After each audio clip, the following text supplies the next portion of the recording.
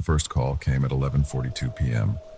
I remember because I had just glanced at the clock, wondering if I should go to bed or watch one more episode of the crime drama I'd been binging. The shrill ring of my phone made me jump, scattering popcorn across my lap. Unknown number. I hesitated, then answered. Hello? My voice sounded small in the quiet of my apartment. Silence. Then a low, raspy breath.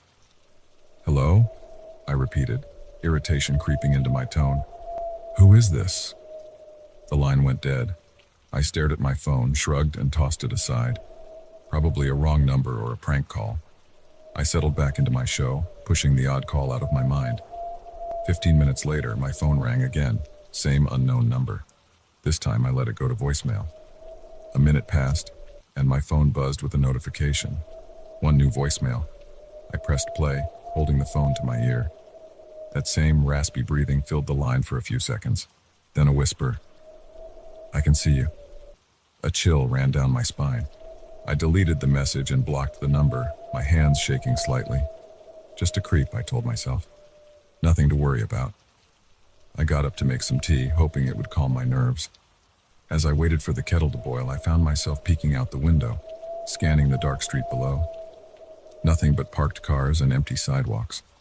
Back on the couch, clutching my mug of chamomile, I tried to focus on my show, but my mind kept wandering, replaying that whispered message. I can see you. My phone buzzed. A text from another unknown number. Nice pajamas? I looked down at my faded Star Wars pajama pants and felt my stomach drop. How could they know? I jumped up and ran to each window, yanking the curtains closed. My heart was pounding so hard I could feel it in my throat. I dialed 911 with trembling fingers. 911, what's your emergency? I took a deep breath. I'm getting threatening calls and messages from someone who says they can see me. I think I'm being watched. The dispatcher's voice was calm and professional. Are you in immediate danger? Do you see anyone around your property? No, I don't think so. I don't see anyone, but... Ma'am, while this is certainly unsettling, we can't send officers unless there's an immediate threat. Have you blocked the number? Yes, but they're using different numbers now. I understand. Keep your doors and windows locked, and if you see anyone suspicious or feel you're in danger, call us back immediately. I hung up, feeling frustrated and scared. They weren't going to help me. My phone rang again. Another unknown number. Against my better judgment, I answered. Stop calling me, I said, trying to sound firm and unafraid. A low chuckle. But we're just getting started, Sarah. My blood ran cold. They knew my name. Who is this? What do you want? I demanded. I want you to look out your window, Sarah. I have a surprise for you. The line went dead. Every instinct screamed at me not to do it, but I found myself moving towards the window. My hands shook as I reached for the curtain. I took a deep breath and pulled it back just an inch. At first I saw nothing. Then a movement caught my eye. A figure stood on the sidewalk across the street, partially hidden by a tree. They were looking right at my window. I let the curtain fall back and stumbled away from the window, my heart racing. This couldn't be happening. It had to be a coincidence, right? Just some random person standing on the street. My phone buzzed with a new text. I told you I could see you. Panic gripped me. I ran to my bedroom, slamming and locking the door behind me. I pushed my dresser in front of it for good measure, the wood scraping loudly against the floor. Huddled on my bed, I called 911 again. There's someone outside my apartment, I said, my voice shaking. They've been calling and texting me, and now they're outside. Please, I need help. We'll send a patrol car to check it out. Stay inside and keep your doors locked. I hung up and waited, every muscle in my body tense. The minutes crawled by like hours. Every small sound made me flinch. The hum of the refrigerator, the ticking of my bedside clock, the rustle of leaves outside my window. My window. I hadn't closed the bedroom curtains. I looked up slowly, dreading what I might see. The glass reflected my pale, terrified face back at me. Beyond that, the dark night sky, a few visible stars, the silhouettes of trees, and a face, pressed against the glass, grinning. I screamed, scrambling backwards off the bed. I hit the floor hard, tangled in my blanket. The face disappeared from the window. Sobbing, I crawled to the corner of the room as far from the window as I could get. I could hear my phone ringing in the living room, but there was no way I was leaving this room. A sharp knock on my bedroom door made me yelp. "Sarah? This is Officer Martinez with the police department. Are you all right?" Relief washed over me. Yes, I'm here," I called out, my voice hoarse. I shoved the dresser away from the door with shaking arms and unlocked it. 2 police officers stood in my hallway looking concerned. "Are you hurt, ma'am?" Officer Martinez asked. I shook my head. "No, but there was someone at my window, right there." I pointed, but the window showed nothing but darkness now. The officers did a thorough check of my apartment and the surrounding area. They found no signs of an intruder, no footprints beneath my window. "Your fire escape is secure, and there's no way someone could have climbed up to this window without equipment," Officer Chen said. "Are you sure you saw someone?" I nodded vigorously. "I'm sure. He was right there looking in at me. And the calls, the texts. Look." I showed them my phone, but the messages from the unknown numbers were gone. Deleted somehow. The officers exchanged a look I couldn't quite read. "Ms. Carter, is there someone who could stay with you tonight? A friend or family member?" Officer Martinez asked gently. I shook my head. "My family's out of state and my friends all live across town." "All right, we'll have a car patrol the area for the rest of the night. Try to get some rest, and don't hesitate to call if anything else happens." After they left, I double-checked every lock, every window. I turned on all the lights and played loud music to drown out any sounds that might freak me out. There was no way I was sleeping tonight. I paced my living room, jumping at every car that drove by, every gust of wind that rattled the windows. My phone remained silent. As the first light of dawn began to creep through the curtains, I finally started to relax. I'd made it through the night. Maybe it had all been some vivid, stress-induced hallucination. Maybe. My phone buzzed. New text message. With trembling fingers, I opened it. "Good morning, Sarah. Did you miss me? Don't worry, I'll see you again soon. Sweet dreams." Attached was a photo of me asleep on my couch, clearly taken from inside my apartment. I dropped the phone like it had burned me. This wasn't possible. The police had checked everything. I'd been awake all night. But as the terror rose in my throat, threatening to choke me, my eyes landed on the TV remote next to me. The Blu-ray player was on, the menu screen of my show playing on a loop. Slowly, the realization dawned on me.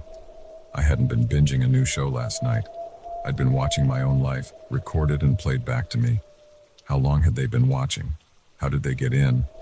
And most terrifying of all, were they still here?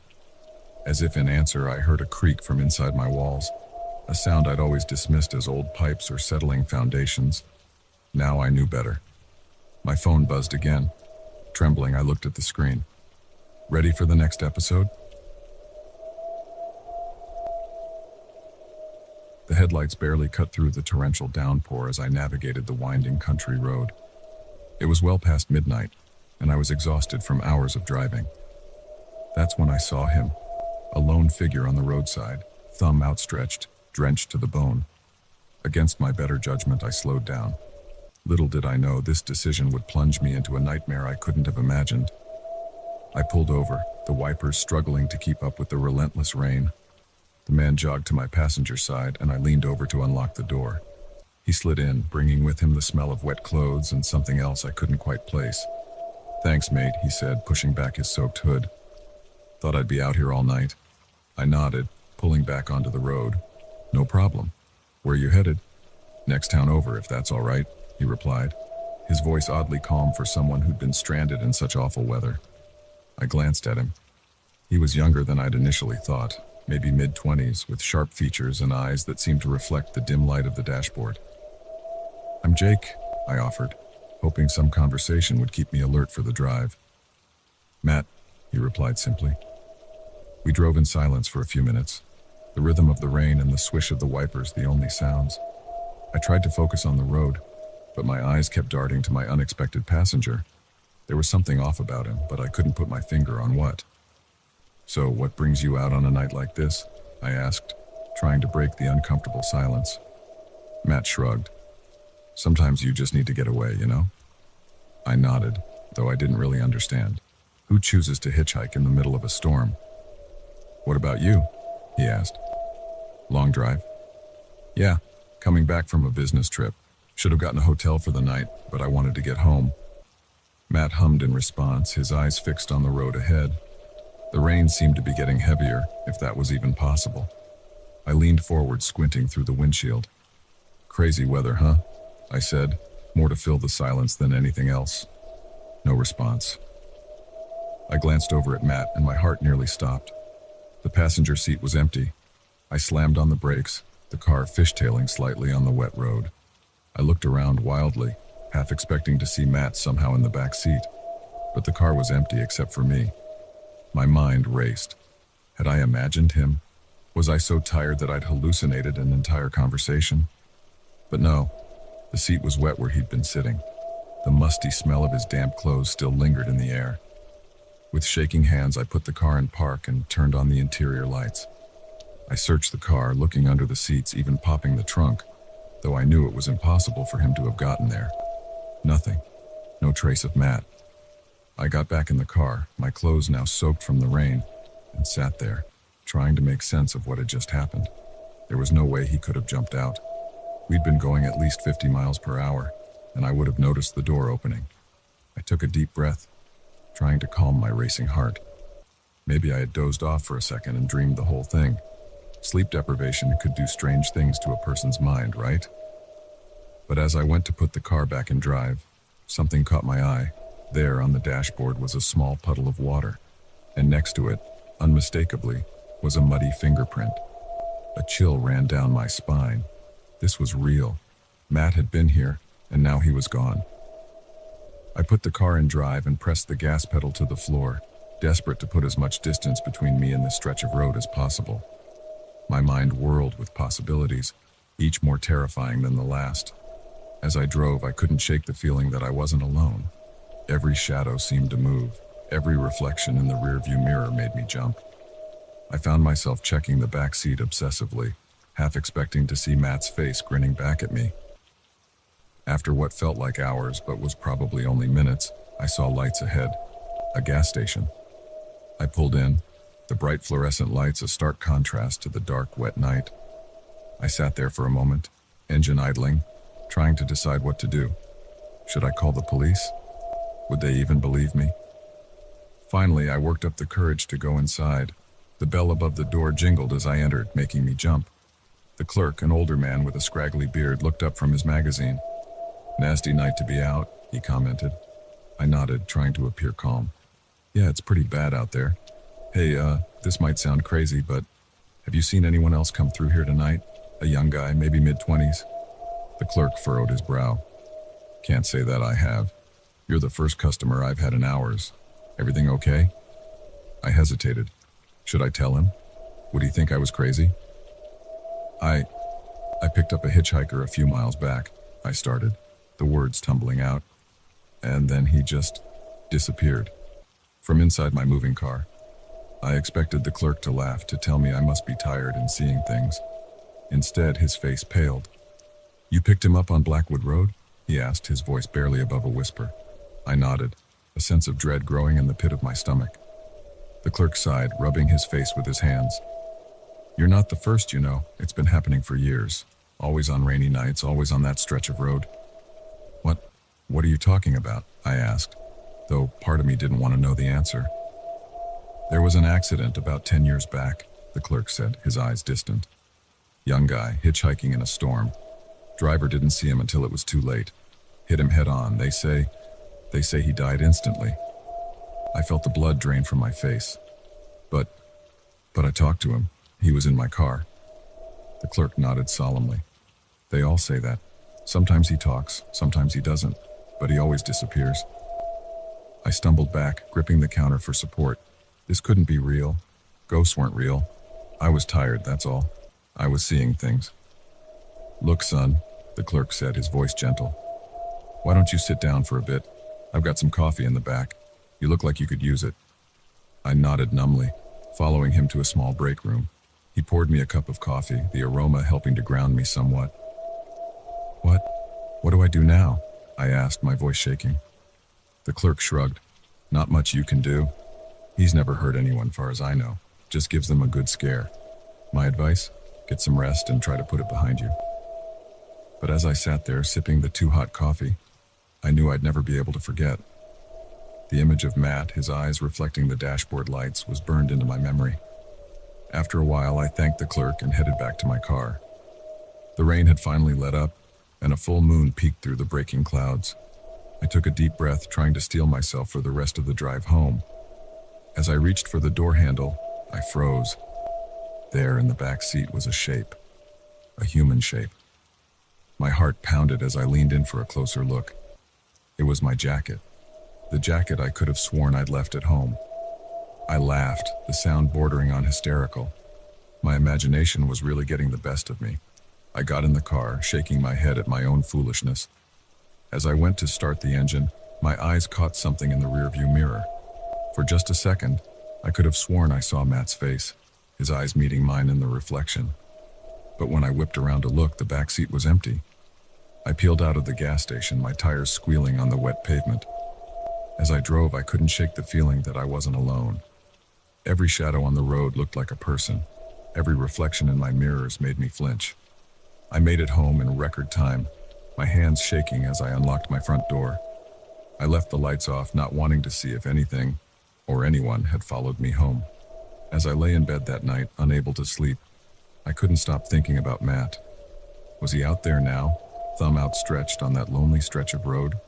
How many other unsuspecting drivers would pick him up, only to be left shaken and questioning their sanity? One thing was certain: I'd never pick up another hitchhiker again. And on rainy nights, I'd be sure to avoid Blackwood Road, because now I knew the truth. Sometimes the ghosts of the past don't stay in the past. Sometimes they hitch a ride into the present, leaving us to grapple with a reality we're not prepared to face.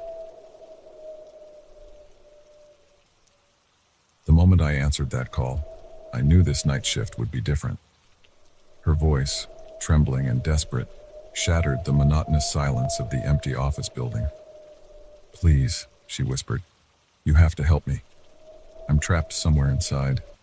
Little did I know those words would plunge me into a nightmare that would make me question everything I thought I knew about this place I'd guarded for years. I've been a night security guard at Oakwood Tower for the better part of a decade. 12 floors of polished corporate emptiness, my domain from dusk till dawn. I know every creaky floorboard, every flickering light, every shadow that stretches across the silent hallways, or at least I thought I did. That night started like any other.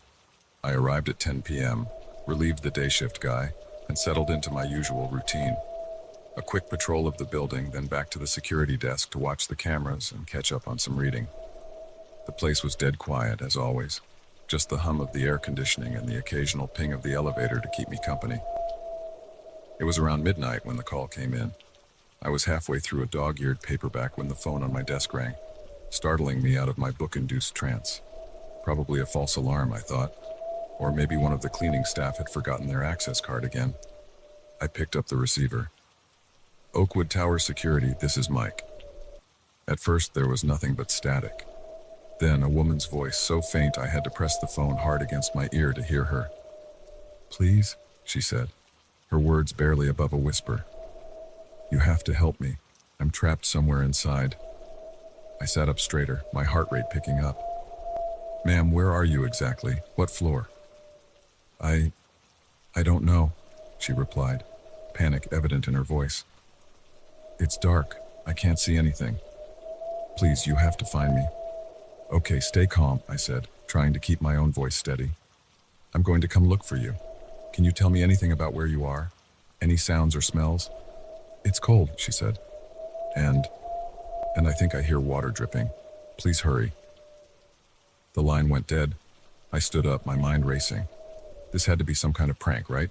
The building was empty when I did my initial sweep. All the doors were locked, all the alarms set. There was no way someone could be trapped inside. But what if they were? I grabbed my flashlight and radio and headed for the elevator. As the doors slid shut, I caught a glimpse of my reflection in the polished metal.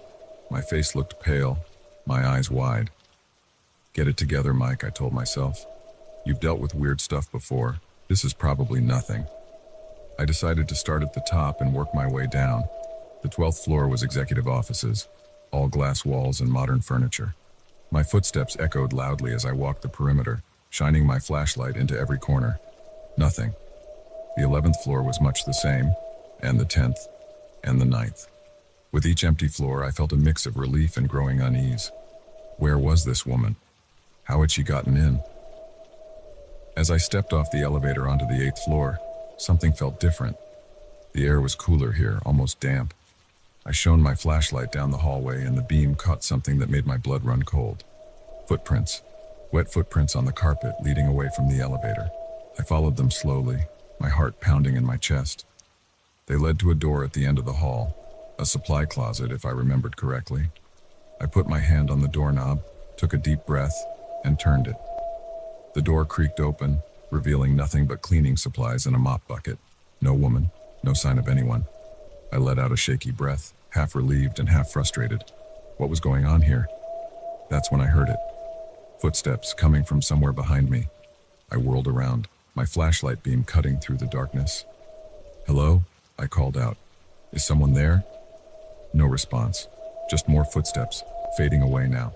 I ran after the sound, turning a corner just in time to see a shadow disappear into the stairwell. "Hey!" I shouted, sprinting to the door. I yanked it open and looked down the stairs, but there was nothing. No sound, no movement. Just the echo of my own heavy breathing. I keyed my radio. "Control, this is Mike. I've got a possible intruder in the building, requesting backup." Static was my only reply. A chill ran down my spine as I realized I was truly alone here. Whatever was happening, I had to handle it myself. I made my way back to the elevator, my nerves on high alert. As the door slid shut, I caught movement in my peripheral vision. I turned just in time to see a figure dart past the closing gap. A woman, her long dark hair obscuring her face. My heart leapt into my throat. The doors were already closed. I jabbed the button for the 7th floor, willing the elevator to move faster. When it finally opened, I burst out, looking wildly in both directions. "Hello?" I called out. "I'm here to help. Where are you?" A soft sob echoed from somewhere down the hall. I ran towards the sound, my flashlight beam bouncing erratically off the walls. I rounded a corner and skidded to a stop. There she was, a woman in a white dress, her back to me, her long dark hair hanging limply down her back. She was facing the wall, her shoulders shaking with quiet sobs. "Ma'am," I said softly, not wanting to startle her. "Are you all right? I'm here to help you." She didn't respond, didn't even seem to hear me. I took a step closer. "Miss, can you hear me?" Slowly, so slowly, she began to turn around. I felt my chest tighten, a sense of dread washing over me. Something was wrong, very wrong. As she fully faced me, I stumbled backward, a scream caught in my throat. Where her face should have been, there was nothing but a swirling black void. I ran, faster than I've ever run in my life. I could hear her behind me, her footsteps unnaturally fast, a high-pitched wail filling the air. I slammed into the stairwell door, practically falling down the stairs in my haste to get away. I burst out onto the ground floor, gasping for air. The lobby was dark, the streetlights outside casting long shadows across the marble floor. I ran for the front doors, fumbling with my keys. Just as I got the door open, a cold hand gripped my shoulder. I spun around, coming face to face with the void where her features should be.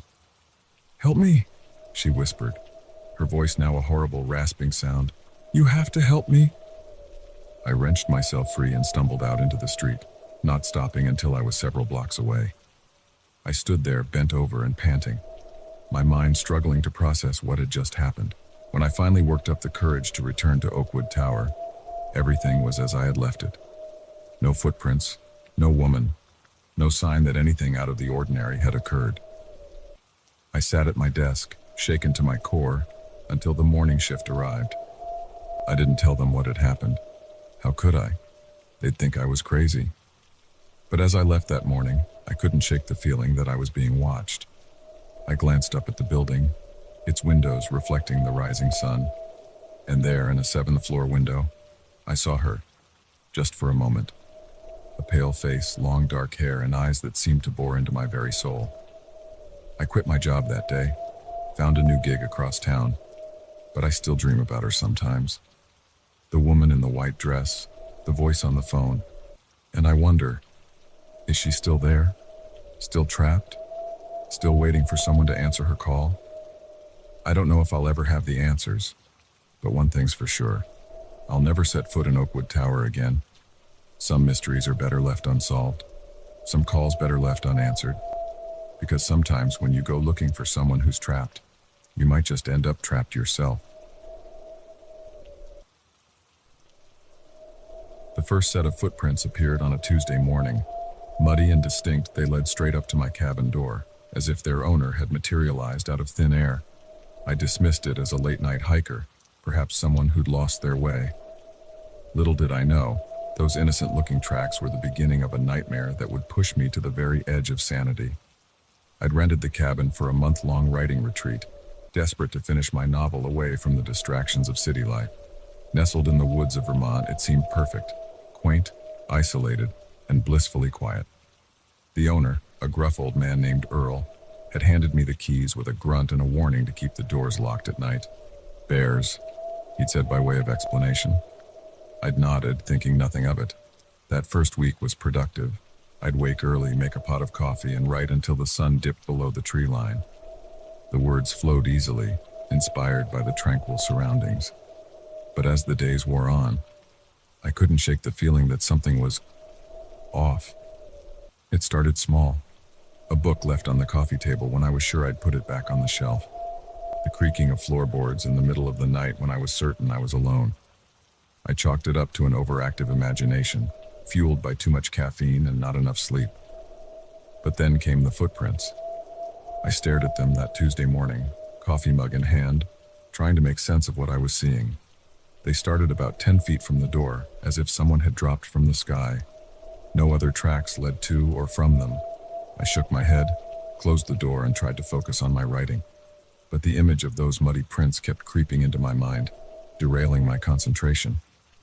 That night, I double-checked all the locks before bed.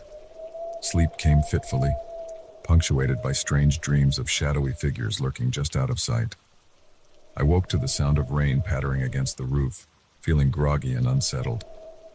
As I stumbled to the kitchen to start the coffee, something caught my eye.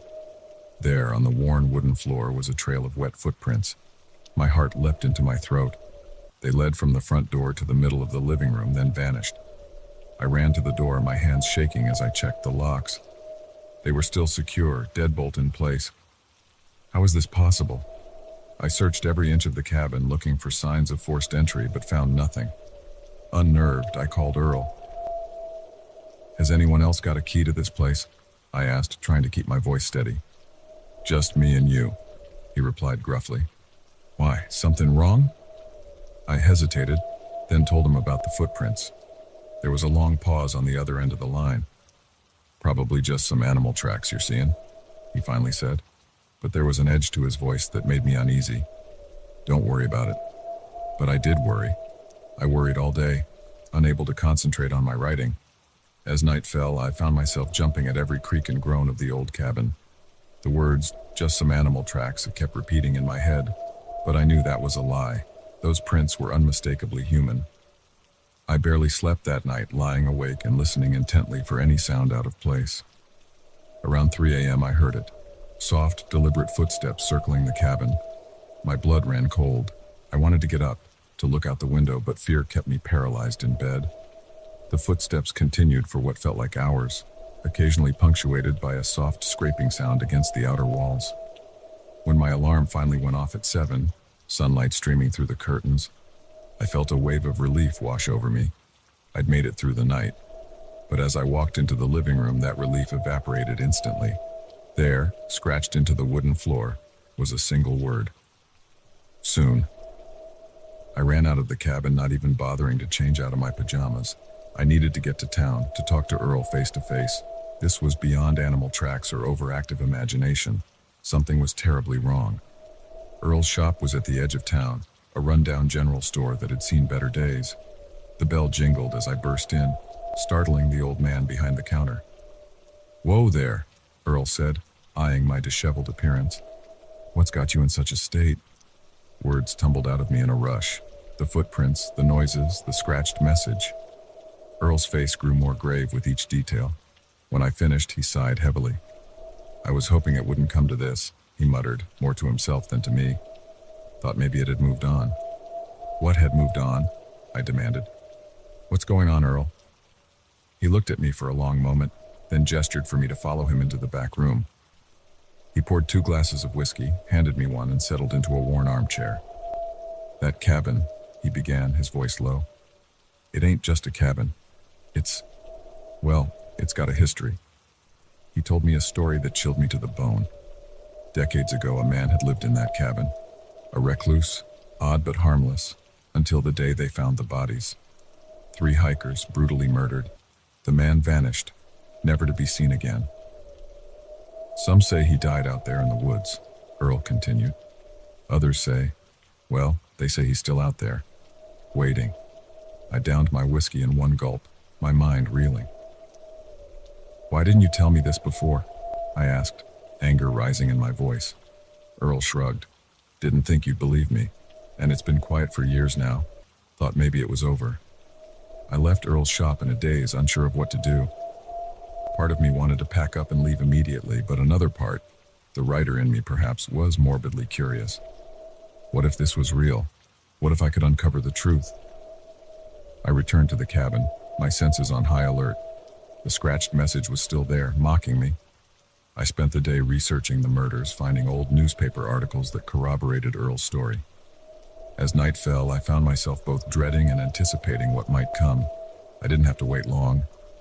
Just after midnight, the footsteps started again. This time, instead of hiding, I crept to the window. What I saw nearly stopped my heart. A figure stood at the edge of the clearing, barely visible in the moonlight, tall and gaunt, with clothes hanging in tatters. It swayed slightly, as if in a breeze I couldn't feel. As I watched, frozen in terror, it turned its head towards the cabin, towards me. I stumbled back from the window, my breath coming in ragged gasps. This couldn't be real. It had to be a nightmare, a hallucination, anything but reality. A soft scratching at the door jolted me back to my senses. I looked around wildly for a weapon, finally grabbing a heavy table lamp. The scratching continued, growing more insistent. Then, silence. I stood there, lamp raised, for what felt like hours. Slowly, I approached the door. My hand shook as I reached for the knob. I don't know what compelled me to open it. Morbid curiosity? A desire to prove to myself that this was all in my head? Whatever the reason, I turned the knob and pulled the door open. Nothing. The porch was empty, the woods beyond still and silent. I let out a shaky breath, feeling foolish. Maybe Earl's story had gotten to me more than I thought. That's when I saw it. A new message, scratched into the wooden porch floor. "Welcome home."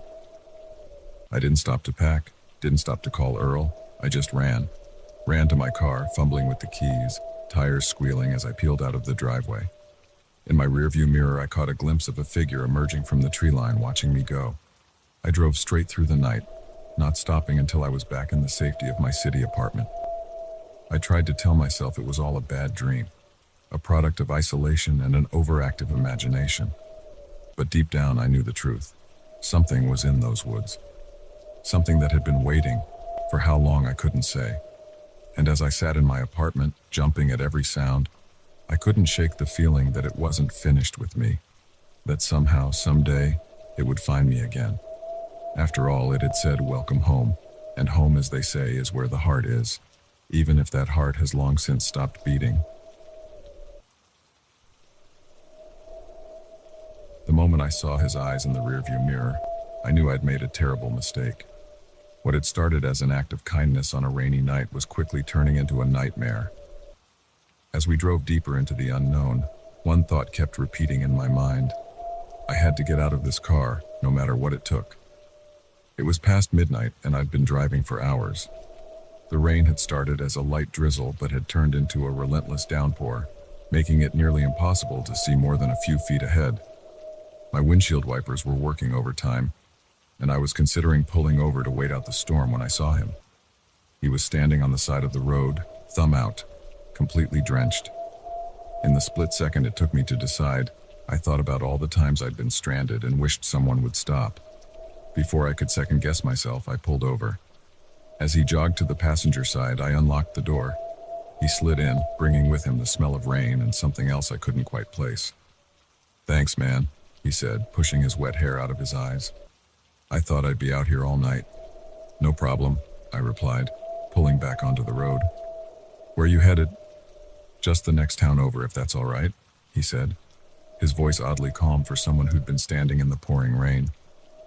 I nodded, trying to focus on the road ahead. The rain wasn't letting up, and I had to squint to make out the yellow lines. "I'm Mark," I offered, hoping some conversation would help keep me alert. "John," he replied simply.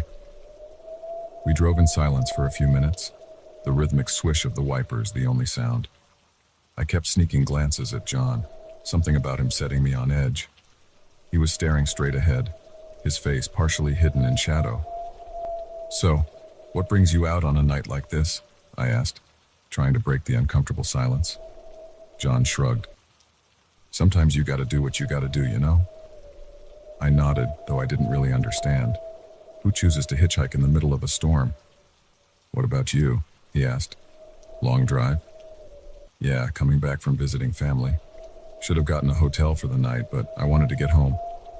John hummed in response, his eyes still fixed on the road ahead. The rain seemed to be getting heavier, if that was even possible. I leaned forward, squinting through the windshield. "Crazy weather, huh?" I said, more to fill the silence than anything else. "Yeah," John replied, his voice low. "Perfect night for a drive, though. No one else on the road." Something in his tone made my skin crawl. I gripped the steering wheel tighter, suddenly very aware of how isolated we were. "So where exactly is this next town?" I asked, trying to keep my voice casual. John shifted in his seat. "Oh, not too far now. Just keep driving straight." I frowned. We'd been on this road for a while now, and I hadn't seen any signs for upcoming towns. In fact, I was starting to think we'd missed a turn somewhere. "Are you sure?" I asked. "I don't remember the next town being this far." John turned to look at me then, and in the dim light of the dashboard, I saw something in his eyes that made my blood run cold. There was a hardness there, a glint of something dangerous. I said, "Keep driving," he said. All pretense of friendliness gone from his voice. My heart started racing. I gripped the steering wheel so tight my knuckles turned white. "Look, I think there's been a misunderstanding. Maybe I should just let you out here." Before I could finish, I felt something press against my side. I glanced down and saw the glint of a knife blade. "Keep driving," John said, each word punctuated with menace. My mouth went dry. I pressed down on the gas pedal, my mind racing. How had I gotten myself into this situation? What did he want? We drove in tense silence for what felt like hours, but was probably only minutes. The rain continued to pour down, isolating us in a bubble of fear and uncertainty. "Turn right up here," John suddenly commanded. I looked ahead and saw a small dirt road leading off into darkness. My stomach dropped. There was no way this led to a town. "Please," I said, hating how my voice shook. "Just take my wallet, my phone, whatever you want. You don't have to do this." John laughed, a harsh sound that sent chills down my spine. "Oh, but I do. Now turn." With shaking hands, I turned onto the dirt road. The car bounced and slid in the mud, the headlights barely cutting through the darkness ahead. My mind raced, trying to think of a way out. Could I crash the car? Jump out? But with the knife at my side, any sudden movement could be fatal. "Stop here," John said after we'd gone about a mile down the road. I brought the car to a stop, the engine idling. We were surrounded by dense forest on both sides, no signs of civilization in sight. "Get out," he ordered. "Please," I tried one last time. "You don't have to do this." The pressure of the knife increased. I said, "Get out." Slowly, I opened the door and stepped out into the rain. It was coming down in sheets now, soaking me to the bone in seconds. John got out on the other side, the knife still pointed at me. "Walk," he said, gesturing towards the woods.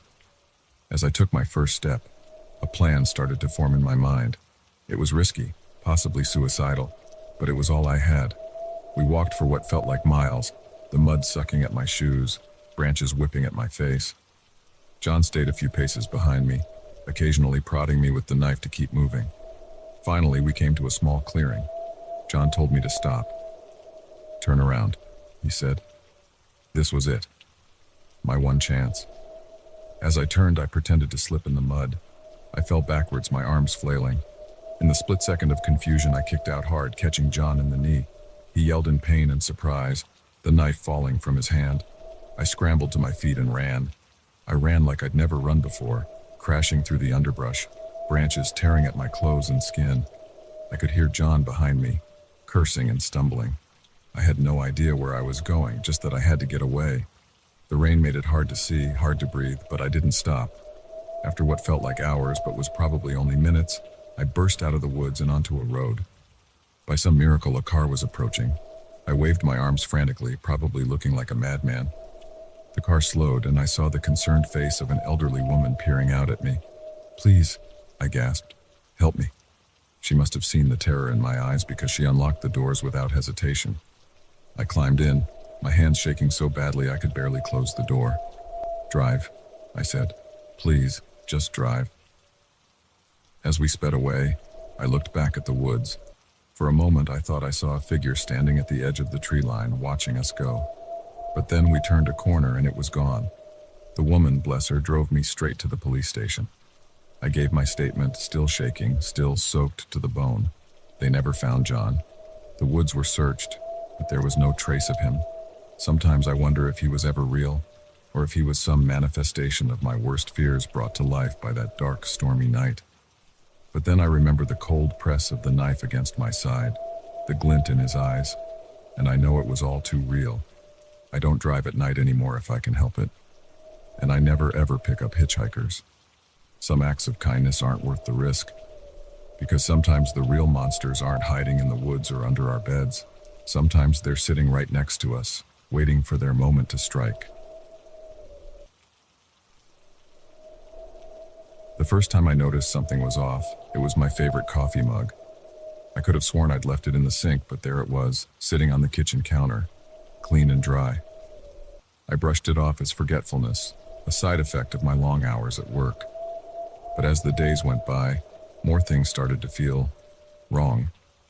Little did I know, this was just the beginning of a nightmare that would turn my own home into a prison of fear and paranoia. I'd been living in this apartment for about 6 months. It was nothing fancy, just a small one-bedroom in a quiet part of town. The rent was cheap, and the landlord, Mr. Keegan, seemed nice enough. He was an older guy, probably in his 60s, with thinning gray hair and a perpetual look of exhaustion on his face.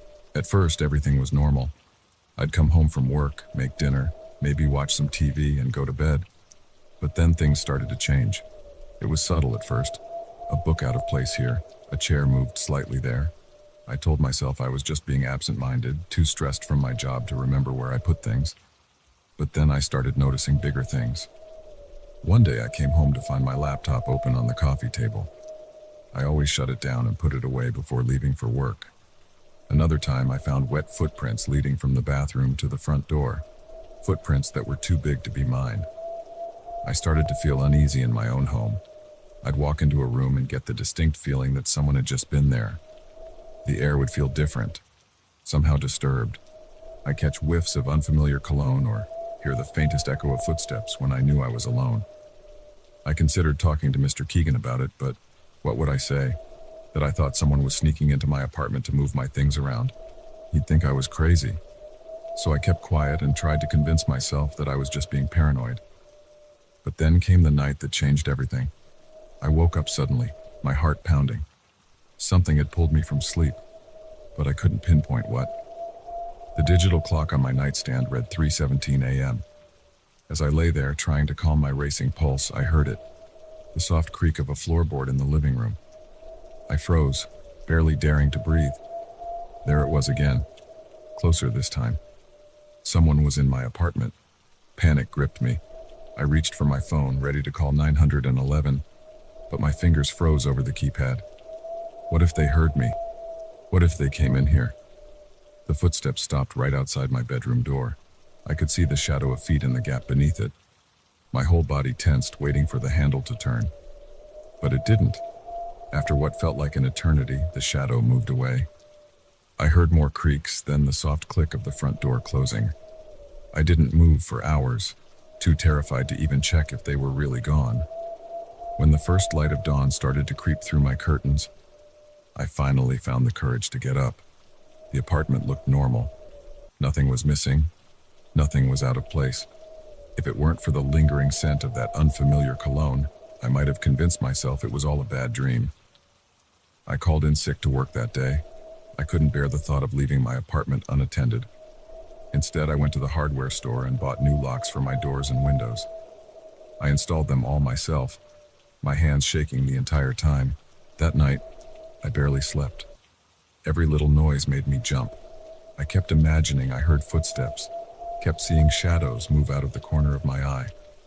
The next day, exhausted and on edge, I decided I needed proof. I went out and bought a small security camera, the kind you can hide easily. I set it up in my living room, angled to capture most of the apartment. For days, nothing happened. The camera recorded hours of empty rooms and me going about my daily routine. I started to think that maybe I had imagined the whole thing, that stress and lack of sleep had made me paranoid. And then, a week after I installed the camera, it happened. I was at work when I got the notification on my phone that the camera had detected movement. With shaking hands, I opened the app and watched the live feed. There was someone in my apartment, a man, moving around my living room like he owned the place. As he turned towards the camera, I felt my blood run cold. It was Mr. Keegan. I watched in horror as he casually walked through my home, picking things up and examining them. He went into my bedroom, staying there for far too long. When he came out, he was carrying one of my sweaters. He held it to his face and inhaled deeply before putting it back. I felt sick. This couldn't be happening. How long had this been going on? How many times had he been in my home while I was away? While I was sleeping? I left work early, my mind reeling. I didn't know what to do. Should I confront him? Call the police? Move out immediately? When I got home, everything looked normal, just like always. But now I knew the truth. I could almost see the ghost of Mr. Keegan moving through my rooms, touching my things, invading my privacy. I couldn't stay there. I packed a bag and went to stay with a friend, showing her the video footage and explaining everything. She insisted we go to the police. The officers took my statement and watched the video. They seemed concerned, but warned me that since Mr. Keegan was the landlord and technically had the right to enter for maintenance, it might be hard to prove criminal intent. Still, they agreed to investigate. They interviewed Mr. Keegan, who apparently broke down and confessed almost immediately. He'd been doing this for years, he said, to multiple tenants. The police found evidence in his own apartment, photographs, stolen items, detailed journals of his intrusions.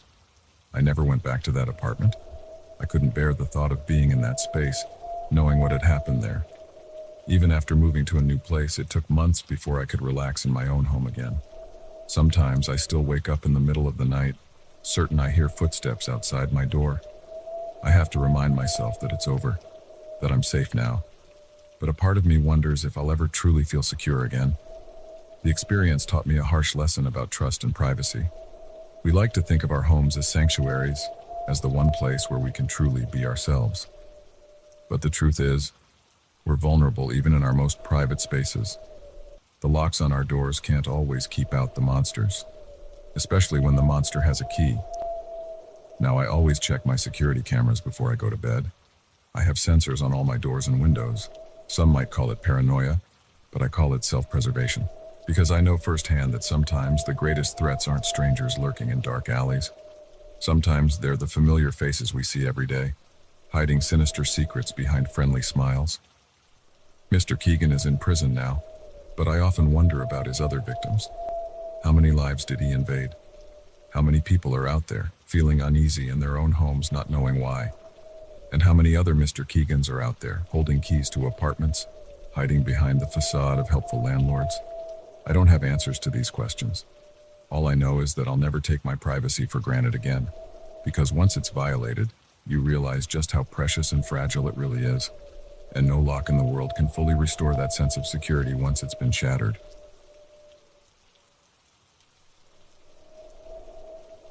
The moment I opened that suitcase, I knew my life would never be the same. Stacks of crisp bills stared back at me, more money than I'd ever seen in my life. But as the pounding on my motel room door grew louder, I realized that finding a fortune might just cost me everything. It had been a long day of driving.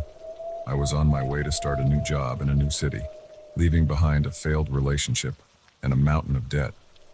The cheap motel on the outskirts of town wasn't much, but it was all I could afford for the night. I remember thinking how quiet the place was as I pulled into the parking lot.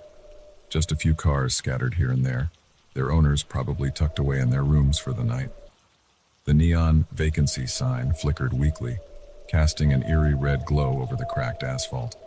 The night clerk barely looked up from his magazine as I checked in. He slid a key across the counter, an actual metal key, not one of those electronic cards. It felt heavy in my hand, like it carried the weight of all the stories these walls had seen. Room 13, of course. I lugged my duffel bag up the creaky stairs, the smell of stale cigarettes and cheap air freshener assaulting my nose. The key stuck in the lock, and for a moment I thought I might be spending the night in the hallway. But with a final jiggle and a hard turn, the door swung open. The room was about what I expected: faded wallpaper, a sagging bed, and a TV that looked like it had been around since the 90s. But it was clean enough, and at that point all I wanted was a shower and some sleep. That's when I saw it. A suitcase, sitting innocuously by the window. For a second I thought maybe I'd walked into the wrong room. But no, this was definitely 13. I approached it cautiously, half expecting someone to jump out and yell that this was all some elaborate prank. The suitcase was old scuffed black leather with tarnished brass fittings. It looked like something out of a noir film. I should have called the front desk right then. Should have reported the mysterious luggage and asked for a different room. But curiosity got the better of me. I mean, how often do you find a strange suitcase in your motel room? The latches opened with a soft click. I held my breath as I lifted the lid. Money. Stacks and stacks of $100 bills neatly bound and filling the suitcase to the brim. My hands shook as I picked up one of the bundles. It felt real. It smelled real. This had to be millions of dollars. My mind raced. Where had this come from? Was it some kind of mistake? A drug deal gone wrong? I should close it, I thought. Close it and pretend I never saw it. Call the police, maybe. But then I thought about my maxed out credit cards, the student loans hanging over my head, the crappy apartment waiting for me in the city, all I could afford on my new entry-level salary. Just as I was contemplating what this money could mean for my life, I noticed something else. A small envelope tucked into the lining of the suitcase.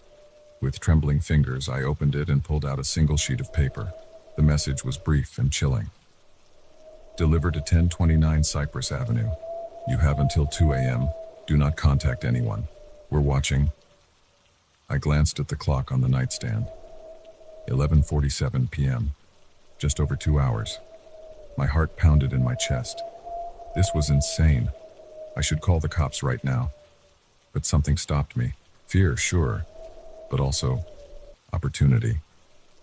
I looked at the money again, my mind already calculating how much I could take without it being noticed. Just a little, I thought. Just enough to pay off my debts. They'd never know. I was so lost in my thoughts that I almost missed the sound. A soft knock at first, then louder. Someone was at the door. I froze, the stolen bill still in my hand. The knocking came again, more insistent this time. Housekeeping, a muffled voice called. Housekeeping? At midnight? No, thank you, I called back, my voice cracking. The knocking stopped, but I could sense someone still out there. I tiptoed to the door and peered through the peephole. A man stood in the hallway, dressed in a motel uniform that seemed a size too small. He was looking directly at the peephole, a slight smirk on his face. As I watched, he reached into his pocket and pulled out something that made my blood run cold. A gun. I stumbled back from the door, my mind reeling. This was real, this was happening, I had to get out of here. But how? The only exit was the door, and there was an armed man on the other side. The window? I was on the second floor, but maybe. The decision was made for me as the doorknob began to turn. I hadn't even heard him picking the lock. In a panic, I grabbed the suitcase and ran to the window. It was old and swollen with humidity, but adrenaline gave me strength. It flew open with a screech just as I heard the door behind me slam open. I didn't think. I just jumped. The fall was both longer and shorter than I expected. I hit the ground hard, the suitcase tumbling from my grasp. Pain shot through my ankle, but I ignored it. I could hear shouts from above, the sound of running feet. I scooped up the suitcase and ran. My car was just a few spaces away. If I could just make it. A gunshot rang out, the bullet pinging off the pavement near my feet. I yelped and ran faster, my injured ankle screaming in protest. I reached my car, fumbling with the keys. Another shot, this one shattering my rear window. I dove inside, jammed the key into the ignition, and peeled out of the parking lot. In my rearview mirror, I could see two men running after me, but they quickly fell behind. I drove aimlessly, taking random turns, my heart pounding so hard I thought it might burst from my chest. After about 20 minutes, when I was sure I wasn't being followed, I pulled into an empty parking lot. My hands were shaking so badly I could barely turn off the engine. What had I done? What had I gotten myself into? I looked at the suitcase sitting on the passenger seat. In the heat of the moment, I'd grabbed it without thinking. Now I was stuck with it, and whatever trouble came with it. I checked my phone, 12:43 a.m., a little over an hour until the deadline. I had a choice to make. I could go to the police, tell them everything. Maybe they could protect me from whoever was after this money. Or I could make the delivery, hope that whoever was behind this would let me walk away. Or I looked at the suitcase again. I could run, take the money and disappear, start a new life somewhere far away. Each option seemed impossible, fraught with danger. But I had to decide. The clock was ticking, and I knew that somewhere out there someone was watching, waiting. With a deep breath, I started the car. Whatever I decided, I couldn't stay here. As I pulled back onto the road, the weight of the suitcase seemed to grow heavier. I'd wanted a fresh start, a new beginning. Well, I thought grimly, be careful what you wish for. The night stretched out before me, full of possibilities and dangers. And somewhere in this city was 1029 Cypress Avenue, a simple address that now held the key to my fate. I gripped the steering wheel tighter and pressed down on the gas. Whatever happened next, there was no going back now. The quiet life I'd known was over. All because of one night, one room, one mysterious suitcase. And as the city lights blurred past my windows, I couldn't help but wonder, when this night was over, would I be rich beyond my wildest dreams? In jail? Or worse? Only time would tell. And time, I knew all too well, was quickly running out. The first crack of thunder made me jump, but it was the second sound, a low, guttural moan that seemed to come from the very walls of the old barn, that turned my blood to ice. I'd sought shelter from the storm, but as the shadows around me began to move in ways shadows shouldn't, I realized I'd walked straight into a nightmare. It had started as a simple camping trip, a chance to clear my head after a messy breakup and the stress of losing my job. Just me, my tent, and the great outdoors. I'd chosen a remote spot in the woods, miles from the nearest town, the perfect place to reconnect with nature and forget about my problems for a while. The first 2 days were exactly what I needed. The fresh air, the quiet, the simple routine of gathering firewood and cooking over an open flame. I felt more relaxed than I had in months. But on the third day, everything changed. I woke to dark clouds rolling in, the air heavy with the promise of rain. I should have packed up then, headed back to civilization. But I convinced myself it was just a passing shower. I could wait it out. By mid-afternoon, I knew I'd made a mistake. The wind picked up, whipping through the trees with a fury that bent branches and sent leaves swirling. The first drops of rain were fat and heavy, quickly turning into a deluge that had me scrambling to secure my tent. It was a losing battle. Within minutes, my campsite was a soggy mess. I needed to find better shelter, and fast.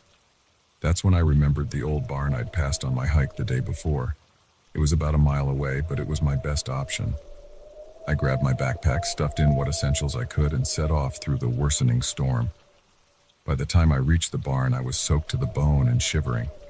The structure loomed before me, a dark silhouette against the gray sky. It was larger than I remembered, and in the gloom of the storm, it looked far more ominous than it had in the sunshine. I hesitated at the entrance, suddenly unsure. There was something off about the place, a stillness that seemed unnatural, even with the raging storm around it. Another crack of thunder made the decision for me. I ducked inside, grateful for the reprieve from the rain. The interior was dim, lit only by the occasional flash of lightning through the gaps in the wooden walls. The air was thick with the smell of damp hay and something else, something musty and unpleasant that I couldn't quite place. I moved deeper into the barn, my eyes slowly adjusting to the darkness.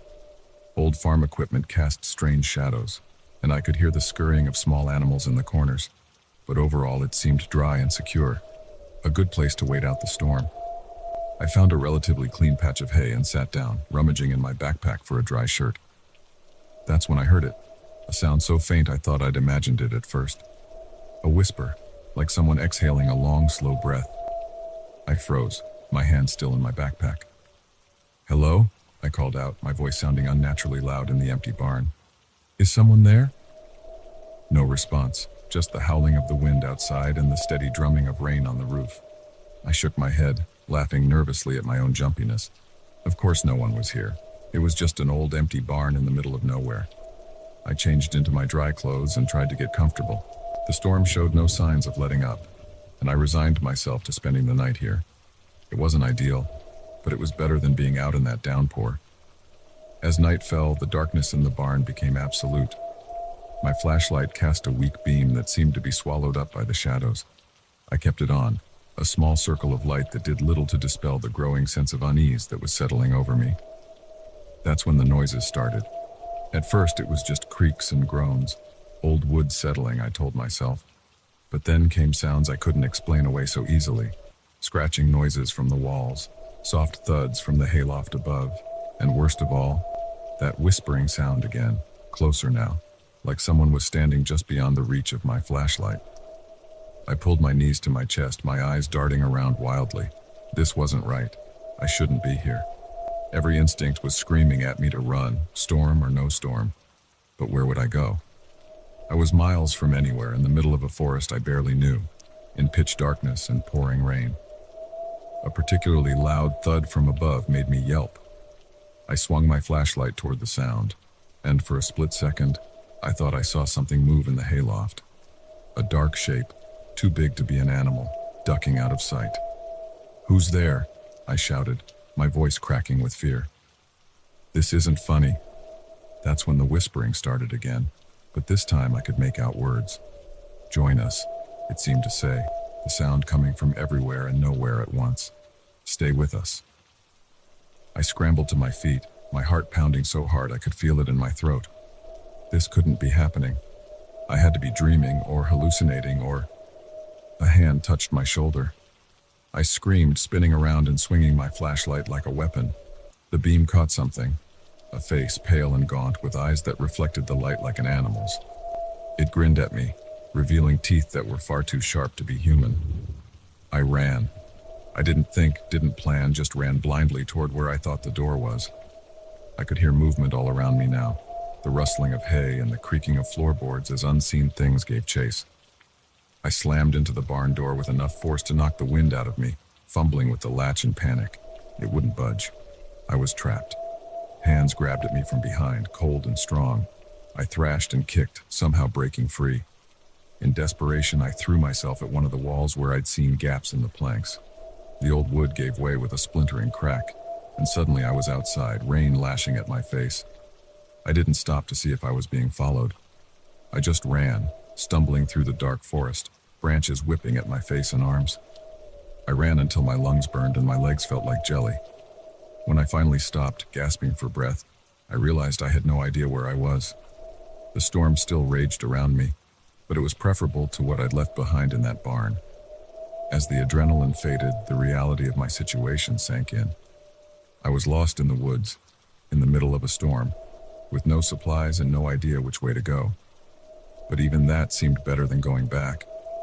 I started walking, picking a direction at random and hoping it would lead me to a road, a house, anything. As I trudged through the rain, my mind kept replaying what I'd seen in the barn. It couldn't have been real. Maybe I'd eaten some bad berries or hit my head, or... A distant sound made me stop in my tracks. Was that a car engine? Hope surged through me. I changed direction, moving as fast as I could toward the sound. After what felt like hours, but was probably only minutes, I burst out of the tree line onto a road. Headlights appeared in the distance. I waved my arms frantically, praying they'd see me. The car slowed, then stopped. An older couple peered out at me, concern evident on their faces. "Are you all right, son?" the man asked as I approached. I opened my mouth to explain, but how could I? How could I tell them about the horrors in the barn without sounding completely insane? I got lost, I managed to say. "Can you help me get to town?" They were kind enough to give me a ride. As we drove away, I kept looking back, half expecting to see pale faces and sharp-toothed grins in the rearview mirror. But there was nothing but darkness and rain. I never went camping again after that night. Sometimes, when the wind howls just right, I can still hear those whispers. Join us, they say. Stay with us. And I know with a certainty that chills me to my core, that somewhere out there in a forest I'll never visit again, there's an old barn waiting for the next unsuspecting soul to seek shelter from the storm. The moment I realized Sarah was gone, I felt like I'd been plunged into an icy lake. 1 second she was there, sitting next to me in the passenger seat, and the next, nothing. Just an empty space where a person should have been. It was as if the rainy night had reached into my car and swallowed her whole, leaving me alone with a mystery that would haunt me for years to come. It had been a long day at the office, the kind where the fluorescent lights seem to drain your soul and the clock on the wall mocks you with its slow ticking. I was the last one out, as usual, locking up just as the storm clouds rolled in. That's when I saw Sarah, huddled under the building's awning, clutching her jacket tight around her. I knew her vaguely. She worked in accounting 2 floors below me. We'd exchanged pleasantries in the elevator a few times, but that was about it. Need a ride? I called out, already feeling raindrops on my face. She looked relieved. Are you sure? I don't want to impose. I waved off her concern. It's no trouble. Where do you live? As it turned out, her apartment was on my way home. We dashed to my car, the rain already coming down in sheets. Once inside, I turned up the heat, noticing how she shivered slightly in her damp clothes. Thanks again, she said, offering a small smile. I usually take the bus, but with this weather... No problem, I replied, pulling out of the parking lot. I'm Tom, by the way. I don't think we've ever properly introduced ourselves. Sarah, she said, though I already knew her name. Nice to finally meet you, Tom. We fell into easy conversation as I navigated the rain-slicked streets. Sarah was funny and quick-witted, and I found myself enjoying her company more than I expected. We talked about work, our weekend plans, the latest office gossip. It felt nice, normal. The rain was getting heavier, making it hard to see more than a few feet ahead. I leaned forward, squinting through the windshield, wipers working overtime. This is crazy, I muttered. I can barely see the road. Maybe we should pull over? Sarah suggested, a note of concern in her voice. I shook my head. We're almost to your place, just a few more minutes. I glanced over at her, offering what I hoped was a reassuring smile. She smiled back, but there was tension around her eyes. That was the last time I saw her. I turned my attention back to the road, focusing on not hydroplaning in the deep puddles that were forming. The rhythmic swish of the wipers and the drumming of rain on the roof filled the car. So, any big plans this weekend? I asked, trying to lighten the mood. No response. Sarah? I turned to look at her again and my heart nearly stopped. The passenger seat was empty. I slammed on the brakes, the car fishtailing slightly before coming to a stop. For a long moment, I just sat there, staring at the vacant seat, trying to process what I was seeing, or rather what I wasn't seeing. Sarah, I called out again, louder this time. Maybe she'd somehow slipped into the back seat. But no, that was empty too. I got out of the car, rain immediately soaking through my clothes. Sarah, I yelled, my voice barely audible over the storm. There was no sign of her anywhere. My mind raced. Had she jumped out of the car? But why? And how hadn't I noticed? The door hadn't opened. I would have felt the rush of wind and rain, and we'd been going at least 40 miles per hour. If she'd somehow fallen out, she'd be seriously injured. I walked up and down the street, calling her name, peering into the darkness. But there was nothing, just empty sidewalks and the relentless rain. After what felt like hours, but was probably only minutes, I got back in the car, shaking from both cold and shock. I sat there, water dripping from my hair, trying to make sense of what had happened. Had I imagined her? No, that was impossible. We'd had a whole conversation.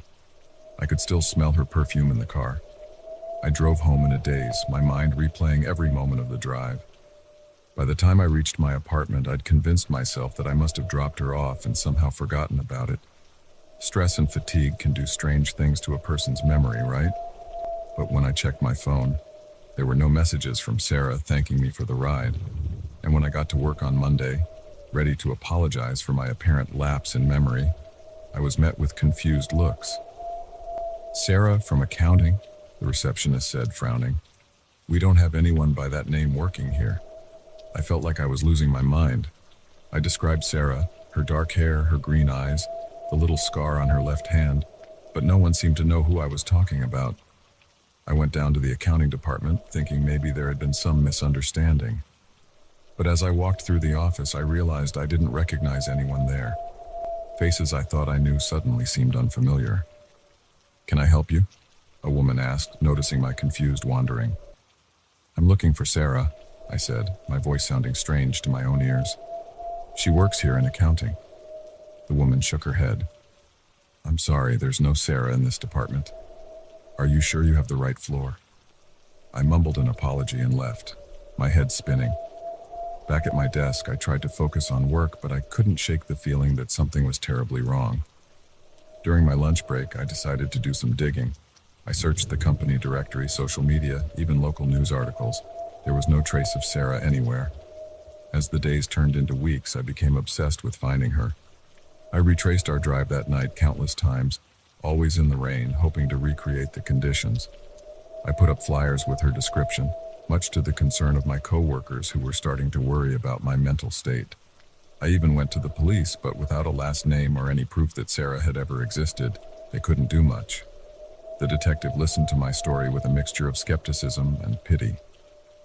"Look, Mr. Thompson," he said gently, "sometimes our minds play tricks on us, especially in stressful situations.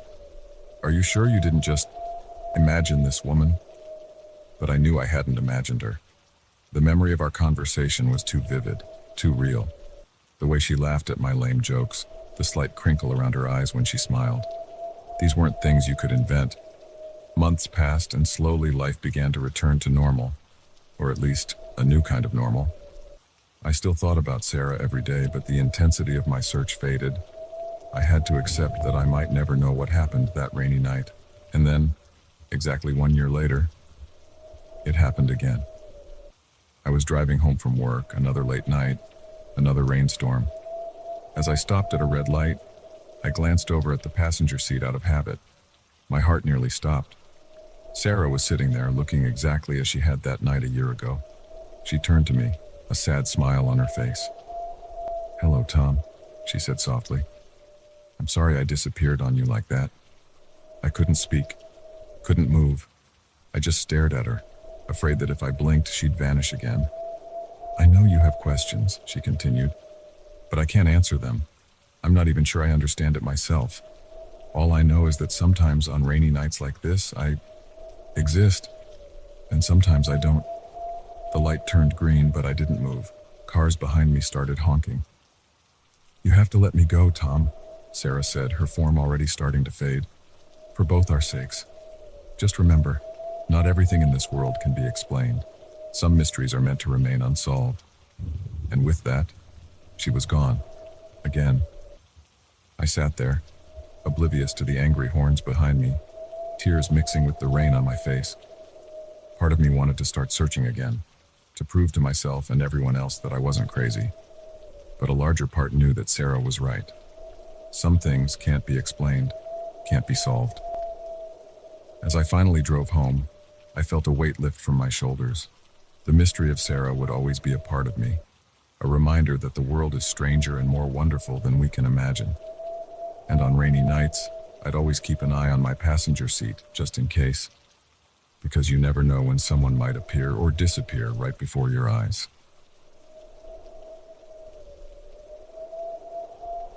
The moment I realized I wasn't alone in that park, every horror movie I'd ever watched flashed through my mind. The rhythmic sound of my feet hitting the pavement was joined by another set of footsteps, perfectly in sync with mine, but always just out of sight. As the shadows grew longer and my heart raced faster, I knew this late-night run was about to turn into a nightmare I might not escape. It had started as a normal Tuesday. Work was stressful as usual, and by the time I got home, I was a bundle of nerves and pent-up energy. A run always helped clear my head, so I laced up my shoes and headed to Oakwood Park, just a few blocks from my apartment. The park was different at night. The The familiar playground and picnic areas took on an eerie quality in the dim glow of the scattered streetlights. But I'd run here countless times before, and the solitude was part of the appeal. Just me, the sound of my breathing, and the gentle rustle of leaves in the evening breeze. I started my usual route, a winding path that looped around the park's perimeter. The first lap was uneventful. I focused on my breathing, feeling the day's tension start to melt away with each step. By the second lap, I had fallen into a comfortable rhythm. That's when I first noticed it. A sound just on the edge of my hearing, almost imperceptible. At first, I thought it was just an echo of my own footsteps bouncing off the trees. But as I rounded a bend, I realized it was something else. Another set of footfalls, perfectly matching my pace. I glanced over my shoulder, expecting to see another late-night runner. But the path behind me was empty. A chill ran down my spine despite the warmth of the evening. I picked up my pace slightly, telling myself I was being ridiculous. It was probably just an animal in the underbrush, or maybe my imagination playing tricks on me. But the sound persisted, always behind me, always in perfect sync with my own steps. I tried varying my speed, even stopping abruptly at one point. Each time the phantom footsteps adjusted, maintaining that eerie synchronization. My heart was pounding now, and not just from the exertion. I felt exposed, vulnerable. The park that had always been my refuge suddenly felt like a trap. The trees that lined the path seemed to loom over me, their branches reaching out like gnarled fingers. I decided to cut my run short and head back to the park entrance. As I turned onto the main path, I caught a flicker of movement in my peripheral vision, a dark shape just ducking behind a tree. "Hello?" I called out, my voice sounding unnaturally loud in the quiet park. "Is someone there?" No response, just the distant hum of traffic and the soft rustling of leaves. I started walking briskly towards the exit, fighting the urge to break into a sprint. Running would make me look like prey, I thought. Better to stay calm and alert. The footsteps behind me quickened to match my new pace. They sounded closer now, no longer trying to hide their presence. I could hear the crunch of gravel, the soft thud of feet on grass. I couldn't help it. I ran. I sprinted down the path, my breath coming in ragged gasps. The footsteps behind me broke into a run as well, growing louder, closer. I chanced another look over my shoulder and saw a figure emerging from the shadows. Tall, unnaturally thin, moving with a fluid grace that seemed almost inhuman. I pushed harder, my legs burning with the effort. The park entrance was just ahead, the streetlights of the main road a beacon of safety. Just a little further. Something caught my foot, and I went sprawling onto the path. Pain shot through my hands and knees as they scraped against the gravel. I scrambled to get up, certain that at any moment I would feel hands grabbing me, pulling me back into the darkness.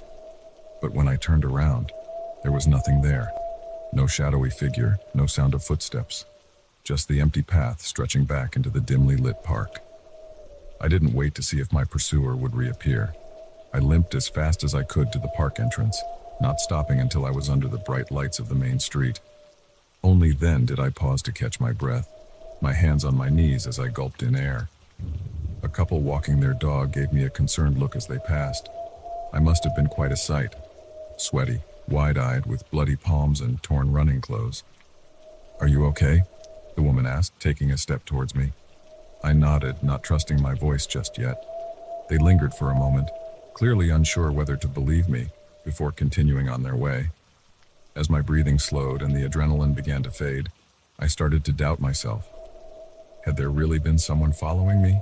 Or had I let my imagination run wild, turning normal nighttime park sounds into something sinister? I looked back at the park entrance. Everything seemed peaceful now. No shadowy figures, no phantom footsteps. Just a quiet, empty park at night. Shaking my head, I turned to walk home. I'd barely gone a block when I heard it again. Footsteps, matching my pace exactly, coming from just behind me. I whirled around, ready to confront whoever or whatever had been stalking me. But the sidewalk was empty. The sound stopped the moment I did. A car drove by, its headlights sweeping across the street. For just a split second, I saw something that made my blood run cold. A shadow cast on the sidewalk beside me, a shadow that didn't match my own. I ran all the way home, not daring to look back again. I slammed my apartment door shut behind me, locking it with shaking hands. Only when I was safely inside did I allow myself to break down, sliding to the floor as sobs racked my body. What had happened in that park? Who or what had been following me?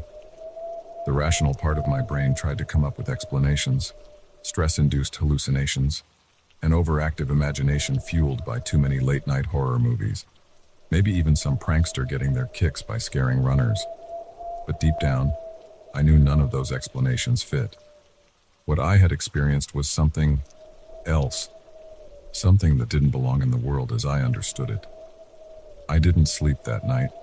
Every creak of the floorboards, every rustle of the curtains in the breeze made me jump. I kept expecting to hear those footsteps outside my door, to see that impossibly tall, thin figure looming in my bedroom doorway. Morning came, and with it, a semblance of normalcy. In the harsh light of day, my experience in the park seemed almost laughable. I went to work, trying to push the memories of the previous night to the back of my mind. But as evening approached, I felt that familiar dread creeping back in. The thought of going home, of being alone in my apartment as darkness fell, was unbearable. I stayed late at the office long after everyone else had gone home. When I finally left, I took a taxi instead of walking, even though my apartment was only a few blocks away. As we drove past Oakwood Park, I found myself staring out the window, scanning the shadows between the trees. For a moment, I thought I saw something. A flash of movement, a figure standing unnaturally still among the bushes. The taxi driver must have noticed my unease. "Everything okay back there?" he asked, meeting my eyes in the rearview mirror. I tore my gaze away from the park. "Yeah," I said, trying to sound more confident than I felt. "Everything's fine." But I knew it wasn't, because as we drove away, I could have sworn I saw that figure step out onto the path. And even though we were moving, even though it was impossible, I heard it. Footsteps, perfectly in sync with the motion of the car, following me home. I haven't been back to Oakwood Park since that night. I've changed my running route, sticking to well-lit streets and populated areas. But sometimes when I'm walking home late or lying awake in the dark, I hear it. That soft, steady rhythm of footsteps, always just out of sight. And I wonder, are they getting closer? The scratching at the window was so faint at first, I thought it was just the wind. But as the sound grew more insistent, a chill ran down my spine. I was miles from civilization, alone in a cabin I'd rented for a peaceful getaway. Yet something was out there in the darkness, trying to get in. And as I would soon discover, this was only the beginning of a nightmare that would push me to the brink of sanity. I'd booked the cabin on a whim, desperate for an escape from the chaos of city life and the pressure of my high-stress job. The listing had promised seclusion and tranquility, nestled deep in the woods with no neighbors for miles. It sounded perfect. The drive up had been beautiful, winding through dense forests and alongside crystal-clear streams. As I pulled up to the cabin, I felt a weight lift from my shoulders. The place was charming, if a bit rustic. A small 2-story log structure with a wide porch and large windows overlooking the surrounding wilderness. The first day was everything I'd hoped for. I hiked the nearby trails, breathed in the crisp mountain air, and spent the evening curled up by the fireplace with a good book. The silence was profound, broken only by the occasional call of a distant bird or the rustle of leaves in the breeze. It wasn't until the second night that things started to feel off. I'd gone to bed early, lulled by the peace and quiet. But sometime in the dead of night, I jolted awake, my heart pounding. For a moment, I couldn't pinpoint what had disturbed me. Then I heard it. Footsteps, slow and deliberate, circling the cabin. I lay there, barely breathing, straining my ears. The footsteps completed a circuit around the house, then paused. A long moment of silence followed, broken suddenly by a sharp tap on my bedroom window. I nearly leapt out of my skin. The rational part of my brain tried to come up with explanations. It was probably just a branch blown by the wind or maybe some nocturnal animal. But as I listened, I heard it again. Tap, tap, tap. Too rhythmic, too intentional to be anything but a person. "Hello?" I called out, my voice embarrassingly shaky. "Is someone there?" No response. just more tapping, growing more insistent. I reached for my phone, ready to call for help, only to remember with a sinking feeling that there was no cell service out here. The cabin had a landline for emergencies, but it was downstairs in the living room. Gathering my courage, I slipped out of bed and crept to the window. With trembling hands, I pulled back the curtain just a crack. At first, I saw nothing but darkness. Then a movement caught my eye. A figure standing at the edge of the woods, barely visible in the dim moonlight. As I watched, it raised a hand and waved slowly as if it knew I was looking. I let the curtain fall back into place, my mind reeling. This couldn't be happening. I was alone out here, miles from the nearest town. How could someone else be here? The tapping started again, this time at the living room window downstairs. I had to get to that phone. Taking a deep breath, I crept out of the bedroom and down the stairs, wincing at every creak of the old wooden floorboards. The living room was dark, lit only by slivers of moonlight peeking through the curtains.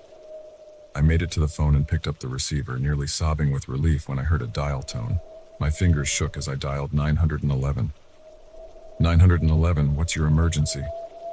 There's someone outside my cabin, I whispered, afraid the intruder might hear me. They're trying to get in. I need help. Okay, stay calm. What's your location? I froze. In my panic, I'd forgotten the exact address of the rental cabin. I don't know the exact address. It's a rental, out in the woods, maybe 20 miles north of Pine Grove. There was a pause on the other end of the line. Sir, we're going to need more information than that to send help. Are you in immediate danger? Before I could answer, a loud thud came from the front door, like someone had thrown their whole body against it. I dropped the phone, terror coursing through me. The thudding continued, the old wooden door groaning under the assault. I looked around wildly for a weapon, anything to defend myself. My eyes landed on the fireplace poker. Just as I grabbed it, the door burst open with a sickening crack. And there, silhouetted in the doorway, was the figure I'd seen in the woods. It was tall, impossibly tall, its limbs too long and thin to be human. As it ducked to enter the cabin, I caught a glimpse of its face in the moonlight. My blood ran cold. Where there should have been eyes, there were only dark, empty sockets. I scrambled backwards, the poker held out in front of me like a sword. Stay back, I yelled, my voice cracking with fear. The creature tilted its head, regarding me with those empty eye sockets. Then, to my horror, it spoke. Its voice was like dry leaves rustling, barely above a whisper. We've been waiting for you, it said. For so long. We? I managed to choke out. As if in answer, more figures appeared in the doorway behind the first. 3, 4, 5 of them, all with the same elongated limbs and eyeless faces. They began to advance into the room, moving with an unnatural grace. I swung the poker wildly, but it passed right through the nearest creature as if it were made of smoke. In that moment, I realized that whatever these things were, they weren't physical beings. They were something else, something not of this world. I ran. Up the stairs into the bedroom, slamming the door behind me. I pushed the heavy oak dresser in front of it, knowing even as I did so that it was futile. These things didn't need doors. Sure enough, they began to seep into the room, passing through the walls as if they were no more substantial than mist. They surrounded me, their eyeless gazes boring into me. What do you want? I cried, pressing myself against the wall. To show you, the first one said. To open your eyes. It reached out a long, spindly hand towards my face. I tried to pull away, but I was frozen in place, unable to move. As its cold fingers touched my forehead, the world around me began to shift and warp. The walls of the cabin melted away, replaced by swirling cosmic vistas. I saw impossible geometries, heard sounds that no human ear was meant to hear. In that moment, I understood. These beings weren't evil, weren't here to harm me. They were messengers, guardians of some greater truth that lay just beyond the veil of our reality. They showed me wonders and horrors beyond imagination. The birth and death of universes, the grand cosmic dance of creation and destruction. I saw my own life, my own death, played out across the tapestry of time. When I came back to myself, I was lying on the floor of the bedroom. Sunlight was streaming through the windows, and birds were chirping outside. The creatures were gone, leaving no trace of their presence. I staggered to my feet, my mind reeling from what I'd experienced. Had it all been a dream? a hallucination brought on by stress and isolation? But as I caught sight of my reflection in the mirror, I knew it had been real. My hair had turned stark white, and in my eyes I could see the echoes of the cosmic vastness I'd witnessed. I left the cabin that day, driving back to the city in a daze. I tried to tell others what had happened, but the words always fell short. How could I describe the indescribable? In the years since, I've never been able to shake the memory of that night. Sometimes when I'm alone in the dark, I hear those footsteps again, circling, and part of me, God help me, longs to see those eyeless faces once more, to peer again beyond the veil of our limited reality. Because once you've glimpsed the true nature of the universe, how can you ever be content with the mundane again? I know that they're still out there, waiting, and someday I think I might just go back to that cabin in the woods to see what other truths they have to show me.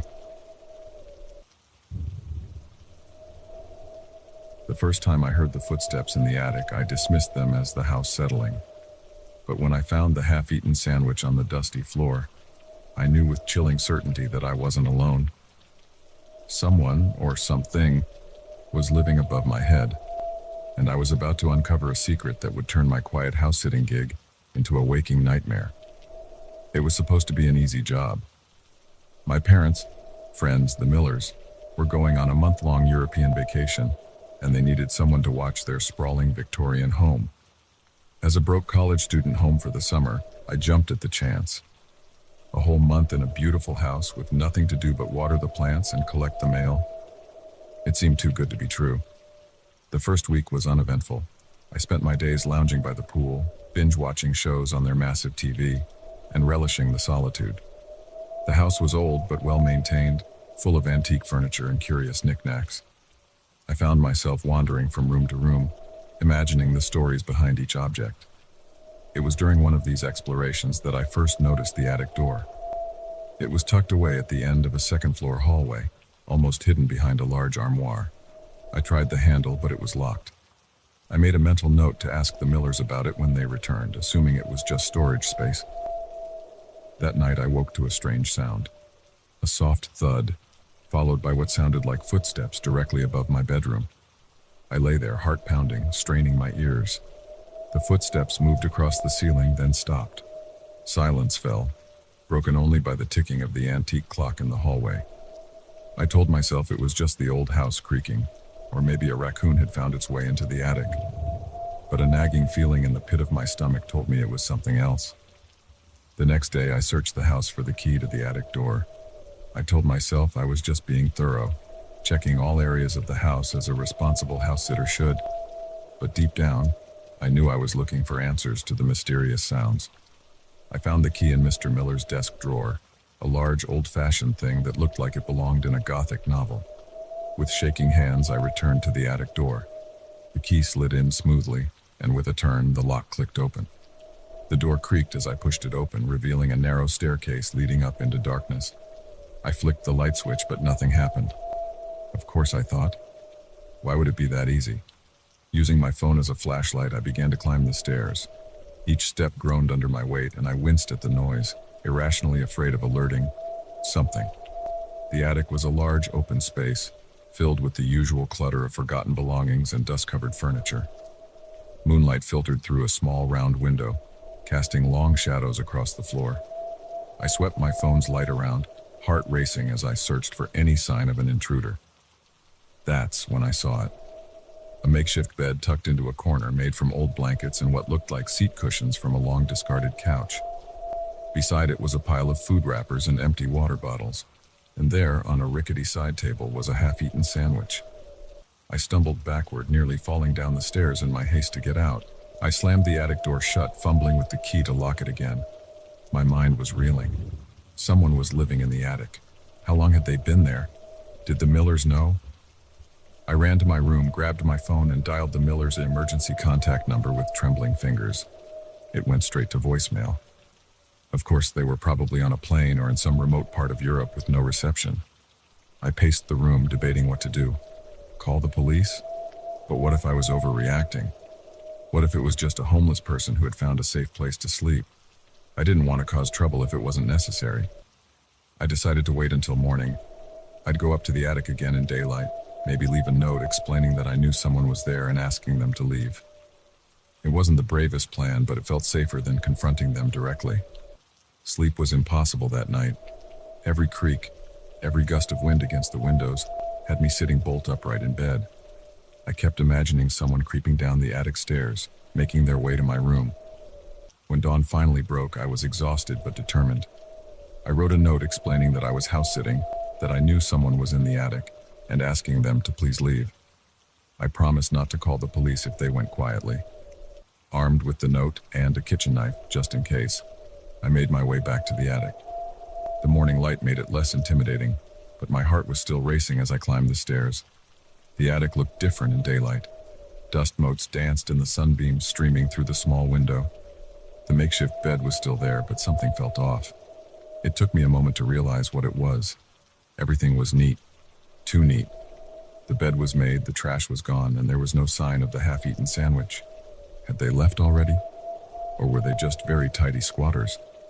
I placed the note on the bed and turned to leave. That's when I heard it. A soft shuffling sound coming from behind a large wardrobe in the corner. I froze, the knife clutched tightly in my sweating palm. "Hello?" I called out, my voice embarrassingly shaky. "I know you're there. Please, I don't want any trouble. Just come out and we can talk about this." Silence. Then slowly, the wardrobe door began to open. I raised the knife, prepared to defend myself. But what emerged from the wardrobe wasn't a person at all. It was... I don't even know how to describe it. A creature about the size of a large dog, but with too many legs. Its skin was a pale, sickly color, and where its face should have been, there was just a mass of writhing tentacles. I screamed. I couldn't help it. The creature made a high-pitched keening noise in response and scuttled towards me with alarming speed. I turned and ran, taking the attic stairs 2 at a time, not caring about the thunderous noise I was making. I burst out of the attic and slammed the door shut, fumbling with the key. I could hear the creature on the other side, its many legs scrabbling against the wood. The lock finally turned and I backed away, still clutching the knife. My mind was spinning. What was that thing? How long had it been up there, and most importantly, how was I going to get rid of it? I spent the rest of the day in a panic, alternating between pacing the house and sitting in terrified silence, straining to hear any sound from the attic. I tried calling the Millers again, and again got no answer. I thought about calling the police, but what would I tell them? That there was a tentacle monster in the attic? They'd think I was insane or on drugs. As night fell, the noises from the attic grew louder, thumps and scratches, and that awful keening sound. I huddled in the living room, every light in the house blazing, the TV on loud to drown out the sounds from above. Around midnight, the noises stopped abruptly. The sudden silence was almost worse than the sounds had been. I sat there, hardly daring to breathe, waiting for what would happen next. Then I heard it, the unmistakable sound of the attic door opening. I gripped the knife tighter, my eyes fixed on the hallway leading to the stairs. Slow, dragging footsteps made their way down the steps. A shadow appeared on the wall, grotesquely elongated and misshapen. And then it was there, in the doorway of the living room. In the bright light, it looked even more horrifying than it had in the attic. Its pale skin glistened wetly, and its tentacles writhed ceaselessly. But the most terrifying thing was its eyes. Dozens of them, spread across its body, all fixed on me with an unsettling intelligence. We stared at each other for what felt like an eternity. Then, to my utter shock, it spoke. Not with words, but directly into my mind. "Thank you," it said, its mental voice surprisingly gentle. "For not calling others, for giving me a chance to explain." I couldn't respond. I was too terrified, too confused. "I mean you no harm," it continued. "I am lost, far from home. I found safety here in this quiet place. But now I must go. Others will come looking soon." Before I could process what was happening, the creature turned and moved with surprising grace towards the front door. It opened the door with one of its many limbs and paused on the threshold. "Forget," it said, turning its many eyes towards me one last time. "For your own peace. Forget what you've seen." And then it was gone, melting into the darkness outside. I'd like to say I did forget, that I went on with my life as if nothing had happened. But how do you forget something like that? How do you go back to normal after you've seen proof that the world is so much stranger, so much more terrifying and wondrous than you ever imagined? I never told the Millers what happened. Never told anyone until now.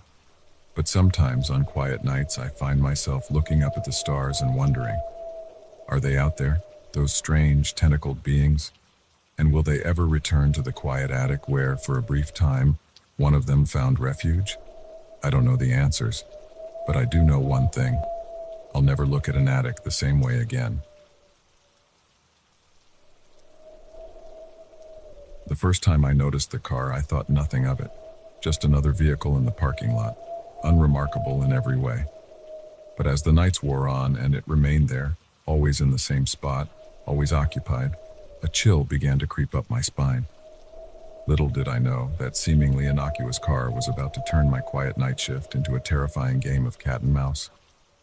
I'd been working the graveyard shift at Meadowbrook Office Park for about 6 months. It wasn't a glamorous job, but it paid the bills and gave me plenty of time to work on my writing. The massive complex was eerily quiet at night, just the hum of fluorescent lights and the occasional whir of the cleaning crew's equipment to keep me company. My routine was simple.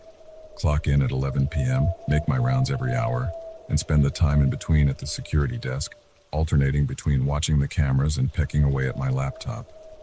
It was mind-numbingly boring most nights, but I preferred it that way. Excitement in this line of work usually meant trouble.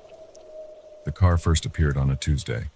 A nondescript sedan, dark blue or maybe black. It was hard to tell under the orange glow of the parking lot lights. I noticed it on my 2 a.m. round, parked in the far corner of the lot.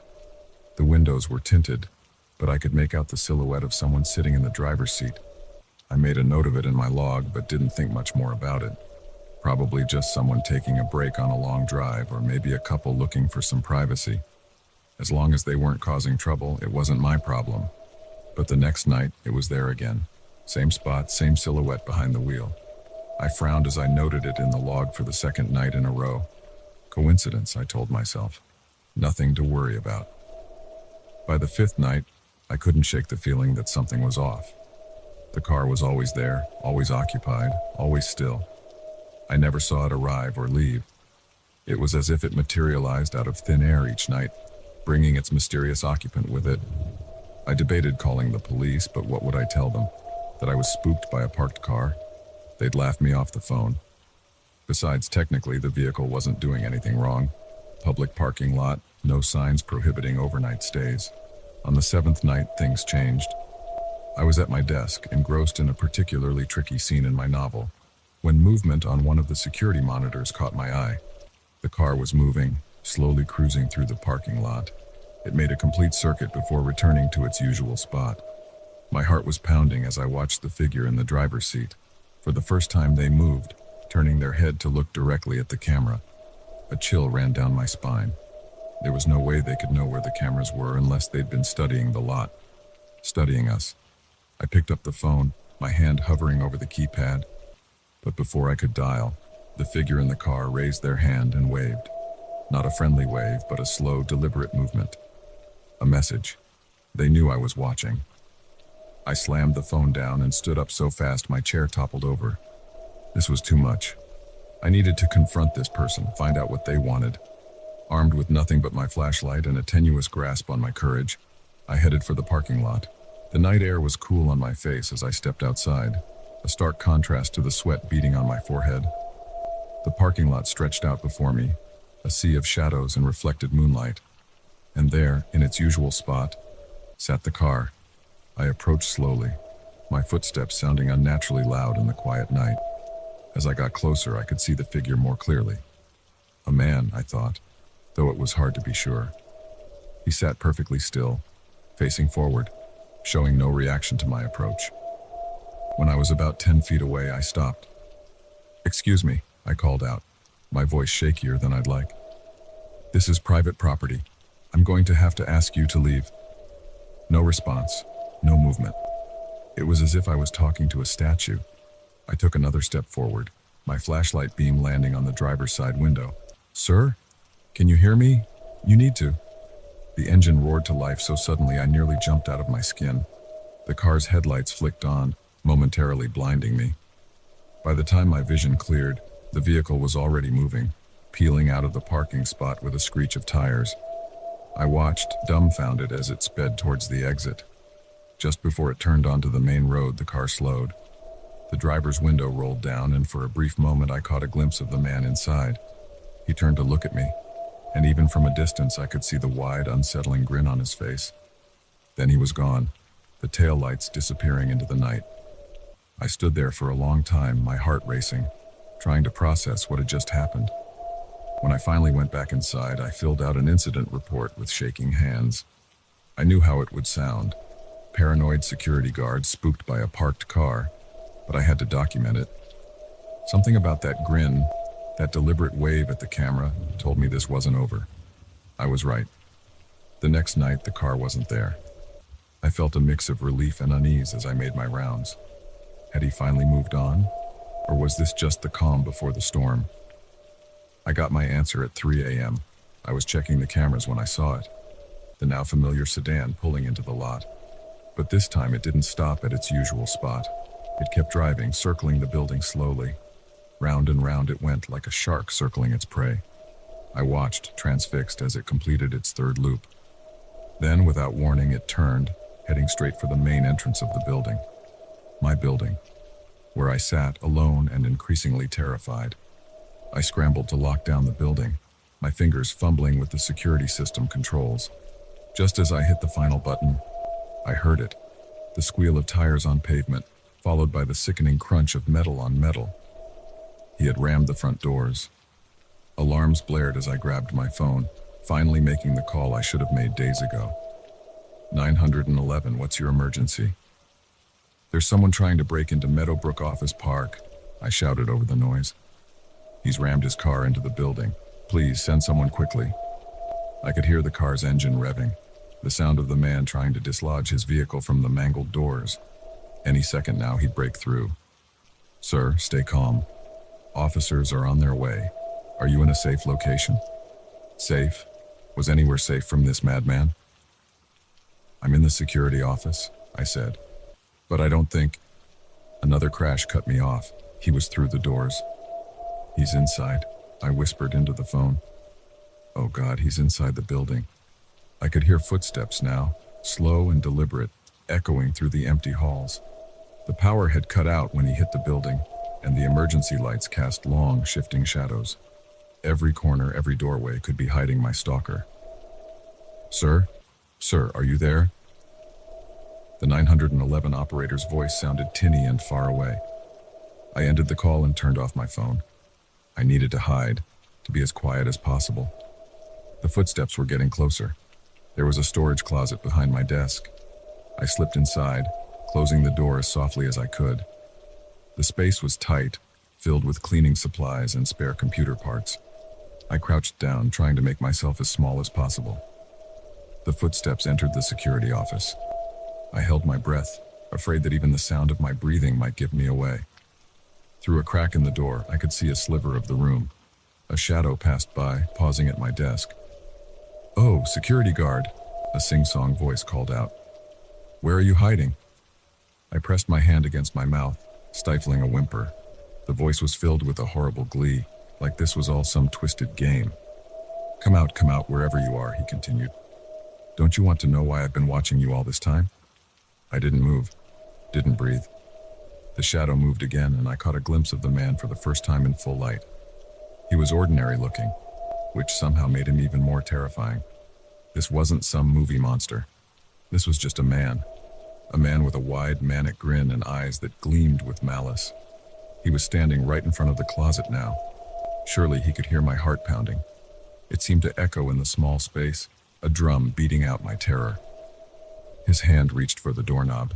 In the distance I heard sirens. The cavalry was coming, but would they be in time? The doorknob began to turn. I closed my eyes, waiting for the inevitable. But then, the sirens grew louder, much louder. The man paused. "Well," he said, his voice now tight with anger. "Looks like our game will have to wait for another night." The shadow moved away. I heard rapid footsteps, then the screech of tires. By the time the police burst into the office, the man was long gone. They found me still crouched in that closet, shaking and unable to speak. It took hours of questioning before I could tell them everything. About the car, the nightly vigils, the chase. They promised to investigate to find the man who had terrorized me, but they never did. The car was found abandoned a few miles away, wiped clean of prints. The man had vanished into the night. I quit my job the next day, found a new apartment in a new city. But no matter where I go, I can't shake the feeling that someday I'll look out my window and see that car, waiting, watching, ready to resume our twisted game of cat and mouse. Every night I check my locks. Every night I peer out into the darkness. And every night I wonder, is this the night he comes back for me? The moment I saw his thumb jutting out from the side of the desolate highway, I knew I should have kept driving. But something in his stance, the defeated slump of his shoulders, made me slow down. Little did I know that simple act of kindness would spiral into a nightmare that would haunt me for years to come. I'd been on the road for hours, making my way across the sun-baked landscape of the American Southwest. The unchanging scenery of scrub brush and distant mesas had lulled me into a sort of trance, my mind wandering as the miles ticked by on my odometer. The hitchhiker appeared like a mirage, shimmering in the heat haze on the horizon. As I got closer, he came into focus, a man in his mid-30s, I guessed, with sun-weathered skin and clothes that had seen better days. He looked harmless enough, just another traveler down on his luck. I slowed to a stop, rolling down my passenger side window. The blast of hot air that rushed in made me wince. "Where are you headed?" I called out. He jogged over, a grateful smile spreading across his face. "Anywhere but here, friend. Just trying to get to the next town." I hesitated for a moment, years of warnings about the dangers of picking up strangers flashing through my mind. But the oppressive heat made the decision for me. I couldn't leave him out here to bake in the sun. "Hop in," I said, reaching over to unlock the door. He tossed a beat-up backpack into the back seat and slid into the passenger seat with a sigh of relief. "Thanks, man, you're a lifesaver." "I'm Mike," he said, extending a hand. I shook it, noting the roughness of his palm. "Tom, nice to meet you." As we pulled back onto the empty highway, I stole another glance at my new companion. Up close, I could see the weariness etched into the lines around his eyes, the way his gaze darted nervously around the car. "So what brings you out to the middle of nowhere?" I asked, trying to break the awkward silence. Mike chuckled, but there was no humor in it. "Long story, friend. Let's just say I'm trying to make a fresh start." I nodded, not wanting to pry. We all had our secrets, after all. For the next hour, we made small talk. Mike was surprisingly well-spoken for someone who looked like he'd been living rough. He asked about my job, my family, where I was headed. I found myself opening up more than I usually would to a stranger, something about his easy manner putting me at ease. As the sun began to dip towards the horizon, painting the sky in brilliant oranges and pinks, I noticed Mike growing more agitated. His responses became shorter, his gaze fixed on the rearview mirror more often than the road ahead. "Everything okay?" I asked, concern creeping into my voice. He started as if he'd forgotten I was there. Yeah, just keeping an eye out, you know." I didn't know, but I nodded anyway. The unease that had been slowly building in my gut suddenly spiked. Something was off about this whole situation, but I couldn't put my finger on what. "Look," Mike said abruptly, "I need you to take the next exit." I frowned. "The next exit? But that's not towards the town. It's just a service road that—" "Just do it," he snapped, his previously friendly demeanor evaporating in an instant. My hands tightened on the steering wheel. "I think maybe it's time you got out, Mike. I can drop you off at the next rest stop, but—" I didn't finish the sentence. In a flash, Mike had pulled a knife from somewhere, the blade glinting wickedly in the fading sunlight. "Take the exit," he growled, pressing the tip of the knife against my ribs. My mouth went dry, heart hammering in my chest. I nodded, not trusting myself to speak. I took the exit, the car bumping along the poorly maintained service road. My mind raced, trying to figure a way out of this situation. I could try to grab the knife, but at these speeds that could end in a crash that would kill us both. "Keep driving," Mike instructed, his voice tight with tension. "And don't try anything stupid." We drove in tense silence for what felt like hours, but was probably only minutes. The service road wound through increasingly rugged terrain. the scrubland giving way to rocky outcroppings. Finally, Mike spoke again. "Pull over here." I did as I was told, bringing the car to a stop in a small clearing surrounded by large boulders. The engine ticked as it cooled in the rapidly chilling desert air. "Get out," Mike ordered, gesturing with the knife. On shaky legs, I exited the car. Mike followed, keeping the knife trained on me. "Walk," he said, nodding towards a narrow path leading between two towering rocks. As we walked, the reality of my situation began to sink in. We were miles from anywhere, no one knew where I was, and I was at the mercy of a man with a knife, and God knows what intentions. "Listen, Mike," I said, trying to keep my voice steady. "Whatever's going on, we can figure this out. You don't have to." "Shut up," he hissed, jabbing the knife towards me. "Just keep walking." We emerged into another clearing, this one dominated by the rusted-out shell of an old trailer. Mike marched me towards it, kicking open the creaky door. "Inside," he ordered. The interior of the trailer was a mess of old furniture and debris. The musty smell of long abandonment filled my nostrils. "Sit," Mike said, pointing to a rickety chair. As I sat, he began to pace, running his free hand through his hair. He looked like a man on the edge, his eyes wild and unfocused. "I'm sorry," he muttered, more to himself than to me. "I didn't want it to be like this, but they left me no choice." "Who, Mike?" I asked cautiously. "Who left you no choice?" He whirled on me, the knife flashing in the dim light filtering through the grimy windows. "You don't understand. They're after me. They've been chasing me for days. I thought I'd lost them, but then I saw that black SUV on the highway and I knew they'd found me again." My mind reeled. Had I seen a black SUV? I couldn't remember. The highway had been so empty for so long. "Mike," I said, trying to keep my voice calm and reasonable, "I didn't see any SUV. I think maybe you're confused, maybe dehydrated from being out in the heat. Why don't we go back to my car, get some water and—" "No, he shouted, making me flinch. "We can't go back. They'll be waiting. They're always waiting." He resumed his pacing, muttering to himself. I watched him, my fear slowly being replaced by pity. This man wasn't a hardened criminal. He was scared, possibly delusional. "Who are they, Mike?" I asked softly. He stopped, fixing me with a haunted stare. "The ones who want what I found. The ones who'll do anything to keep it secret." "What did you find?" Mike hesitated, then reached into his pocket. He pulled out a small object, clenched tightly in his fist. Slowly, he opened his hand. In his palm sat a small metallic cube, no bigger than a die. Its surface was covered in intricate, swirling patterns that seemed to shift and move as I looked at them. "I found it out in the desert," Mike whispered. "At first, I thought it was just some weird rock. But then it showed me things. Terrible, wonderful things. The truth about everything." I stared at the cube, mesmerized. The patterns did seem to be moving, forming and reforming into impossible shapes. "Mike," I said, tearing my gaze away from the object, "I think that thing might be dangerous. Maybe we should—" A sudden noise outside cut me off, the crunch of tires on gravel. Mike's eyes went wide with terror. "They're here," he breathed. Before I could react, he shoved the cube into my hand. "Take it," he hissed. "Run. Don't let them get it." Then he was gone, bolting out the back of the trailer. I sat there stunned, the cube feeling impossibly heavy in my palm.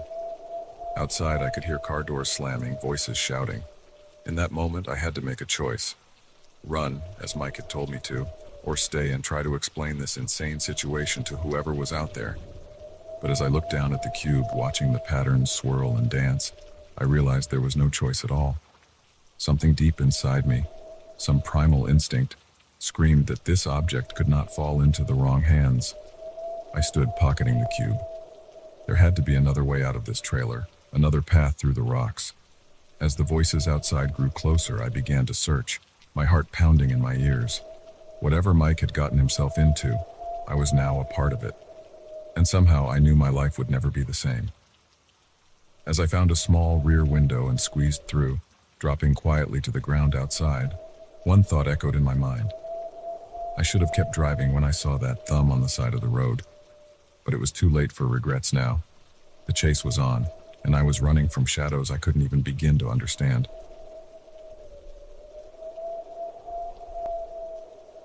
first whisper caught me off guard, barely audible over the hum of the ancient computer. I dismissed it as my imagination, a trick of the late hour and the empty building. But when the footsteps started echoing through the halls, growing louder with each passing moment, I realized with chilling certainty that I was no longer alone in the university's deserted computer lab. It was supposed to be a typical all-nighter, the kind every college student pulls at least once a semester. My thesis was due in less than 48 hours, and I was woefully behind. The quiet solitude of the computer science building at 2 a.m. seemed like the perfect place to hunker down and crank out the remaining pages. I'd been there countless times before, always alone, always undisturbed. The night janitor, Bob, usually did his rounds around midnight, but other than a friendly nod, he never bothered me. Tonight, though, the building felt different. The shadows seemed deeper, the silence more oppressive. I tried to focus on my work, the gentle clacking of the keyboard the only sound breaking the stillness. But as the night wore on, I couldn't shake the feeling that someone, or something, was watching me. It started with little things, a flicker of movement in my peripheral vision, gone when I turned to look. The sensation of breath on the back of my neck, even though I was alone in the room. I chalked it up to exhaustion and too much caffeine, forcing myself to keep typing. Then came the whisper. It was so faint at first I thought it was just the wind outside. But there it was again, a little louder this time. Words I couldn't quite make out, spoken in a voice that sent shivers down my spine. I spun around in my chair, heart pounding. "Hello?" I called out, my voice sounding unnaturally loud in the quiet lab. "Is someone there?" No response, just the soft hum of computers and the distant buzz of fluorescent lights. I turned back to my screen, trying to calm my racing heart. "Get it together," I told myself. "You're letting your imagination run wild." But then I heard it, footsteps, slow and deliberate, coming from the hallway outside. They weren't the familiar shuffle of Bob's worn-out sneakers. These were different, a sharp, rhythmic click-clack that echoed off the linoleum floors. I froze, my fingers hovering over the keyboard. The footsteps grew closer, pausing just outside the lab door. I held my breath, waiting. The door handle turned slowly, the ancient hinges creaking as it opened. I spun around, expecting to see a security guard or maybe a fellow student, but there was no one there. The doorway gaped open, revealing only the darkened hallway beyond. "Hello?" I called again, my voice shaking slightly. "This isn't funny. Who's there?" The whispers started again, this time from multiple directions. They seemed to be coming from the walls themselves, a cacophony of unintelligible murmurs that made my skin crawl. I stood up, my legs trembling. This was insane. I needed to get out of here, thesis be damned. I grabbed my backpack and headed for the door, only to stop short as the whispers suddenly ceased. The silence that followed was deafening. Then, from somewhere deep within the building came a scream. It was unlike anything I'd ever heard before, a sound of pure terror and agony that echoed through the empty halls. I ran, out of the lab, down the hallway, my footsteps thundering in the silence that followed the scream. I reached the stairwell and took the steps 2 at a time, my breath coming in ragged gasps. As I reached the ground floor, I heard the click-clack of those footsteps again, this time from the floor above. They were moving fast, too fast, racing down the stairs behind me. I burst through the exit door, expecting to feel the cool night air on my face. Instead, I found myself in another hallway, identical to the one I'd just left. Confusion and panic warred within me. This was impossible. I knew this building like the back of my hand. The exit should have led outside. The footsteps were getting closer. I picked a direction at random and ran, passing door after door, all of them locked. The hallway seemed to stretch on forever, the fluorescent lights above flickering ominously. Finally, I saw a door marked "Exit" at the end of the hall. Relief flooded through me as I sprinted towards it. I grabbed the handle, turned it, and nothing. It was locked. No, no, no, I muttered, yanking on the handle desperately. This couldn't be happening. The click-clack of footsteps stopped right behind me. I squeezed my eyes shut, not wanting to turn around, not wanting to see what had been chasing me. "Open your eyes, Michael," a voice said, soft and melodious. It was somehow familiar, though I knew I'd never heard it before. Slowly, reluctantly, I turned and opened my eyes. The figure before me was impossible. It shifted and changed as I looked at it, never settling on a single form. One moment it was tall and spindly with too many limbs. The next it was short and squat, its skin rippling like water. Its face, if you could call it that, was a swirling mass of features, eyes and mouths appearing and disappearing in a dizzying dance. "What are you?" I stammered, pressing myself against the locked door. The being's current mouth curved into a smile.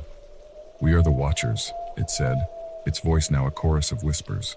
"We have always been here, in the spaces between, watching, waiting."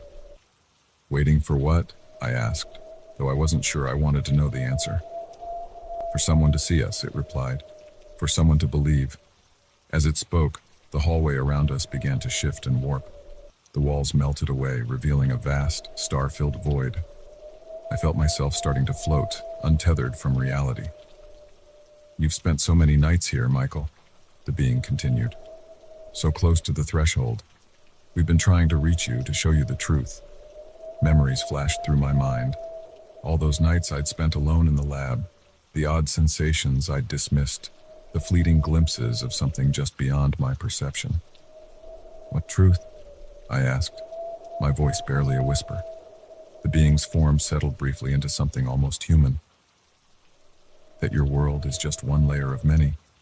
That there are wonders and terrors beyond your wildest imagination, just waiting to be discovered." As it spoke, visions flooded my mind. I saw impossible cities built in the spaces between stars, creatures that defied description roaming through dimensions I couldn't comprehend. I saw the history of the universe unfold in an instant, and glimpsed futures that left me breathless with awe and terror. "Why me?" I managed to ask, my mind reeling from the onslaught of information. "Because you were open to it," the being replied. "Because you spent so many nights straddling the boundary between your world and ours.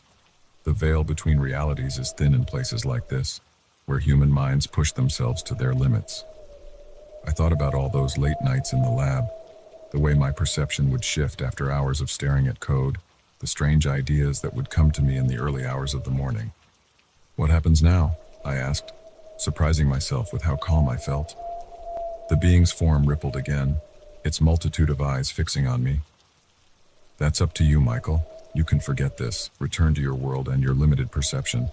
Or, I prompted, or you can come with us, learn the secrets of the universe, become more than you ever dreamed possible." I hesitated. Part of me was screaming to run, to forget all of this and return to the safety of my normal life. But a larger part, the part that had always pushed me to learn more, to question everything, was thrilled at the prospect. "Will I be able to come back?"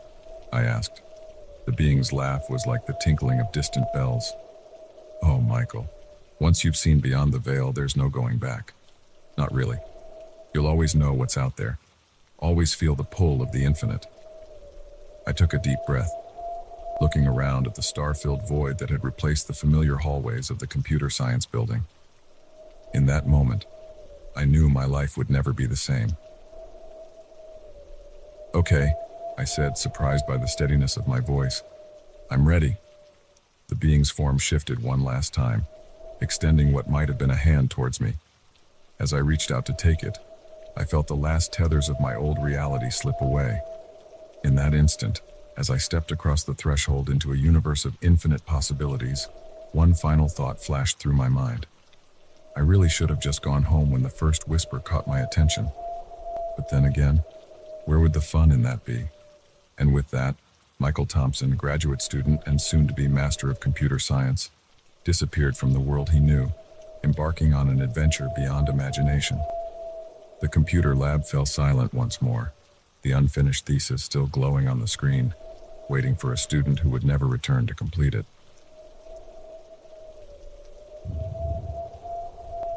The moment the lights flickered out, plunging the house into darkness, I knew this wasn't going to be an ordinary babysitting gig.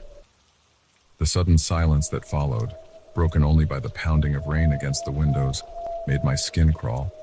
But it was the soft thud from upstairs, where the children were supposed to be sleeping, that sent a chill down my spine.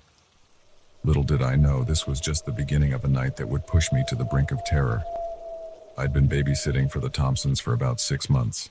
They were good people, always paid on time, and their kids, 8-year-old Lily and 6-year-old Max, were sweet and well-behaved. It was an easy gig, usually just involving dinner, some TV, and then tucking the kids into bed before I spent the rest of the night doing homework or watching Netflix. This particular Friday night had started like any other. Mr. and Mrs. Thompson left for their date night around 7 p.m., leaving me with instructions to have the kids in bed by 9. We had pizza for dinner, played a few board games, and then I herded them upstairs for their baths and bedtime stories. By 9:30, both kids were tucked in, and I thought fast asleep. I settled onto the living room couch with my laptop, ready to catch up on some essays I had due. That's when the storm hit. It came out of nowhere, the sky opening up with a fury that made the windows rattle. Lightning flashed, followed almost immediately by a deafening crack of thunder. The lights flickered once, twice, and then went out completely. I sat there in the sudden darkness, my heart pounding. Power outages weren't uncommon during storms, but something about this felt different. The air seemed charged, heavy with a tension I couldn't explain. That's when I heard it. A soft thud from upstairs, followed by what sounded like footsteps. My first thought was that the thunder had woken one of the kids. I grabbed my phone, using its flashlight to navigate through the dark house. "Lily? Max?" I called out as I climbed the stairs. "It's okay, guys, it's just a storm." No response. The upstairs hallway was pitch black, my phone's light barely cutting through the gloom. I approached Lily's room first, pushing open the door slowly. "Lily?" I whispered, shining the light towards her bed. My blood ran cold. The bed was empty, the covers thrown back as if she'd left in a hurry. Trying to quell the rising panic in my chest, I turned to Max's room. "Please be there," I thought desperately. "Please just be hiding from the storm." But Max's bed was empty too, both children gone. "Lily, Max," I called out, my voice echoing through the empty hallway. "This isn't funny. Come out now." Silence. Just the relentless pounding of the rain and the occasional rumble of thunder. I searched every room upstairs, growing more frantic with each empty space I found. They weren't in the bathroom, not in their parents' room, not in any of the closets. It was as if they had vanished into thin air. As I stood in the hallway, trying to decide what to do next, I heard another sound, a giggle, high-pitched and childlike, coming from downstairs. Relief flooded through me. They must have snuck down while I was searching the rooms. I hurried back down the stairs, calling out, "Guys, you really scared me. Come on out now." The giggle came again, this time from the kitchen. I rounded the corner, my phone's light bouncing off the stainless steel appliances. "Lily? Max?" The kitchen was empty, but there on the floor was a small puddle of water, and leading away from it, a trail of wet footprints, child-sized footprints. My relief quickly turned to confusion, then to fear. Something wasn't right. The footprints led to the basement door, which stood slightly ajar. I'd only been down to the basement once when Mrs. Thompson asked me to grab some extra paper towels. It was unfinished. All concrete floors and exposed pipes, with boxes of holiday decorations and old toys piled in corners. Not a place the kids were allowed to play. My hand shook as I reached for the doorknob. Every instinct was screaming at me to run, to get out of the house and call the police. But I couldn't leave the children. Whatever was happening, I had to find them. The basement stairs creaked under my feet as I descended, my phone's light casting long, shifting shadows. The air grew colder with each step, and I could smell the damp, musty odor of the underground space. "Lily? Max?" I called out again, my voice sounding small and frightened even to my own ears. "Please come out. You're not in trouble, I promise." A rustling sound came from behind a stack of boxes.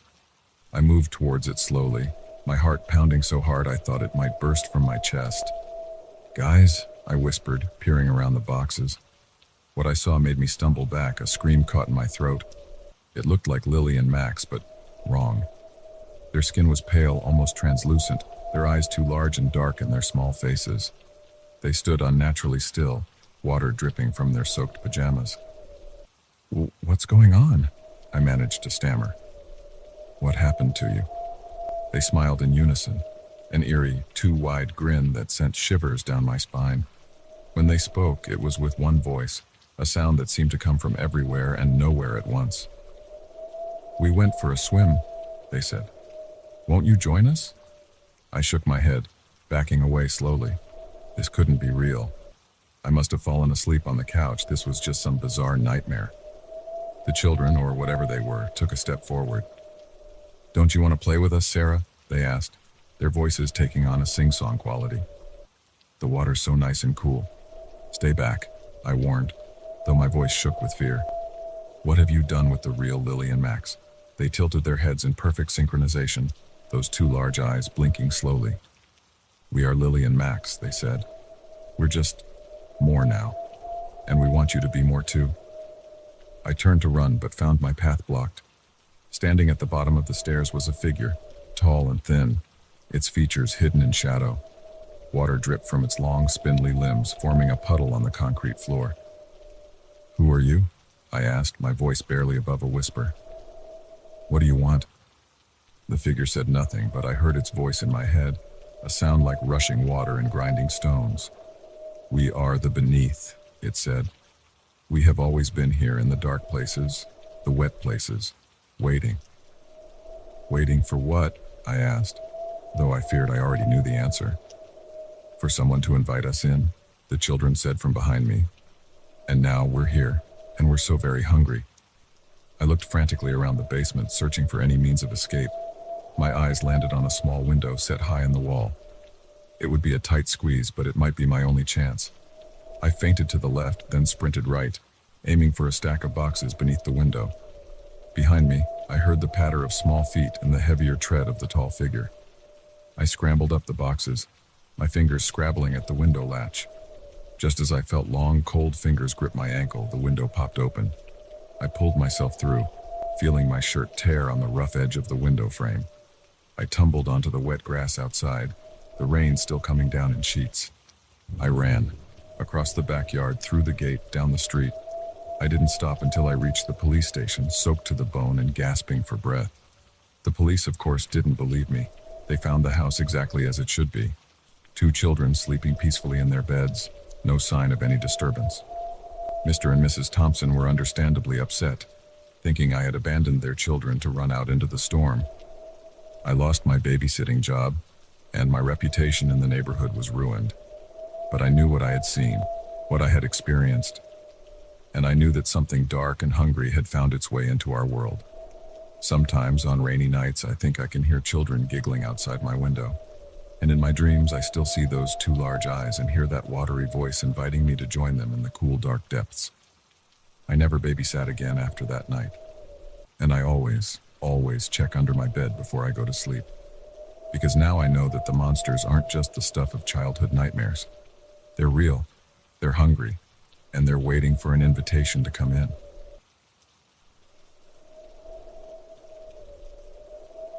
The first time I noticed my neighbor's odd behavior, I brushed it off as simple eccentricity. But as the days passed and more residents of our apartment building began acting strangely, a chilling realization crept over me. Something sinister was lurking beneath the surface of our seemingly ordinary lives, and I was the only one who seemed to notice. I'd moved into the Oakwood apartments just 3 months ago, drawn by the affordable rent and convenient location. It was an older building, a bit worn around the edges, but it had character. The residents were a mix of young professionals, small families, and retirees, a typical cross-section of urban life. At first, everything seemed normal. I'd exchange pleasantries with my neighbors in the hallway, chat with Mrs. Rodriguez from 3B while collecting my mail, and occasionally run into Tom from 2A in the laundry room. It was all wonderfully, boringly ordinary. Then about a month ago, things started to change. It began with Mrs. Rodriguez. One morning, as I was heading out to work, I saw her standing in the hallway, staring blankly at the wall. When I said good morning, she didn't respond. She just kept staring, unblinking, at a spot just above my head. "Mrs. Rodriguez," I said, a little louder this time. "Are you okay?" She blinked slowly, then turned to look at me. For a moment, her eyes seemed wrong, too dark, too empty. But then she smiled, and everything seemed normal again. "Oh, good morning, dear," she said, her voice a bit too cheery. I must have been daydreaming. "Have a wonderful day." I chalked it up to her getting older, maybe having a senior moment. But over the next few days, I noticed more odd behavior from other residents. Tom from 2A, usually so meticulous about separating his whites and colors, was shoving all his laundry into one machine, including what looked like muddy shoes. When I pointed it out, he just smiled vacantly and said, "It's all the same in the end, isn't it?" The young couple in 4C, who I'd often hear arguing through the thin walls, fell silent, completely silent. I never heard a peep from their apartment anymore, not even footsteps or the sound of their TV. And Mr. Jenkins, the grumpy old man from 1A who used to complain about everything, started greeting everyone with an unnaturally wide smile and a cheery, "Isn't it a beautiful day?" Each incident on its own might not have been cause for alarm, but taken together, they painted a picture that made my skin crawl. It was as if someone had replaced my neighbors with pod people from an old sci-fi movie. I tried to rationalize it. Maybe there was a gas leak making everyone act weird, or perhaps some sort of mass hysteria had taken hold of the building. But deep down, I knew it was something more sinister. My suspicions were confirmed late one night when I couldn't sleep. I heard a strange, rhythmic thumping coming from the hallway. Curiosity overcoming my fear, I crept to my door and peered through the peephole. What I saw made my blood run cold. All of my neighbors were in the hallway, moving in unison. They were doing some sort of dance, their movements jerky and unnatural, and they were all smiling those two wide smiles, their eyes dark and empty. I stumbled back from the door, my heart pounding. This couldn't be real. It had to be some sort of nightmare. But the thumping continued, growing louder. And then I heard something else, a low, humming chant that seemed to vibrate through the walls. I spent the rest of the night huddled in my bedroom, lights off, trying to convince myself that what I'd seen wasn't real. But when morning came and I cautiously ventured out, I knew it had been no dream. The hallway carpet was scuffed and dirty, as if dozens of feet had been shuffling across it all night. And my neighbors, they all looked exhausted with dark circles under their eyes. But they were still smiling those unnatural smiles.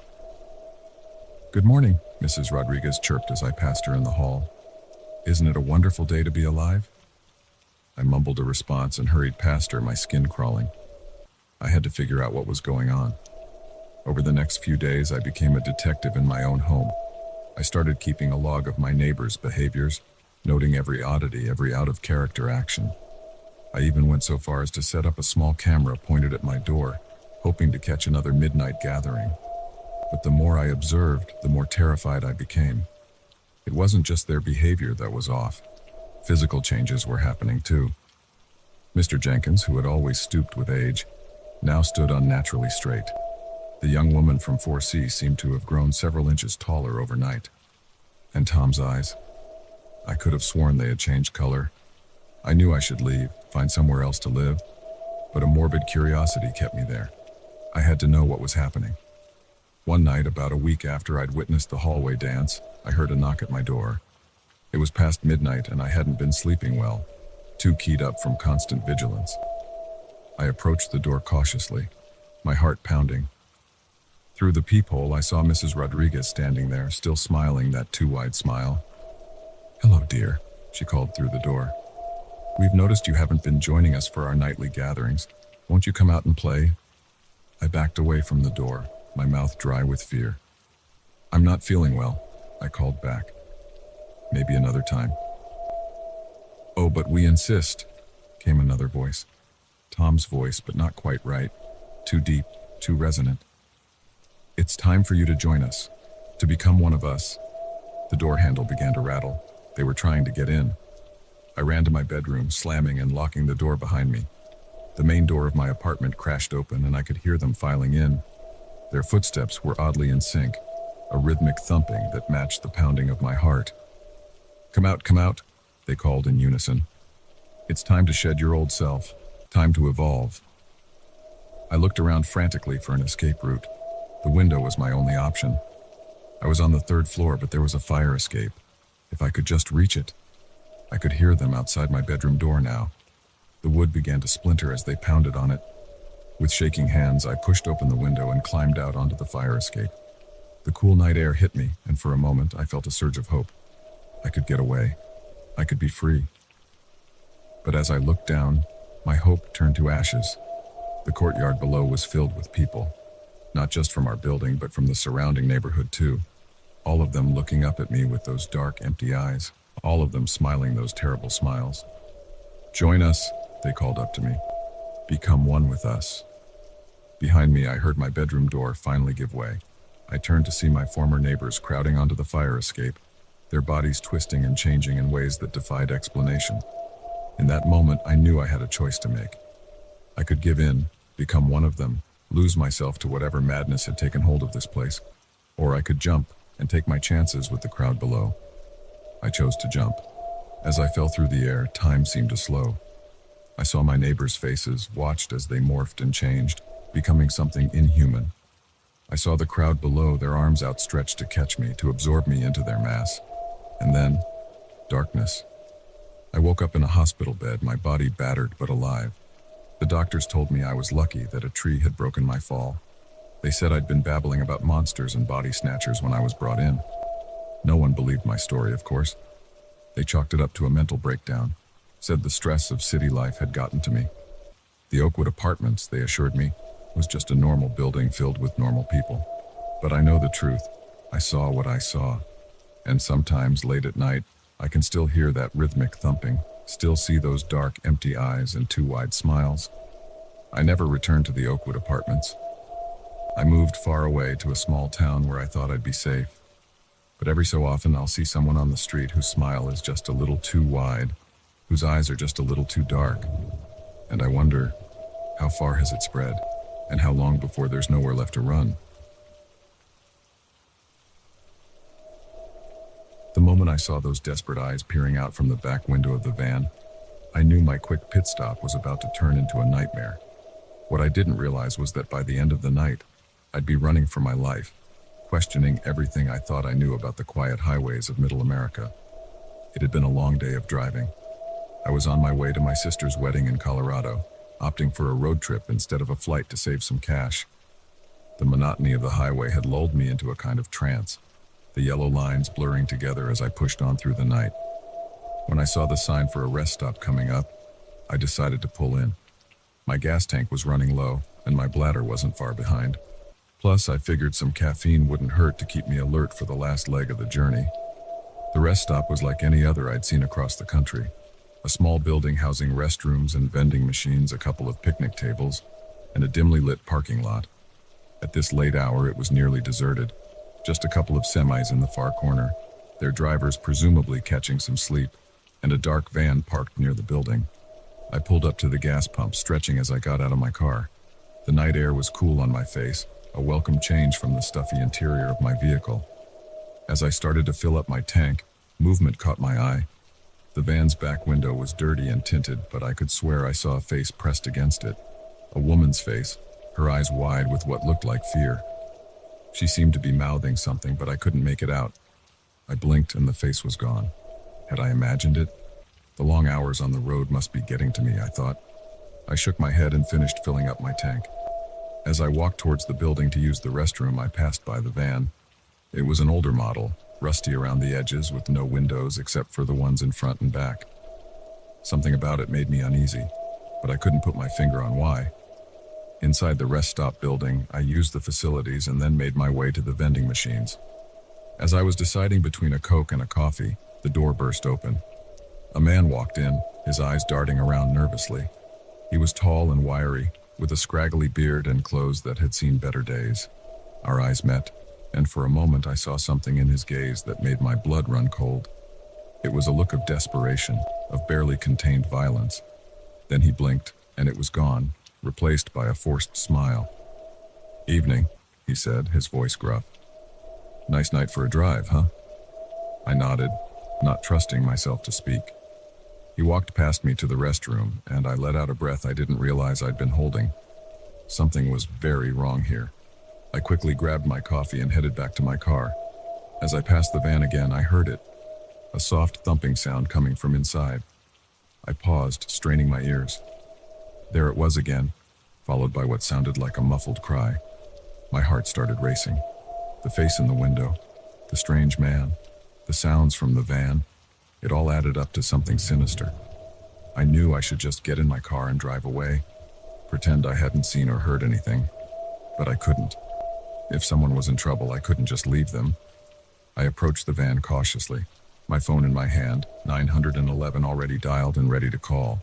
As I got closer, the thumping got louder. I reached out, my hand shaking, and knocked on the side of the van. "Hello?" I called out softly. "Is someone in there? Do you need help?" The thumping stopped abruptly. For a moment there was silence. Then, so quietly I almost missed it, a woman's voice. "Please, help us." My blood ran cold. Us. There was more than one person in there. Before I could respond, I heard the rest-stop door slam open. The man was back, and he did not look happy. "Hey!" he shouted, starting to run towards me. "What the hell do you think you're doing?" "I didn't think, I just acted." I ran to my car, fumbling with the keys as I heard the man's footsteps getting closer. I managed to get the door open and threw myself inside, locking it just as the man reached me. He slammed his hands on my window, his face contorted with rage. "Mind your own business," he snarled. "You don't know what you're messing with." I started the engine, my hands shaking so badly I could barely grip the steering wheel. The man stepped back as I put the car in reverse, but his eyes never left mine. As I peeled out of the parking lot, I could see him in my rearview mirror, running back to the van. My mind was racing as I sped down the highway. What had I just stumbled upon? A kidnapping? Human trafficking? Whatever it was, I knew I had to do something. I couldn't just drive away and leave those people in that van. I dialed 911, my voice shaking as I tried to explain what I'd seen to the dispatcher.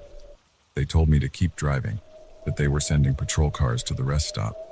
But as I hung up, I saw headlights in my rearview mirror.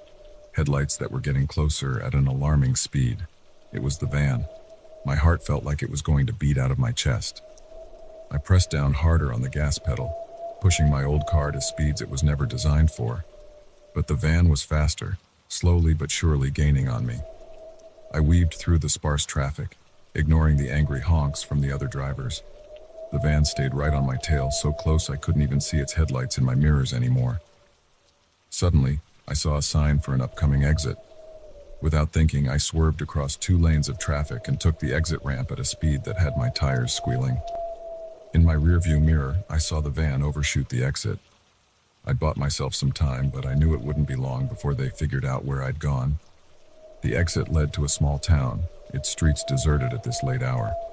I turned randomly, taking rights and lefts without any real plan, just trying to put as much distance between me and the van as possible. After a few minutes of this, I found myself on a dark residential street. I pulled over, killing the lights and engine. My hands were shaking as I tried to figure out what to do next. Should I keep driving? Try to find a police station? Go back to the highway and hope to run into the patrol cars the dispatcher had sent? As I sat there, paralyzed with indecision, I saw headlights approaching. My breath caught in my throat as I recognized the outline of the van. It was driving slowly down the street, as if searching for something. Searching for me. I slouched down in my seat, praying they wouldn't notice my car. The van crawled past, so close I could have reached out and touched it. I held my breath, not daring to move a muscle until the red taillights had disappeared around a corner. Once I was sure they were gone, I started my car again, this time with a plan. I needed to get back to the highway, to find those patrol cars. It was the only way to help the people trapped in that van. As I navigated back through the town, my mind kept replaying the events of the night. The face in the window, the sounds from the van, the man's rage when he caught me snooping. What kind of monster was he? And how many others like him were out there, prowling the highways, preying on the vulnerable? I made it back to the highway, my eyes constantly checking my mirrors for any sign of the van. As I merged onto the road, I saw the most beautiful sight, flashing blue and red lights up ahead. The patrol cars had found me. I pulled over, waving frantically at the officers as they approached. The story spilled out of me in a rush, all the details I could remember about the van, the man, the sounds I'd heard.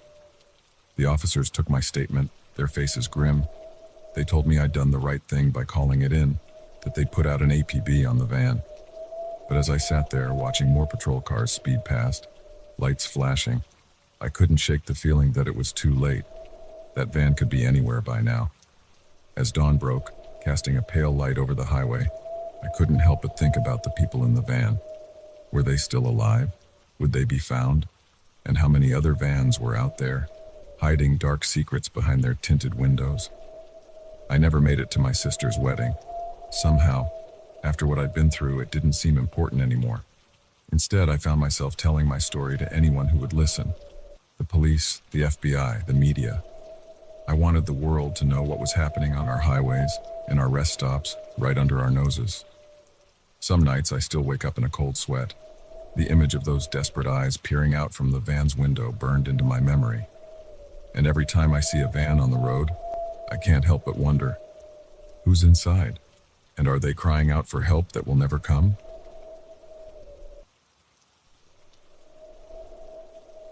The first note appeared on a Tuesday, slipped under the front door like a whisper of danger.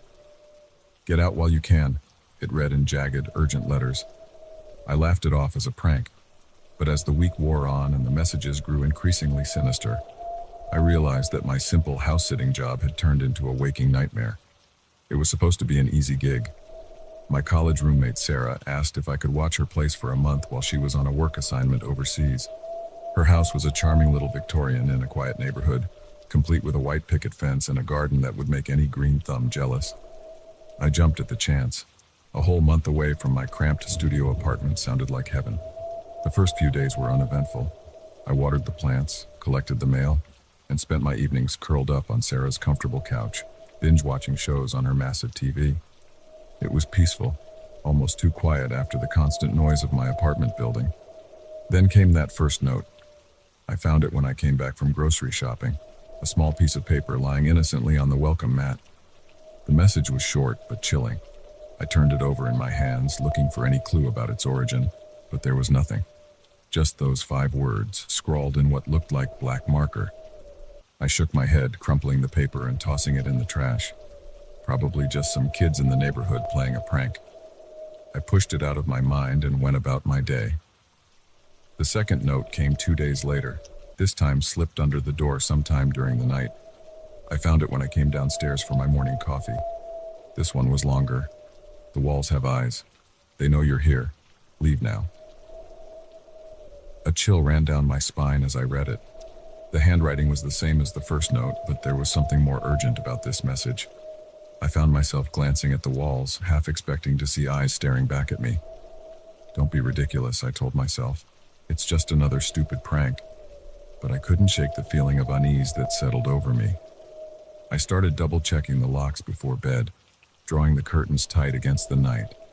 The third note appeared the very next day, stuck to the bathroom mirror when I got out of the shower. My heart nearly stopped when I saw it, dripping water onto the tile floor as I stood frozen in shock. How had someone gotten into the house? This message was the most disturbing yet. "They're coming for you. I can't hold them back much longer. Run." I called the police, my hands shaking as I dialed the number. They came and took a report, but there were no signs of forced entry, no fingerprints on the notes. They suggested it might be kids in the neighborhood and promised to increase patrols in the area. I called Sarah next, wondering if she had any enemies, anyone who might want to scare her or me out of the house. But she was as baffled as I was, insisting that she had good relationships with all her neighbors. That night, I barely slept. Every creak of the old house, every gust of wind outside, had me sitting bolt upright in bed, my heart pounding. I kept the bedroom door locked, a chair propped under the handle for good measure. The fourth note was waiting for me in the morning, slipped under my bedroom door despite my precautions, 2 words written larger than the others, filling the entire page. Too late. I ran. I didn't even pack a bag, just grabbed my phone and my keys and bolted out the front door in my pajamas. I drove aimlessly for hours, my mind racing. Who was leaving these notes? What did they mean? And why me? It was dark by the time I worked up the courage to go back to the house. I sat in my car for a long time, staring at the darkened windows, half expecting to see a shadowy figure watching me. Finally, taking a deep breath, I went inside. The house was quiet, exactly as I'd left it in my panicked flight.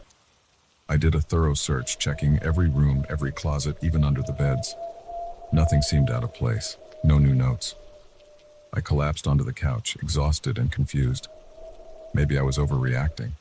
Maybe this really was just an elaborate prank that had gone too far. That's when I heard it. A soft scratching sound coming from inside the walls. I froze, straining my ears. There it was again, like something was moving within the very structure of the house. It seemed to be coming from everywhere and nowhere at once. "Hello?" I called out, my voice shaky. Is someone there?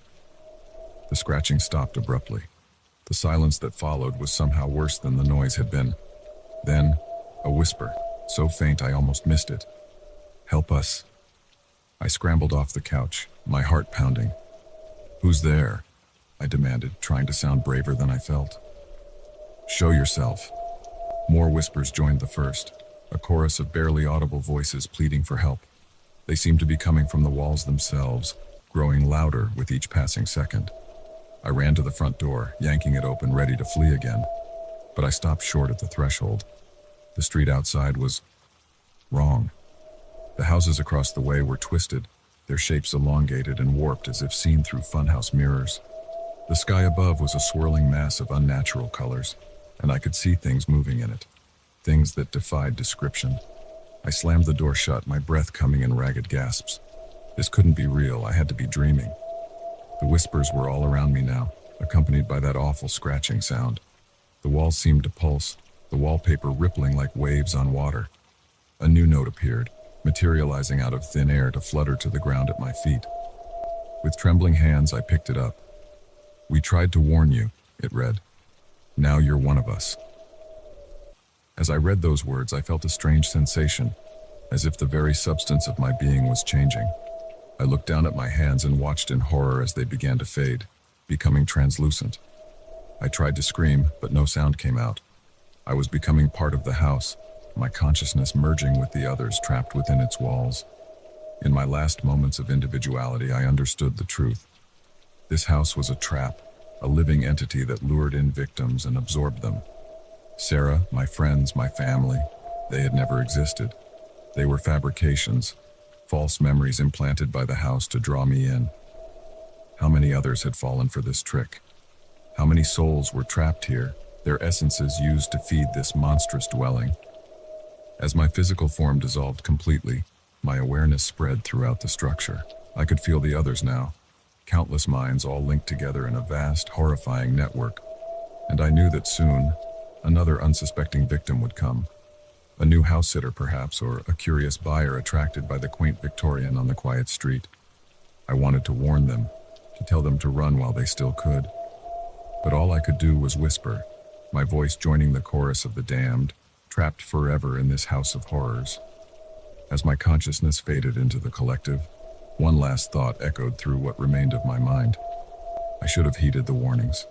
I should have gotten out while I still could. But now, like all the others, I was part of the house, and the house was always hungry for more. The moment I realized the car behind me wasn't just coincidentally going my way, but deliberately following my every move, I felt a chill that had nothing to do with the late-night air conditioning. What started as a routine drive home was about to become a terrifying game of cat and mouse through the darkened streets of a town I thought I knew. It had been a long day at work, one of those shifts that seemed to stretch on forever. By the time I clocked out, it was well past midnight. The parking lot was nearly empty, just a few cars belonging to the other night owls of the office. I remember yawning as I got into my car, thinking about nothing more than the leftover pizza waiting for me in the fridge and the soft embrace of my bed. The streets were quiet, the kind of stillness that only exists in the small hours of the morning. I was about halfway home when I first noticed the car. It was a dark sedan, nondescript in every way. I couldn't make out the driver, just a silhouette behind tinted windows. At first, I didn't think much of it. After all, there were only so many routes through town at this hour. But as I made turn after turn, the car stayed with me. Always 3 or 4 lengths back, never getting closer, but never falling behind either. A tendril of unease began to curl in my stomach. I decided to test my suspicion. Instead of taking my usual left towards home, I made a right. The car followed. I took another random turn. Again, it was right behind me. My heart started to race. This couldn't be a coincidence. Someone was following me, but why? My mind raced through possibilities. A robbery, some kind of sick game, or something even worse. I tried to stay calm, to think rationally. Maybe if I just drove to a well-lit public place, they'd give up and leave. I turned towards the 24-hour supermarket on Main Street. As I pulled into the parking lot, I glanced in my rearview mirror. The car had stopped at the entrance, idling. I could see the driver now, a man in a dark hoodie, his face obscured by the shadows. I parked near the front of the store, under the bright lights. My hands were shaking as I cut the engine. I sat there for a moment, trying to steady my breathing. When I looked up, my blood ran cold. The car was gone. For a split second, I felt relief. Maybe I had imagined the whole thing. Maybe it was just paranoia born from too many late nights and too much true crime TV. Then I saw him, the man from the car, walking purposefully across the parking lot, towards me. Panic surged through me. I fumbled with my keys, trying to start the car again, but in my haste, I dropped them. By the time I retrieved them from under the seat, the man was at my window. He rapped on the glass with something metallic.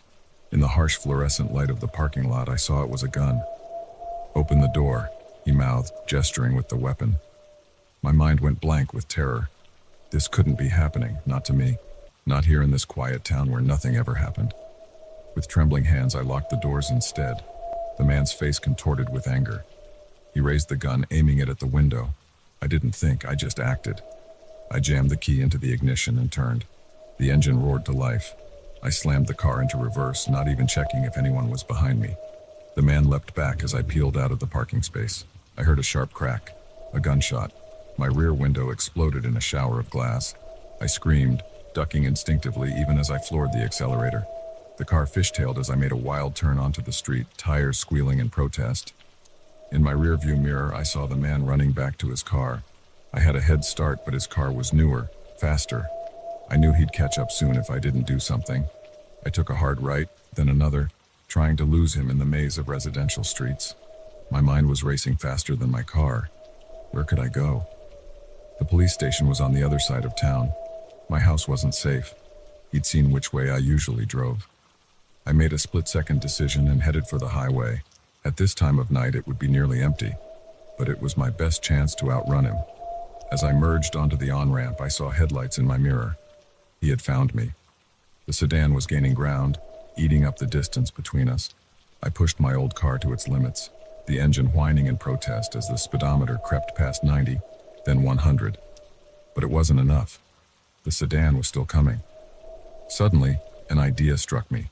It was risky, possibly suicidal, but it was all I had. About a mile ahead was a sharp turn, the kind that required slowing down even in good conditions. Beyond it was a steep embankment leading down to the river. I took a deep breath, tightening my grip on the steering wheel. I could do this. I had to do this. As I approached the turn, I didn't slow down. If anything, I sped up. In my mirror, I saw the sedan getting closer. Just a few more seconds. At the last possible moment, I slammed on the brakes and wrenched the wheel to the right. My car skidded, the tires screaming as they fought for traction. For a heart-stopping moment, I thought I'd miscalculated, that I was going to go over the edge. But then the car straightened out, fishtailing wildly but staying on the road. I didn't look back. I didn't need to. I heard the crash, the screech of metal on metal, the shattering of glass. When I finally dared to check my mirror, the sedan was gone. In its place was a gaping hole in the guardrail. My hands were shaking so badly I could barely keep the wheel straight. But I didn't stop. I couldn't stop. I drove and drove, putting as much distance between me and that turn as possible. It wasn't until I saw the "Welcome to Pennsylvania" sign that I finally pulled over. I was miles from home, running on fumes and coming down from the biggest adrenaline rush of my life. As the sun began to rise, painting the sky in shades of pink and gold, I sat on the hood of my car and tried to process what had happened.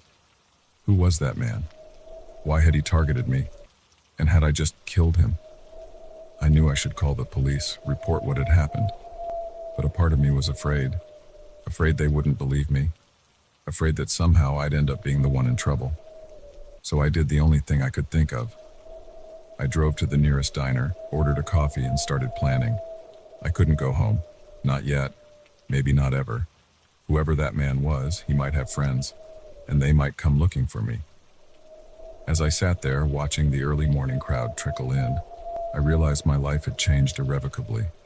I was no longer just another office worker in a small town. I was a survivor, a fugitive, a killer.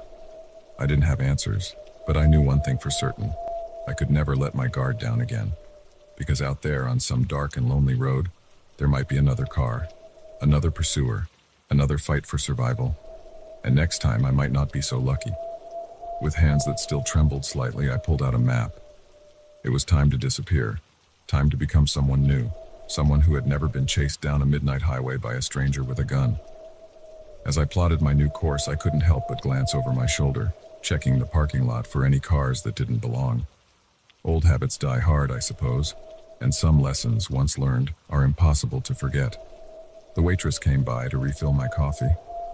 "Long night?" she asked, eyeing my disheveled appearance. I managed a weak smile. "You have no idea." The moment I saw the empty sleeping bag where Jake should have been, I knew our camping trip had taken a terrifying turn.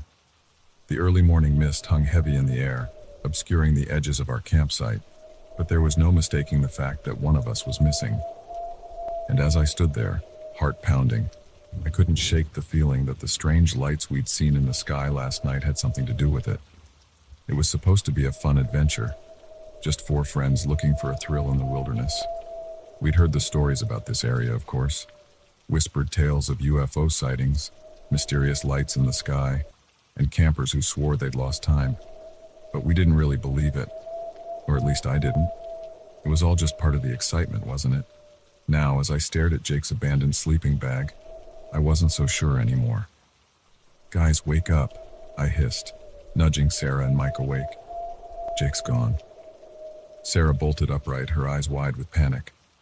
"What do you mean, gone?" Mike was slower to wake, grumbling as he unzipped his sleeping bag. "He probably just went to take a leak, chill out." But as we called out for Jake, our voices echoing through the misty forest, an eerie silence was our only answer. No birds chirping, no rustling of leaves, just an oppressive, unnatural quiet that sent shivers down my spine. We searched the immediate area around our campsite, but there was no sign of Jake. No footprints leading away, no discarded clothing, nothing. It was as if he'd simply vanished into thin air. "This isn't funny, Jake," Sarah shouted, her voice cracking with fear. "Come out now." But deep down, we all knew this wasn't some elaborate prank. Something was very, very wrong. As the sun climbed higher in the sky, burning away the morning mist, we expanded our search. We combed through the surrounding forest, calling Jake's name until our voices were hoarse. But with each passing hour, our hope dwindled. It was mid-afternoon when things started to get weird. I was pushing through a dense patch of underbrush when suddenly, the world seemed to flicker. For a split second, everything around me changed. The trees were taller, older. The ground was covered in a strange, iridescent moss. And the sky was a deep, unnatural purple. I blinked and everything was back to normal. But the image was seared into my mind, leaving me dizzy and disoriented. Did you guys see that?" I asked, my voice shaking. Sarah and Mike looked at me, confusion etched on their faces. "See what?" Mike asked. I tried to explain, but the words sounded crazy even to my own ears. They exchanged worried glances, clearly thinking I was losing it, but I knew what I'd seen, and I had a sinking feeling that it was somehow connected to Jake's disappearance. As the day wore on, similar incidents began to plague all of us. Sarah swore she saw strange symbols carved into tree trunks, only for them to vanish when she looked again. Mike kept hearing whispers in a language he couldn't understand, always just on the edge of his hearing. And me? I kept experiencing those flashes, those moments where reality seemed to shift. Each time the alternate world I glimpsed became clearer, more vivid, and each time I felt a pull, as if something was trying to draw me in. Night fell, and we were no closer to finding Jake. Exhausted and terrified, we made our way back to the campsite. None of us wanted to admit it, but we were lost. The forest around us seemed different, unfamiliar. Had we wandered farther than we thought, or was something else at play? We huddled around the campfire, jumping at every snapping twig and rustling leaf. The sky above was clear, the stars impossibly bright. But as we watched, the stars began to move. Slowly at first, then faster, swirling in impossible patterns. "This can't be happening," Sarah whispered, clutching my arm so tight it hurt. "What's going on?" Before I could answer, a blinding light flooded our campsite. It was so bright, so all-encompassing that for a moment I thought I'd gone blind. I could hear Sarah and Mike screaming, but their voices sounded distant, muffled. And then, As suddenly as it had appeared, the light was gone. But we weren't in our campsite anymore. We were somewhere else. The air was thick and heavy, filled with a strange, sweet scent that made my head spin. The ground beneath our feet pulsed with an otherworldly energy, and all around us tall, spindly figures moved in the shadows, their movements fluid and unnatural. "Welcome," a voice echoed in my mind, bypassing my ears entirely. "We've been waiting for you." One of the figures stepped forward, and I felt my heart stop. It was Jake. But not Jake. His eyes were too large, his skin pale and translucent. When he smiled, his teeth were sharp and numerous. "Don't be afraid," not Jake said, his voice an unsettling mix of familiar and alien. "You're home now." I wanted to run, to scream, to wake up from this nightmare. But I couldn't move. My body felt heavy, unresponsive. And as I stood there, paralyzed, I realized with growing horror that this was real. We hadn't just stumbled upon a UFO hotspot. We'd walked right into a trap. The creatures, for I couldn't think of them as anything else, moved closer, their long fingers reaching out to touch us. Each touch sent jolts of electricity through my body, and with each jolt, I felt myself changing. My perception shifted. My thoughts became clouded. I could see the same thing happening to Sarah and Mike. Their features were subtly altering, becoming more like Jake's, more like the creatures around us. And the worst part? A small, growing part of me was beginning to think that this was right, that we belonged here. Time lost all meaning. It could have been hours or days or years that we stood there, being remade by these alien touches. Memories of our old lives began to fade, replaced by new ones. Memories of a world with purple skies and pulsing ground, of ships that sailed between the stars. But just as I was about to lose myself completely, a small part of my mind rebelled. This wasn't right. This wasn't our world. We didn't belong here. With every ounce of willpower I had left, I fought against the alien influence. I clung to memories of home, of my family, of who I really was. And slowly, painfully, I began to break free. "No," I shouted, my voice sounding strange and distorted. "This isn't real. Sarah, Mike, Jake, we have to get out of here." My words seemed to break whatever spell had been cast over us. Sarah and Mike's eyes cleared, confusion and fear replacing the placid acceptance that had been there moments before. Even Jake seemed to falter, a flicker of recognition passing over his alien features. The creatures hissed, their forms shifting and writhing in anger. The world around us began to destabilize, reality bending and warping like a funhouse mirror. I grabbed Sarah and Mike's hands, reaching out to Jake with my free hand. "Come on!" I yelled. "We're going home!" For a moment, Jake hesitated. Then, with a look of desperate hope, he grabbed my hand. The moment our fingers touched, there was a flash of blinding light, a sensation of falling, and then we were back in our campsite, the normal Earth campsite. The sun was just beginning to rise, birds were chirping, and a gentle breeze rustled through the trees. It was as if nothing had happened. But we knew better. The memories of our ordeal were already beginning to fade, like a dream upon waking. But the fear, the sense of wrongness that lingered. And as we looked at each other, seeing the haunted look in each other's eyes, we knew that none of us would ever be the same. We packed up camp in silence, eager to put as much distance between us and this place as possible. As we hiked back to our car, I couldn't shake the feeling that we were being watched, that somewhere just beyond the veil of our reality, those creatures were waiting for another chance to bring us home. We never spoke about what happened that night. How could we? Who would believe us? But sometimes when I look up at the night sky, I swear I can see the stars moving in those impossible patterns. And I wonder, with a mixture of fear and a strange, unsettling longing, if they'll ever come back for us. Because the truth is, a small part of me, a part I try to ignore, is hoping they will, is hoping.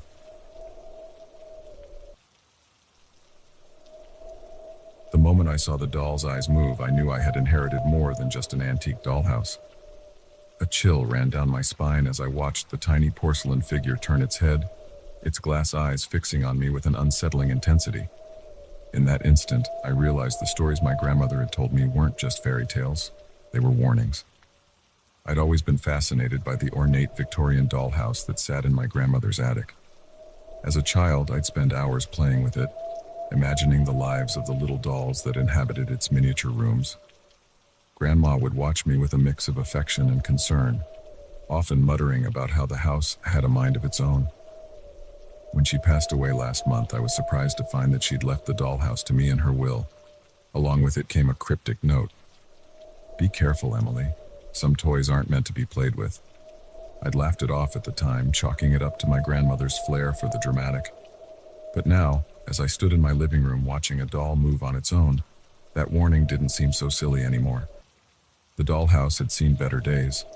Years in the attic had left it dusty and faded, its once vibrant wallpapers peeling at the edges. I decided to restore it, both as a way to honor my grandmother's memory and to distract myself from the grief of losing her. For weeks, I'd worked on it every evening after coming home from my job at the local library. I'd carefully replaced torn wallpaper, fixed tiny pieces of broken furniture, and even made new curtains for the windows. It was painstaking work, but I found it oddly soothing. Until tonight. I'd been putting the finishing touches on the parlor when I noticed one of the dolls, a lady in a blue dress, was out of place.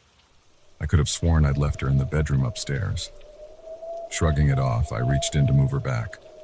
That's when she turned and looked at me. I stumbled backward, knocking over my chair in my haste to get away from the dollhouse. My heart was pounding so hard I could feel it in my throat. This couldn't be happening. Dolls didn't move. They didn't look at you with eyes that seemed far too alive.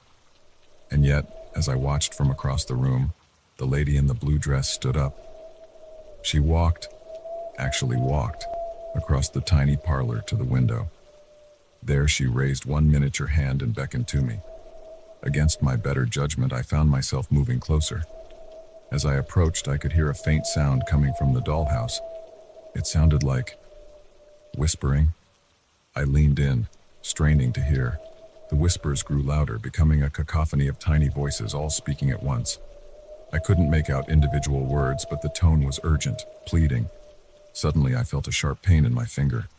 I jerked my hand back to find a small cut, a bead of blood welling up. In my fascination, I'd accidentally caught my finger on a sharp edge of the dollhouse. As I watched, a drop of blood fell, landing on the miniature carpet of the parlor. The moment it touched the fabric, the whispers stopped. An eerie silence fell over the room. Then slowly, impossibly, the dollhouse began to grow. Or was I shrinking? The room spun around me, the furniture growing to enormous proportions. I felt a sensation of falling, and suddenly I was standing in the parlor of the dollhouse, looking up at my own shocked face peering in through the window. Panic seized me. I ran to the window, pounding on the glass, screaming for help.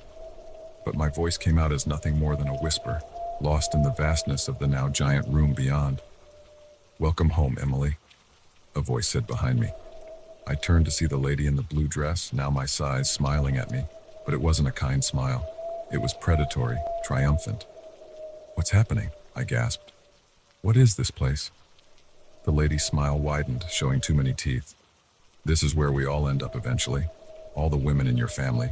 Your grandmother resisted for years, but in the end, even she succumbed." A chill ran through me as the implications of her words sank in. "My grandmother? She's here?" The lady nodded, gesturing to a door behind her. "Would you like to see her?" Before I could answer, the door swung open. There, sitting in a rocking chair, was my grandmother, but not as I remembered her. This version of her was young, perhaps in her 20s, dressed in clothes from another era. "Grandma?" I whispered. She looked up, her eyes widening in recognition and then horror. "Oh, Emily, no, not you too." I ran to her, wrapping my arms around her in a desperate hug. She felt real, solid. This was no dream or hallucination. "What's going on, Grandma? How do we get out of here?" She pulled back, her eyes sad. "We don't, dear. This house, it's been in our family for generations. It takes us one by one. I had hoped by giving it to you, by warning you, you might break the cycle." "But why?" I asked, my mind reeling. "Why us? Why our family?" The lady in the blue dress laughed, a sound like breaking glass. "Because your ancestor made a deal, silly girl. A deal for wealth, for power. And this house, this is where she pays the price. Where you all pay the price." I looked around the room, really seeing it for the first time. There were other dolls, no, other women watching us. Some looked resigned, others angry, but all had the same haunted look in their eyes. "There has to be a way out," I said, desperation creeping into my voice. "We can't just be trapped here forever." My grandmother shook her head. "Many have tried, Emily. All have failed." But as she spoke, I noticed something. On the mantelpiece above the fireplace, there was a tiny dollhouse, an exact replica of the one I'd inherited. And inside that dollhouse, I could see tiny figures moving. An idea began to form in my mind. If I could shrink to enter this dollhouse, could I shrink again? Could I go deeper, find the source of this curse? I broke away from my grandmother, running to the mantelpiece. Behind me, I could hear the lady in the blue dress shouting, could feel the other women trying to grab me, but I was faster. I reached the tiny dollhouse and without hesitation pricked my finger on its sharp roof. A drop of blood fell, landing on its miniature lawn. The world spun again. I felt that sickening sensation of falling, of shrinking. When it stopped, I found myself standing in front of an even smaller dollhouse. I was getting closer. I could feel it. Again and again, I repeated the process. Each time, the dollhouse grew smaller, the details becoming more intricate, more impossible. And each time, I could feel a growing sense of wrongness, of evil. Finally, after what felt like an eternity of shrinking, I reached a dollhouse so small it was barely visible to the naked eye. But I knew somehow that this was it, the source of the curse. With a deep breath, I pricked my finger one last time. The world exploded into light and sound. I was falling, faster than ever before, tumbling through space and time. I saw flashes of my ancestors, of the woman who had made the original deal. I saw the entity she had bargained with, a thing of shadow and malice. And then suddenly, I was back in my living room, full-sized and gasping for air. The dollhouse sat before me, innocent-looking and still. But now I knew its secret. With shaking hands, I reached for my phone and dialed the number my grandmother had left me, the one I was only supposed to use in emergencies. A gruff voice answered on the first ring. "Emily, is it time it?" I swallowed hard, my eyes never leaving the dollhouse. "Yes," I said. "It's time. Bring the sage, the salt, and the iron. We're ending this tonight." I never thought I'd be afraid of a man in a hard hat. But here I was, crouched behind my living room curtains, heart pounding, as I watched him circle my house like a vulture eyeing its prey. It started as an ordinary Tuesday. I was working from home, buried in spreadsheets and conference calls, when a flash of yellow caught my eye. Glancing out the window, I saw a man in a utility worker's uniform standing on the sidewalk, clipboard in hand. He seemed to be examining the houses on our street, jotting down notes as he went. I didn't think much of it at first. Utility workers were a common sight in our neighborhood, always checking meters or trimming trees away from power lines. But as the day wore on, I noticed he was still there, lingering far longer than seemed necessary. By mid-afternoon, my curiosity had turned to unease. The man had been out there for hours, his attention focused solely on my house. I watched as he paced back and forth, scribbling furiously on his clipboard. Occasionally, he'd pause to stare at my windows, as if trying to peer inside. I double-checked the calendar on my fridge. No, I hadn't forgotten about any scheduled maintenance. We hadn't reported any issues either. So why was he so fixated on our property? As the sun began to set, casting long shadows across my front lawn, I decided to confront him. I stepped outside, plastering on a friendly smile. "Can I help you with something?" I called out. The man's head snapped up, his eyes meeting mine. For a moment, he looked startled, as if he hadn't expected anyone to be home. Then his face smoothed into a bland smile. "Just doing a routine check, ma'am," he replied, his voice oddly flat. Nothing to worry about. But there was plenty to worry about. As he spoke, I noticed his uniform didn't quite fit right. The sleeves were too short, the pants too loose, and there was no company logo on his hat or shirt, just blank yellow fabric. "What company did you say you were with?" I asked, trying to keep my voice steady. He hesitated, just a fraction too long. "City Utilities," he mumbled, already turning away. "Have a good evening, ma'am." I watched him walk away, my skin crawling. Something was very, very wrong. I went back inside, locked the door, and called the utility company. As I suspected, they hadn't sent anyone to our neighborhood. In fact, they had no record of any scheduled work in our area at all. Panic rose in my throat as I hung up the phone. Who was this man, and what did he want? I peered out the window again, hoping he was gone. But there he was, standing at the end of my driveway, staring at my house with an intensity that made my blood run cold. I called the police, my fingers trembling as I dialed. The dispatcher assured me they'd send someone to check it out, but it might be a while. Apparently, there had been a big pileup on the highway, and most officers were tied up with that. So I waited and watched. The sky grew darker, streetlights flickering to life. The man remained, a menacing silhouette against the deepening twilight.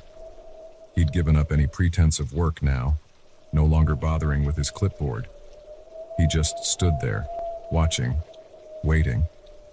I made sure every door and window was locked, drawing all the curtains except for a small gap I could peer through. My phone was clutched in my sweaty palm, 911 pre-dialed and ready to call at a moment's notice. Hours passed. The street grew quiet as my neighbors settled in for the night, oblivious to the silent standoff happening outside. I couldn't take my eyes off him, terrified that if I looked away for even a second, he'd make his move. It was nearing midnight when he finally did. I had just glanced at my phone, checking for updates from the police, when I heard it. A soft scraping sound, coming from the side of the house. My heart leaped into my throat as I realized he was no longer standing in the driveway. Clutching a heavy table lamp as a makeshift weapon, I crept towards the noise. It was coming from the guest bedroom, the one room whose windows I'd forgotten to check earlier. As I approached, I could hear the subtle sounds of someone working at the lock. I pressed myself against the wall next to the door, lamp raised, ready to swing. The scraping stopped, replaced by the soft creak of the window being slowly pushed open. A rush of cool night air brushed my face as the window swung wide. I held my breath, every muscle in my body tense, as I heard the soft thud of feet landing on the carpet. For a moment, all was silent. Then, a beam of light cut through the darkness as he switched on a flashlight. I could see his shadow, distorted and monstrous, stretching across the floor. He took a step forward, and another. The floorboards creaked under his weight. He was getting closer to the door, closer to where I was hiding. My palms were slick with sweat, the lamp threatening to slip from my grasp. I adjusted my grip, trying to steady my trembling hands. Just a few more steps, and he'd be in range. The door began to open, agonizingly slow. I could see his hand first, then the sleeve of his yellow jacket. As soon as I saw his shoulder, I struck. The lamp connected with a sickening thud. He stumbled backward with a strangled cry, the flashlight flying from his hand and clattering across the floor. I didn't give him a chance to recover. I swung again and again until he collapsed to the ground. Breathing heavily, I fumbled for the light switch. The room flooded with light, revealing the man sprawled on the floor. Blood trickled from a gash on his forehead, his eyes closed. The yellow hard hat had rolled into a corner, revealing thinning gray hair. With shaking hands, I pulled out my phone and dialed 911. This time, the dispatcher promised immediate assistance. As I waited for the police to arrive, I kept a wary eye on the unconscious intruder, the lamp still clutched tightly in my hands. The next few hours passed in a blur of flashing lights and police interviews. They took the man away in an ambulance, still unconscious. As one officer bagged the man's tools as evidence, another sat with me in the kitchen, taking my statement. "You did the right thing," he assured me, his voice kind. "This guy's a known burglar. We've been trying to catch him for months. He likes to pose as utility workers to case houses during the day, then break in at night." Relief washed over me, but it was quickly followed by a wave of nausea. I'd been right to be suspicious, right to be afraid. But how close had I come to becoming another one of his victims? As the police finished up and prepared to leave, the officer paused at my door. "You should think about getting a security system," he suggested, "just in case." I nodded numbly, knowing I wouldn't be able to sleep without one now. As I closed the door behind him, I caught a glimpse of my reflection in the hallway mirror. My face was pale, my eyes wide with lingering fear. I hardly recognized myself. I spent the rest of the night sitting in my living room, every light in the house blazing. Sleep was out of the question. Every time I closed my eyes, I saw the man's face, heard the scrape of tools on my window. As the first light of dawn began to seep through my windows, I finally felt some of the tension leave my body. I'd survived the night. I was safe. But as I walked to the kitchen to make a much-needed cup of coffee, a thought stopped me cold. The officer had said, "We've been trying to catch him for months." Months of this man watching houses, breaking in, terrorizing people like me. How many other women had stood where I stood, watching a stranger watch their homes? How many had felt the same fear, the same helplessness? And how many hadn't been as lucky as I was? I thought about all the times I'd ignored my instincts, brushed off feelings of unease as paranoia. Never again, I vowed. From now on, I would trust my gut, no matter what. As I sipped my coffee, I opened my laptop and began researching security systems. I had work to do, a house to fortify, a sense of safety to rebuild. The man in the hard hat was gone, but I knew there would be others. Next time, I would be ready. The silence of the wilderness was supposed to be peaceful. Instead, it became the soundtrack to my terror as I stared at the strange footprints circling my tent, my breath catching in my throat with each twig snap in the darkness beyond. I'd always been a city girl at heart, more comfortable with the hum of traffic than the chirping of crickets. But when my therapist suggested a solo camping trip to help with my anxiety, I decided to give it a try. "Reconnect with nature," she said. "Find your inner peace." If only she could see me now, huddled in my sleeping bag, jumping at every sound. The day had started well enough. I'd found a beautiful spot by a small stream, far from the designated campgrounds. I wanted solitude, and I'd certainly found it. The sun filtered through the leaves as I set up my tent, humming to myself and feeling proud of my newfound outdoorsiness. As evening fell, I built a small fire, feeling like a regular survivalist as I roasted marshmallows and watched the stars come out. The night was clear, the Milky Way stretching across the sky in a way I'd never seen in the city. Maybe my therapist was onto something after all. I crawled into my tent around midnight, tired but content. The sounds of the forest, the rustle of leaves, the distant hoot of an owl, lulled me to sleep. But sometime in the early hours of the morning, I jerked awake, my heart pounding. At first, I couldn't pinpoint what had woken me. Then I heard it, a soft crunching sound like footsteps on leaves. It was close, too close. I held my breath, straining my ears. The footsteps circled my tent slowly, deliberately. This was no curious deer or raccoon. Whatever was out there was big, and it moved with purpose. I wanted to call out, to ask who was there, but fear had frozen my voice. The footsteps completed a circuit around my tent, then stopped right outside the entrance. I could see a shadow through the thin fabric, looming and motionless. Seconds stretched into minutes. I lay there, barely breathing, waiting for something. A voice, more footsteps, the zip of my tent opening. But there was nothing, just that shadow, standing silent and still. Then, as suddenly as it had appeared, the shadow moved away. I heard the footsteps retreating, fading into the distance. Only when I could no longer hear them did I let out the breath I'd been holding, my body shaking with delayed panic. I wanted to convince myself it had been a dream, a figment of my anxious imagination. But as the first light of dawn began to seep through my tent, I knew I had to face whatever was out there. With trembling hands, I unzipped the tent and peeked out. The forest looked peaceful in the early morning light, birds beginning their dawn chorus. For a moment, I felt foolish for my fear. Then I looked down. Footprints. Large, distinctly human footprints circled my tent. They weren't there when I'd gone to sleep. My blood ran cold as I followed their path with my eyes, seeing how they led right up to my tent's entrance before moving away again. Someone had been here, watching me sleep. I scrambled out of the tent, my eyes darting around the clearing. That's when I saw it, a flash of movement between the trees. A figure, dark and indistinct, darting out of sight. "Hey!"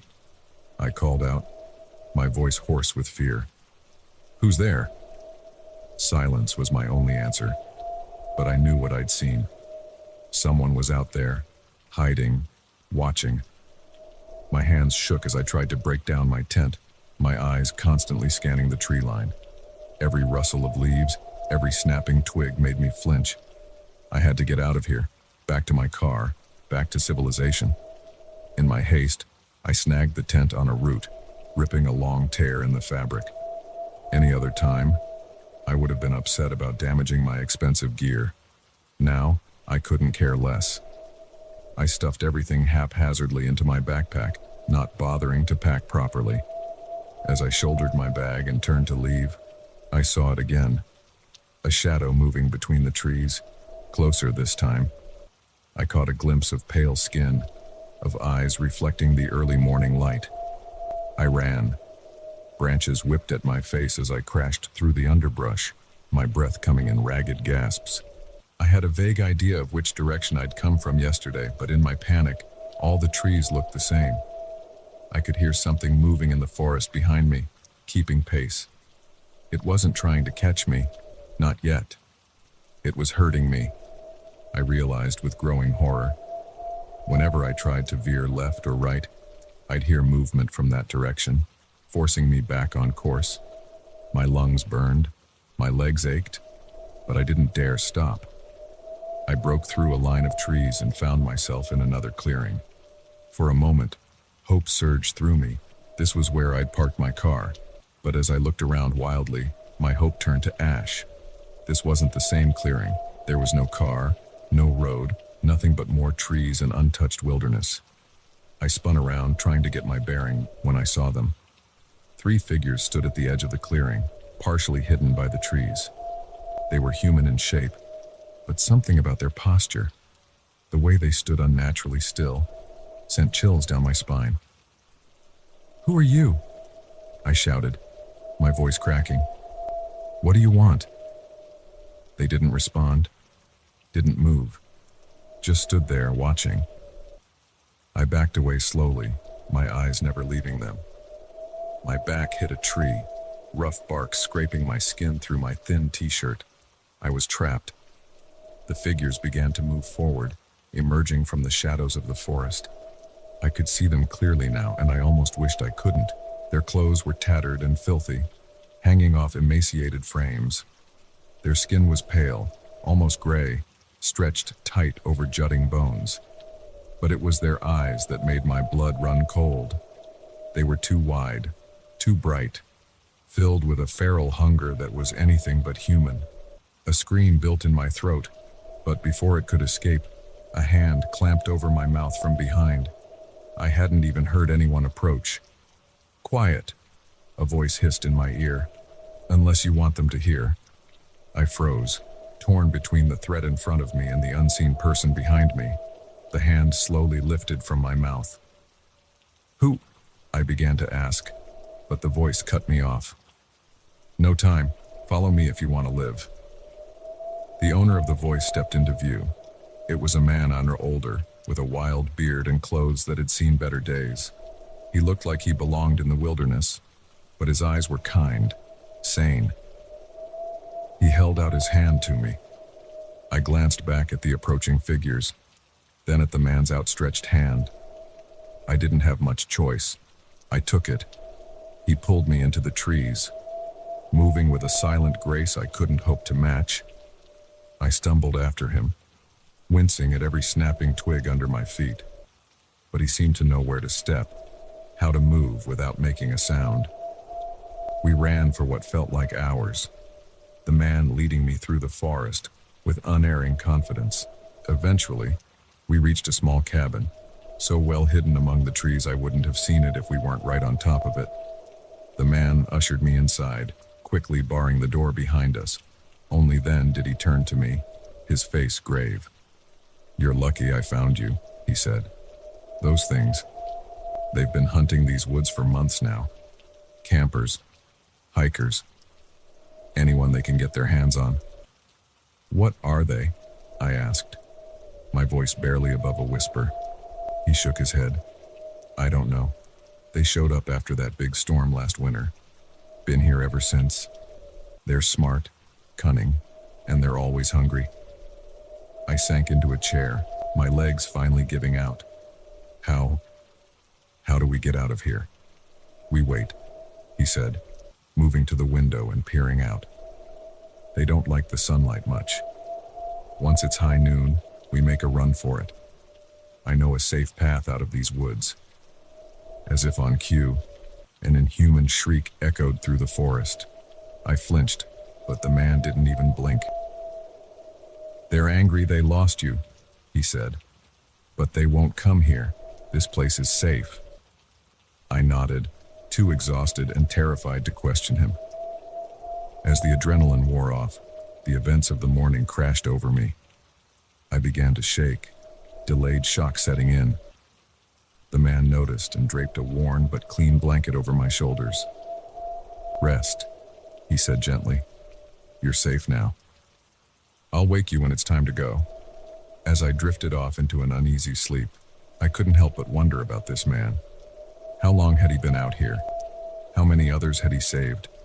And most importantly, would we really be safe when we left the cabin? Somehow, I had a feeling my ordeal was far from over. The forest had shown me its secrets, and I knew I'd never look at the wilderness the same way again. My last thought before sleep took me was of my therapist. "Reconnect with nature," she'd said. Well, I'd certainly done that, but this connection was one I'd spend the rest of my life trying to forget.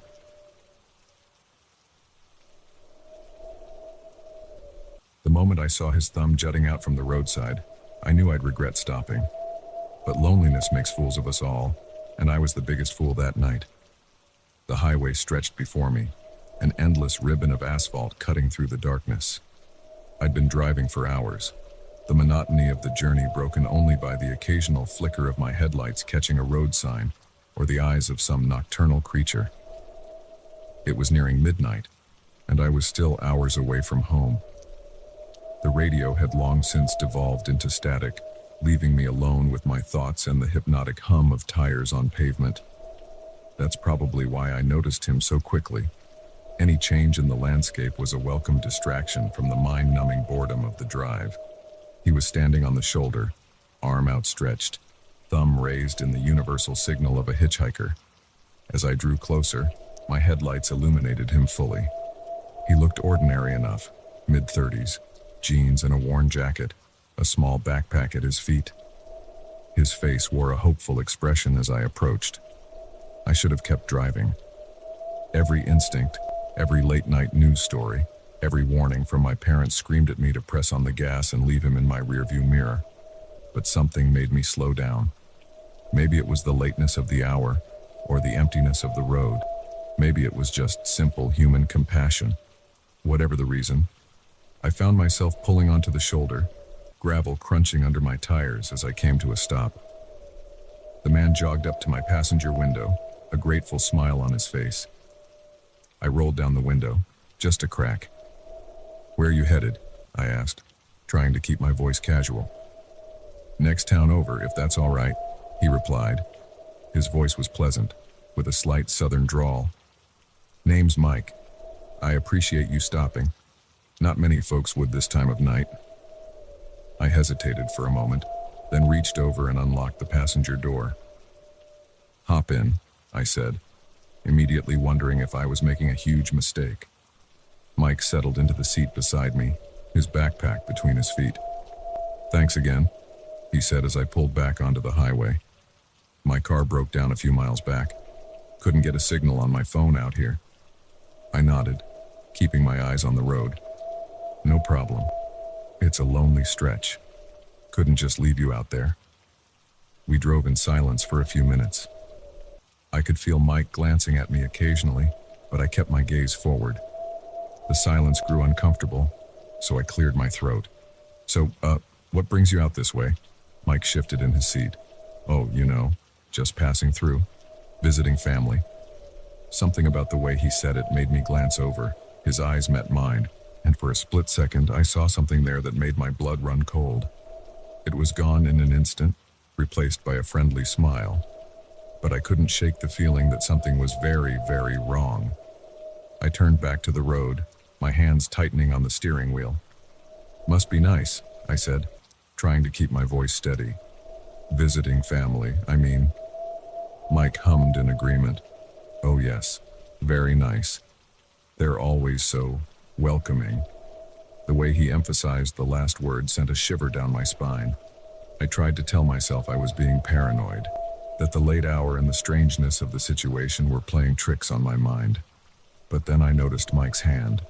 It was resting on the seat between us, and it was clenched into a tight fist.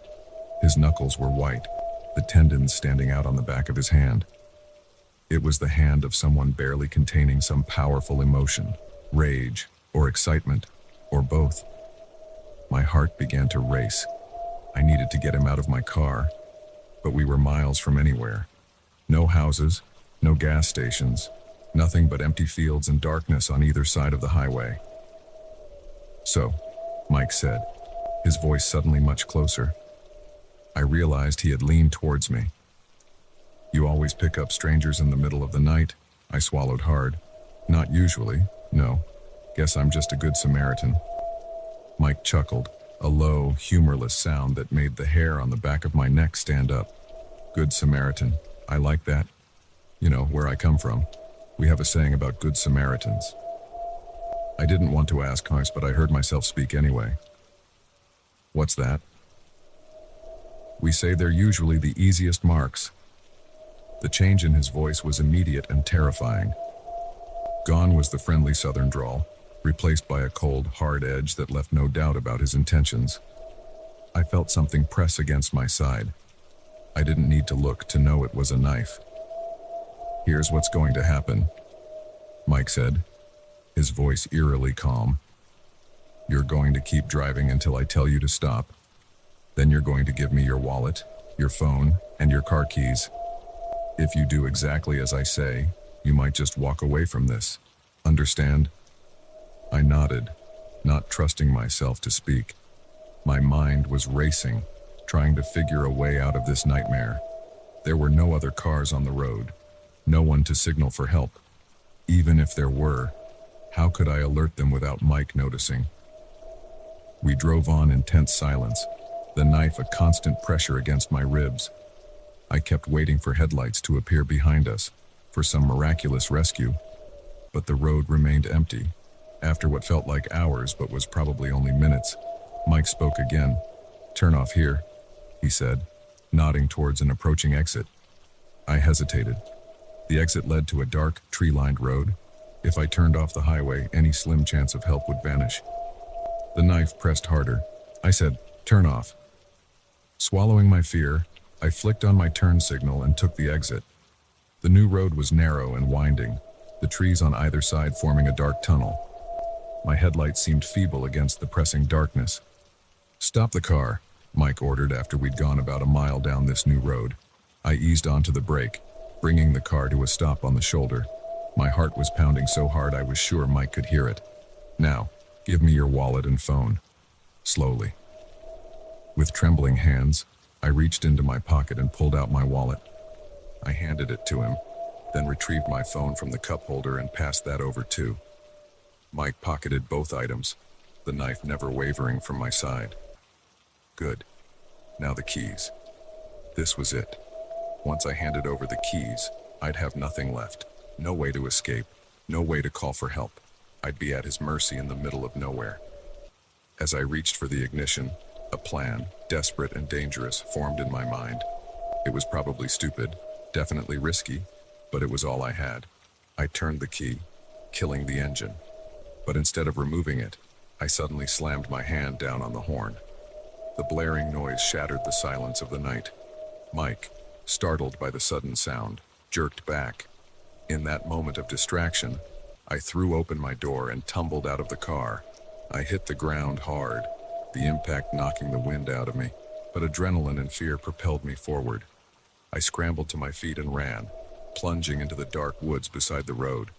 Behind me, I heard Mike cursing, the car door slamming, then footsteps crashing through the underbrush. He was coming after me. I ran blindly through the trees, branches whipping at my face, roots threatening to trip me with every step. I had no idea where I was going, no plan beyond away from Mike, away from the knife, away from the terror that gripped my heart. I don't know how long I ran. Time lost all meaning in that dark forest. But eventually, I burst through the tree line and found myself on another road. This one was wider, better maintained, and in the distance I could see lights, civilization, safety. I ran towards those lights like my life depended on it, because it did. As I got closer, I realized it was a truck stop. Never in my life had I been so happy to see a gas station and a cheap diner.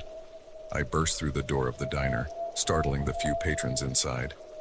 "Please," I gasped, struggling to catch my breath. "I need help. Someone's after me." The next few hours passed in a blur. Police were called, statements were taken, search parties were sent out, but they never found Mike. It was like he had vanished into the night, taking my wallet, my phone, and my sense of security with him. As I sat in the police station, a shock blanket around my shoulders, I couldn't stop shaking. Not just from the cold or the adrenaline crash, but from the realization of how close I'd come to. I didn't even want to think about what might have happened. The detective taking my statement laid a gentle hand on my arm. "You're safe now," she said softly. "You did good. You survived." I nodded, but I knew the truth. I might have escaped. But a part of me was still out there in those dark woods, running for my life. And I knew that every time I got behind the wheel, every time I saw a hitchhiker on the side of the road, I'd remember this night. I'd remember Mike, and the moment his mask slipped, revealing the predator beneath. And I'd remember the lesson I'd learned the hard way. Sometimes, the real monsters don't hide under your bed. Sometimes, they sit right beside you, with a friendly smile and a hidden knife, just waiting for their chance.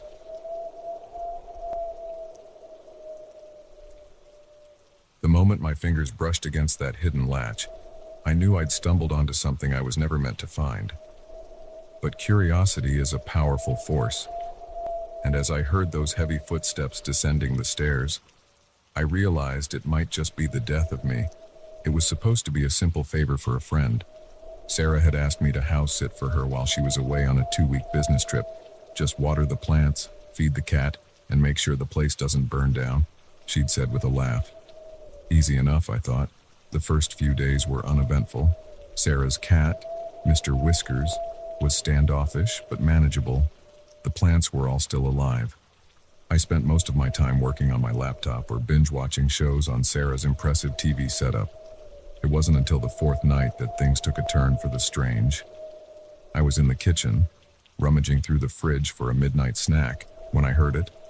A soft thud like something heavy being dropped, coming from somewhere below me. At first, I dismissed it. Old houses make noises, right? But then I heard it again, louder this time. It was definitely coming from beneath the house. I knew Sarah's place had a basement. I'd seen the door next to the kitchen when I first arrived, but she told me there was nothing down there except old junk, and that I wouldn't need to go down for any reason. Curiosity piqued. I approached the basement door. It was locked, which struck me as odd. Who locks a basement door in their own home? I tried to push the thought aside, to go back to bed and forget about it. But the noises continued, soft but persistent. Before I knew what I was doing, I was searching for the key. I found it on top of the door frame, hidden behind a layer of dust. My hand trembled slightly as I inserted it into the lock. The door creaked open, revealing a set of steep stairs descending into darkness. I flicked the light switch, but nothing happened. Great. I pulled out my phone, turning on the flashlight app, and began my descent. The basement was cluttered, just as Sarah had said. Boxes piled high, old furniture draped in sheets, the usual basement stuff. But as I swept my phone's light across the room, something caught my eye. A section of the wall looked different. The paint was fresher, newer than the rest. I approached it, running my hand along the surface. That's when I felt it, a small, almost imperceptible bump. A hidden latch. My heart raced as I pressed it. There was a soft click, and a section of the wall swung inward, revealing a small, secret room. The beam of my flashlight illuminated a scene that made my blood run cold. The room was tiny, no bigger than a closet, but it was what was in the room that horrified me. The walls were covered in photographs, hundreds of them, overlapping, creating a disturbing collage. They were all of people, men, women, children, in various states of distress. Some were clearly taken without the subject's knowledge. Others, I couldn't bear to look at too closely. In the center of the room was a small table. On it lay a journal, open to a page filled with cramped, frenzied writing. I leaned in closer, my eyes widening as I read. Subject 27 lasted longer than expected. Notes on improved technique. I slammed the journal shut, my stomach churning. This couldn't be real. This couldn't be Sarah's. Sweet, funny Sarah who baked cookies for the neighborhood kids and volunteered at the animal shelter. It had to be some sick joke, or maybe I was dreaming. But I knew, deep down, that this was all too real. I was so absorbed in my horrified thoughts that I almost missed it. The sound of a key turning in a lock upstairs. My blood turned to ice. Sarah wasn't due back for another week and a half. I hadn't invited anyone over, which meant heavy footsteps on the floor above. Slow, deliberate. They paused at the top of the basement stairs. I panicked. I couldn't go back the way I came. Whoever was up there would see me. But I couldn't stay in this tiny room either. I was trapped. The footsteps began descending the stairs. Slow, agonizing. Each step made the old wood creak and groan. I looked around frantically, searching for somewhere, anywhere to hide. The room was too small, too exposed. My eyes landed on a large wardrobe in the main part of the basement. It was my only chance. I slipped out of the secret room, carefully closing the hidden door behind me. As quietly as I could, I crept towards the wardrobe. Each step felt like an eternity, the sound of my own heartbeat thundering in my ears. I reached the wardrobe and yanked open the door, wincing at the slight squeak of its hinges. I climbed inside, pulling the door closed just as the basement lights flickered on. Through a small crack, I could see a figure reach the bottom of the stairs. It was a man, tall and broad-shouldered. He wasn't Sarah, that was for sure. He moved with purpose, heading straight for the hidden room. I held my breath as he passed by my hiding spot. From my vantage point, I could see his face. It was no one I recognized, but his expression sent chills down my spine. His eyes were cold, calculating, the eyes of a predator. He reached the hidden door and pressed the latch. As it swung open, he paused. Something was wrong. He bent down, examining the floor. When he straightened up, he was holding something. With a jolt of terror, I realized what it was, a long strand of my hair. The man's posture changed instantly. He became alert, tense, like a hunting dog that's caught a scent.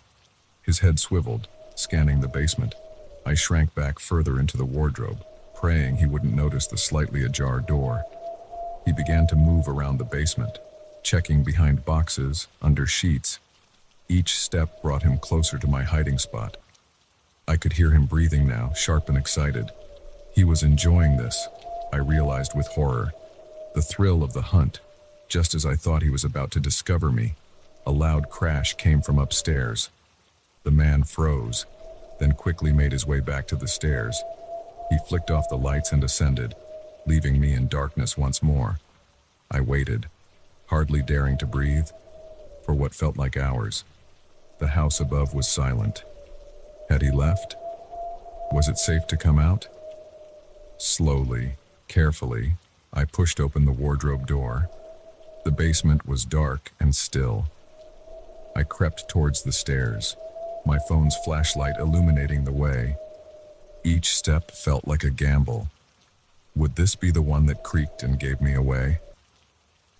I made it to the top of the stairs and pressed my ear against the door. Nothing. Gathering my courage, I turned the knob and pushed it open. The kitchen was empty. So was the living room. I moved through the house like a ghost, checking each room, terrified of what, or who, I might find. But the house was empty. The front door was slightly ajar, explaining the crash I'd heard earlier. Mr. Whiskers must have knocked something over in his escape. I didn't waste any time. I grabbed my keys and wallet and ran for my car. As I peeled out of the driveway, I saw a figure step out from behind a tree across the street. The man from the basement. He watched me drive away, and even from a distance I could see the smile on his face. A promise. This wasn't over. I drove straight to the police station. The officers listened to my story with increasing alarm. They sent units to Sarah's house immediately, but I knew they wouldn't find anything. The man would be long gone, and I suspected the secret room would be empty too. In the days that followed, my world turned upside down. Sarah was brought in for questioning. She denied everything, of course. Claimed she knew nothing about the secret room or the man. But the evidence was mounting against her. As for me, I couldn't shake the feeling of being watched. Every shadow held a potential threat. Every stranger on the street could be him. The man from the basement. The one who had smiled at me like our encounter was just the beginning. I knew I should feel relieved. The truth had come out. A dangerous person had been caught, but all I felt was a deep, gnawing fear. Because I knew something the police didn't. I had seen the look in that man's eyes. This was a game to him, and it was far from over. Every night, I double-checked my locks. Every morning, I scan the street before leaving my house. And every day I wonder, when will I see him again? And what will happen when I do? The basement may be behind me, but its shadows still linger. And somewhere out there, a predator waits, ready to step out of those shadows once more. The knock came at midnight, 3 sharp raps that cut through the silence of my empty house. I froze, remote in hand, the late-night movie forgotten as I stared at the front door. Who could be calling at this hour? And why did the sound fill me with such inexplicable dread? I'd always been a bit of a night owl, preferring the quiet solitude of the wee hours to the hustle and bustle of daytime. My job as a freelance graphic designer allowed me this luxury, and I'd grown accustomed to the rhythm of my nocturnal lifestyle. But this was different. Setting down the remote, I cautiously approached the door. Through the peephole, I could see a small figure standing on my porch. The porch light cast a harsh glow, and it took my eyes a moment to adjust. When they did, I felt my breath catch in my throat. It was a young girl, maybe 9 or 10 years old. She was soaked to the bone, her blonde hair plastered to her face. But it wasn't her bedraggled appearance that sent a chill down my spine. It was her eyes. Even through the distortion of the peephole, I could see they were wide, too wide, and they didn't blink. "Please let me in," she called, her voice high and trembling. It sounded rehearsed somehow, like she was reading from a script. I stood frozen, my hand on the doorknob. Every instinct screamed at me not to open the door, but how could I leave a child out in the rain? What if she was in trouble? "Are you okay?" I called through the door. "Where are your parents?" "Please," she repeated, ignoring my questions. "I'm cold. Let me in." Something was very, very wrong. Her voice didn't match her appearance. It was too controlled, too even for a child who should be panicking in this situation. "I'm calling the police," I said, reaching for my phone. "They'll help you find your parents." As I dialed, I kept my eye on the peephole. The girl's expression didn't change. She didn't react to my words at all. She just stood there, staring at the door with those unnaturally wide eyes. The 911 operator answered, and I quickly explained the situation. They promised to send a car to check it out, but advised me not to open the door in the meantime. As I hung up, the girl spoke again. "Let me in," she said, but this time her voice was different, lower, harder. The pretense of a scared child was gone. "Let me in now." A chill ran down my spine. This was no lost child. Whatever was on my porch, it wasn't human. At least, not entirely. I backed away from the door, my heart pounding. The girl, or whatever it was, began to knock again. The sound was no longer the timid rapping of small fists. It was heavy, insistent. The door shook in its frame. "Let me in." The voice was changing, deepening with each word. "You can't keep me out forever." I retreated to the living room, grabbing my laptop on the way. With shaking hands, I began to search online for any similar experiences. To my horror, I found dozens of accounts. All described the same thing: a child at the door late at night, begging to be let in. Those who opened their doors were never heard from again. The pounding at the door grew louder. I could hear wood splintering. Whatever was out there, it was trying to break in. I ran to the kitchen, frantically searching for a weapon. I settled on a large knife, though I had no idea if it would be effective against whatever this was. A crash from the front of the house told me the door had given way. Heavy footsteps echoed through the house. They didn't sound like they belonged to a child anymore. I pressed myself against the kitchen wall, knife clutched to my chest. The footsteps grew closer. A shadow fell across the kitchen threshold. What stepped into view made my blood run cold. It was no longer the little girl from the porch. The creature before me was tall, impossibly thin, with limbs that seemed too long for its body. Its skin was pale, almost translucent, stretched tight over an angular frame. But its face was still that of the little girl, though distorted now. The eyes were even wider, black and bottomless. The mouth was stretched into an unnatural grin filled with needle-sharp teeth. "Found you," it said, its voice a horrifying mix of child and monster.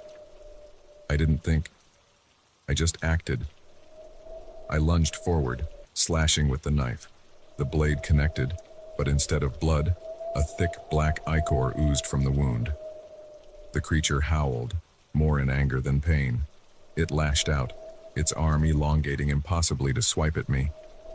I ducked, feeling the air whoosh above my head. I scrambled past it, heading for the front door.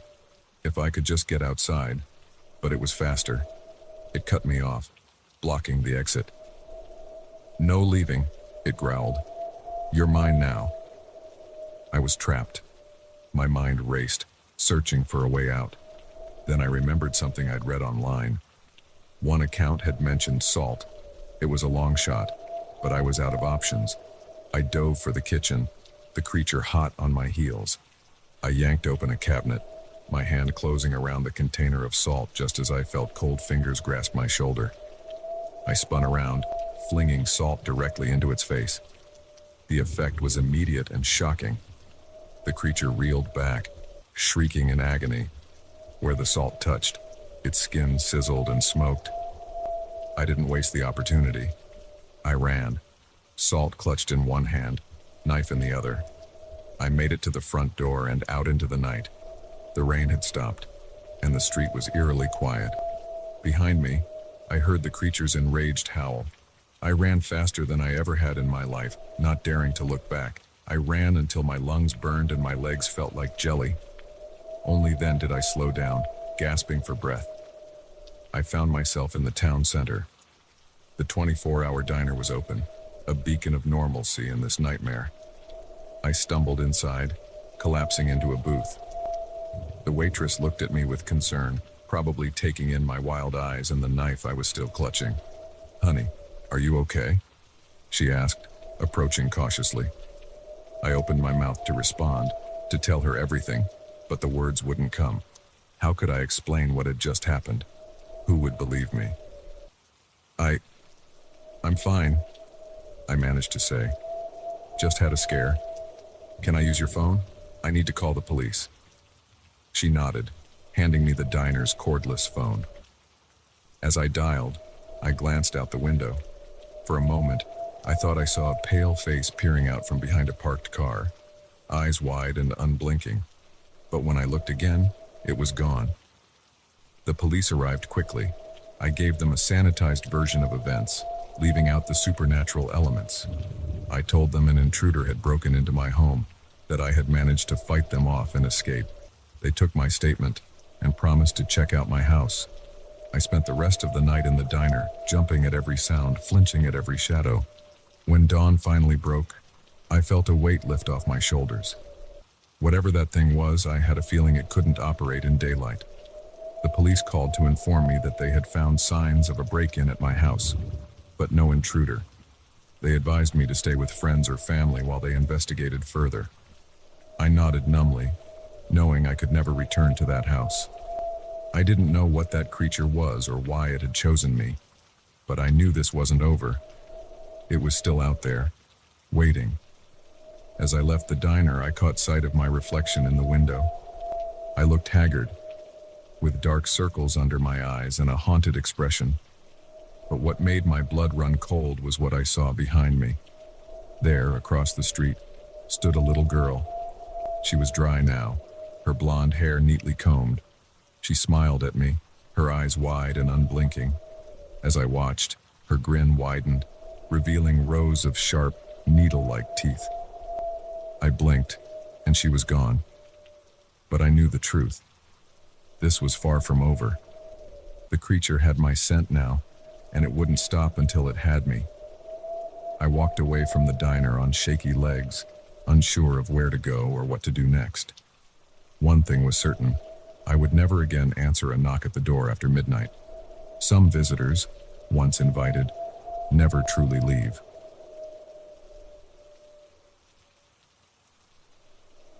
The rusty door creaked open, revealing a darkness so thick it seemed to swallow our flashlight beams. We should have turned back right then, but the thrill of urban exploration, the promise of a great story to tell, pushed us forward. We had no idea we were walking into a nightmare. It was Jake's idea to explore the abandoned warehouse. He'd always been the adventurous one in our group, always pushing us to try new things, to seek out the next adrenaline rush. When he showed us the online forum post about the old Riverside manufacturing plant, his eyes gleamed with excitement. "Come on, guys," he pleaded. "It'll be epic. Think of the photos we could get." Sarah, ever the voice of reason, argued against it. "It's trespassing, Jake. We could get in serious trouble." But Mike and I were already sold on the idea. The prospect of exploring a piece of forgotten history was too tempting to pass up. In the end, Sarah reluctantly agreed to come along, if only to keep us idiots from getting ourselves killed. We chose a Friday night for our adventure. The warehouse was on the outskirts of town, far from prying eyes. As we approached in Jake's beat-up Jeep, the building loomed before us, a hulking shadow against the night sky. "Creepy," Mike muttered, voicing what we were all thinking. We parked a block away and approached on foot, our excitement mingling with a growing sense of unease. The chain-link fence surrounding the property was rusted and bent, easy enough to slip through. The main entrance was boarded up, but Jake quickly found a side door that yielded to his lock-picking skills, and then we were in. The air inside was stale, thick with dust and the musty smell of abandonment. Our flashlights cut through the darkness, revealing peeling paint, broken machinery, and years of neglect. We moved slowly, our footsteps echoing in the cavernous space. "This place is huge," Sarah whispered, her earlier reluctance giving way to awe.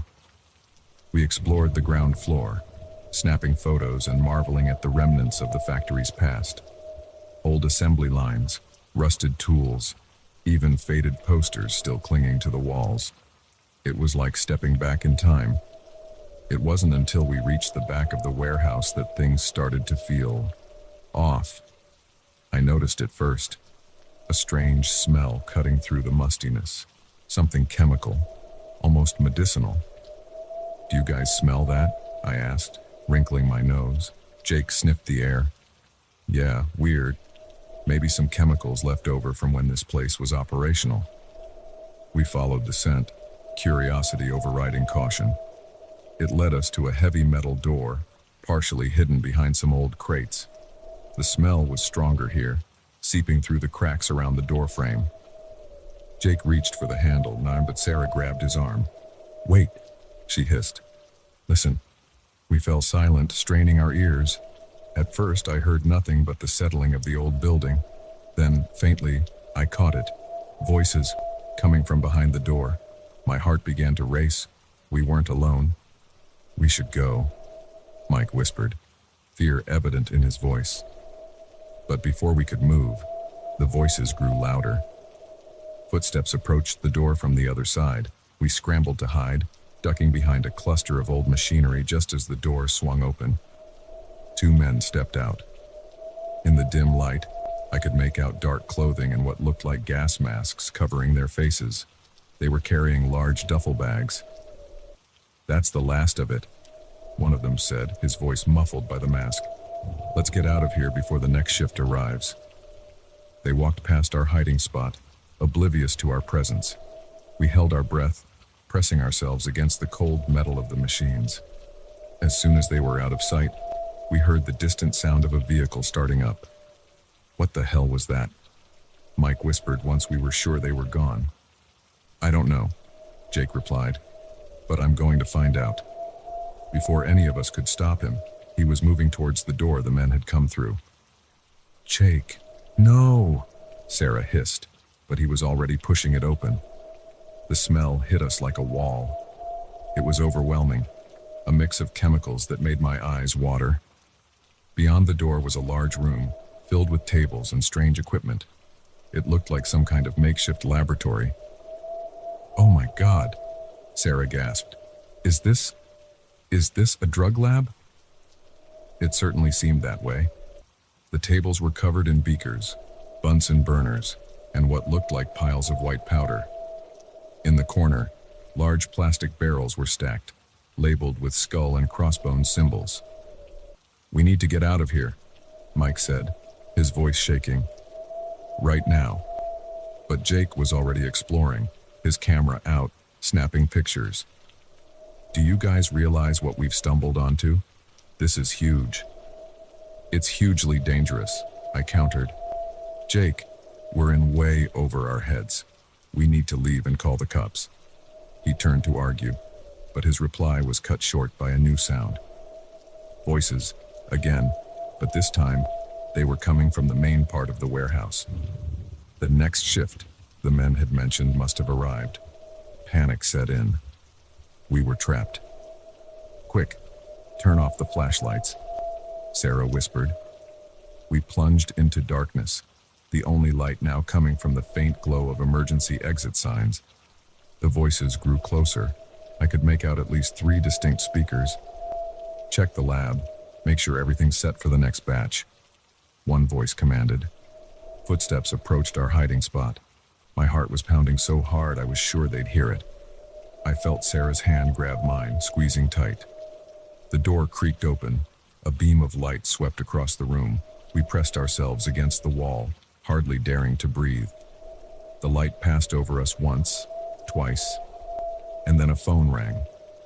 The sudden noise made us all jump. It was coming from Jake's pocket. In our panic, he'd forgotten to silence it. "What was that?" one of the men shouted. "There's someone in here." Everything happened fast after that. Jake bolted, shoving past the man in the doorway. We had no choice but to follow. I heard shouts behind us, the sound of pursuit. We ran blindly through the warehouse, dodging around old equipment and piles of debris. I could hear our pursuers gaining on us. They knew the layout better than we did. "The side door," Sarah gasped. "It's our only chance." We changed course, heading for where we'd entered. Behind us, I heard the unmistakable sound of a gun being cocked. These men were serious, and we were in real danger. Jake reached the door first, yanking it open. We spilled out into the cool night air, gasping and stumbling, but we couldn't stop. We ran for Jake's Jeep, the shouts of our pursuers echoing behind us. We piled in, Jake fumbling with the keys. Come on, he muttered. The engine roared to life just as dark figures emerged from the warehouse. Jake floored it, tires screeching as we peeled away.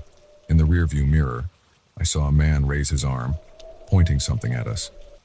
A sharp crack split the air, and the rear window shattered. "Get down," Mike yelled. We ducked low in our seats as Jake swerved, taking corners at breakneck speed. It wasn't until we were on the highway, the warehouse far behind us, that we finally started to breathe again. What do we do now?" Sarah asked, her voice trembling. "We go to the police," I said firmly. "We tell them everything." Jake nodded, his earlier bravado gone. "I'm so sorry, guys. I had no idea." We spent hours at the police station, giving statements, describing what we'd seen.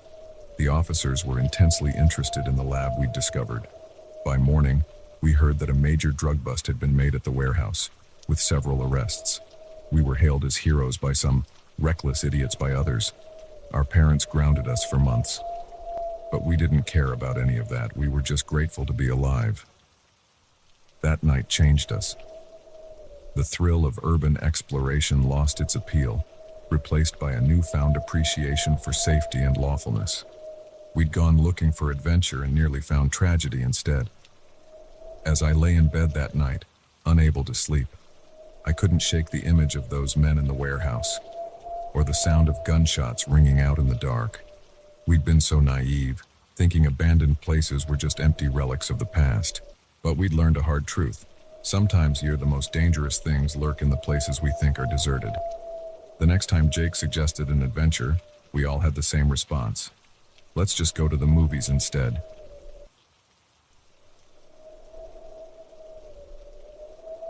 The first drop of blood on the motel carpet should have been my cue to run. Instead, I stood there, frozen, as the stain grew larger and my world spiraled into a nightmare I never saw coming. It was supposed to be a quick overnight stay, just a pit stop on my long drive cross-country.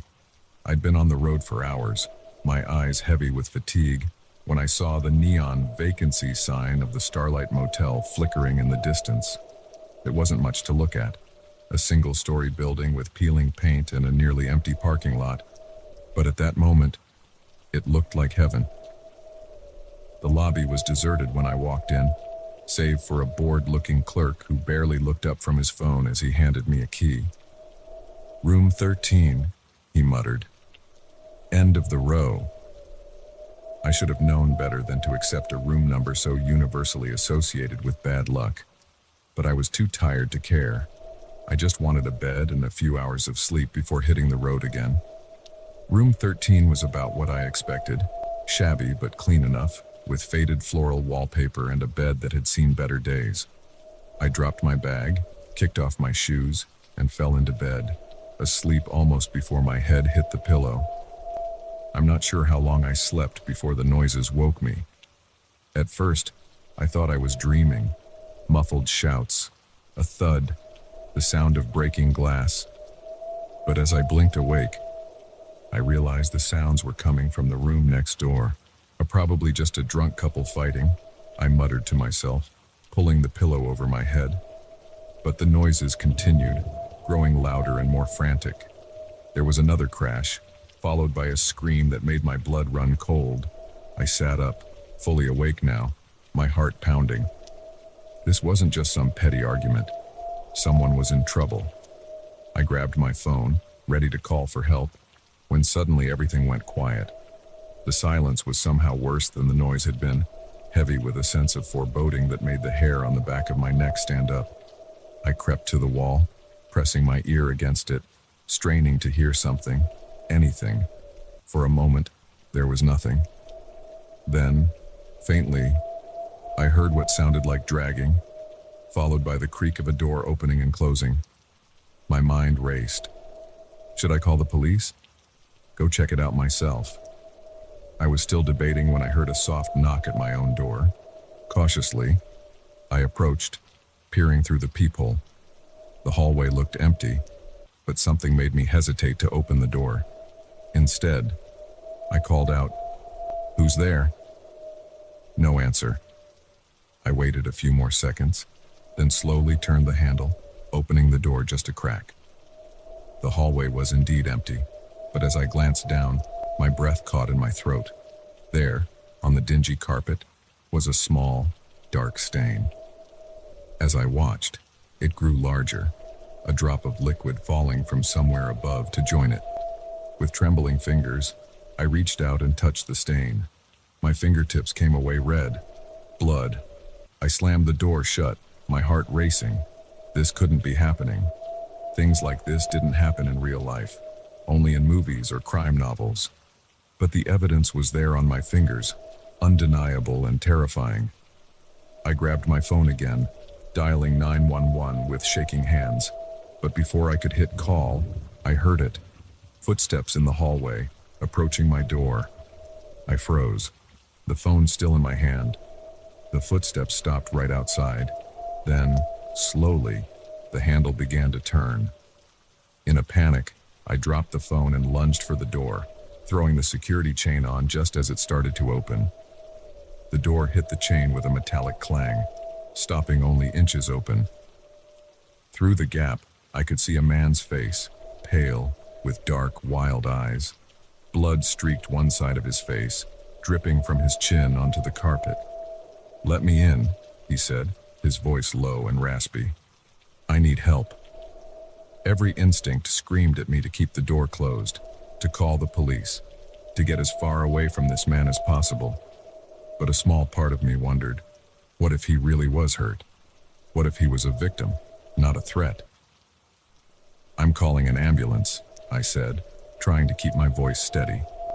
"Just stay there." His expression changed then, the pleading look replaced by something colder, harder. "No," he growled. "No police, no ambulance. Let me in now." He slammed his shoulder against the door, the chain rattling ominously. I backed away, grabbing my phone from where I'd dropped it. This time, I managed to dial 911. As I frantically explained the situation to the dispatcher, the man outside continued to throw himself against the door. The chain was starting to bend, the screws pulling loose from the worn wood. "Please hurry," I begged the dispatcher. "I don't think the door will hold much longer." Just as I said this, there was a final, powerful slam, and the chain gave way. The door flew open, revealing the man in all his terrifying glory. He was covered in blood, his clothes torn, a wild look in his eyes that spoke of desperation and danger. I scrambled backwards, looking for something, anything to use as a weapon. My hand closed around the bedside lamp, and I yanked it free, brandishing it in front of me like a club. "Stay back," I warned, my voice shaking. "The police are on their way." He laughed, a chilling sound devoid of any real humor. "They won't get here in time," he said, advancing slowly. "No one's coming to save you." I swung the lamp as he lunged forward, catching him on the side of the head.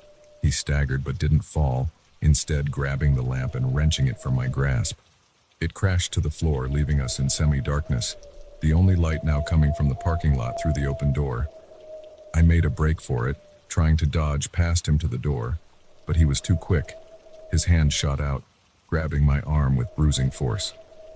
I screamed, kicking and clawing, fighting with everything I had. We grappled, crashing into furniture, knocking over the small table, sending the TV to the floor with a crash of broken glass. I managed to break free for a moment, but as I turned to run, my foot caught on the fallen lamp cord.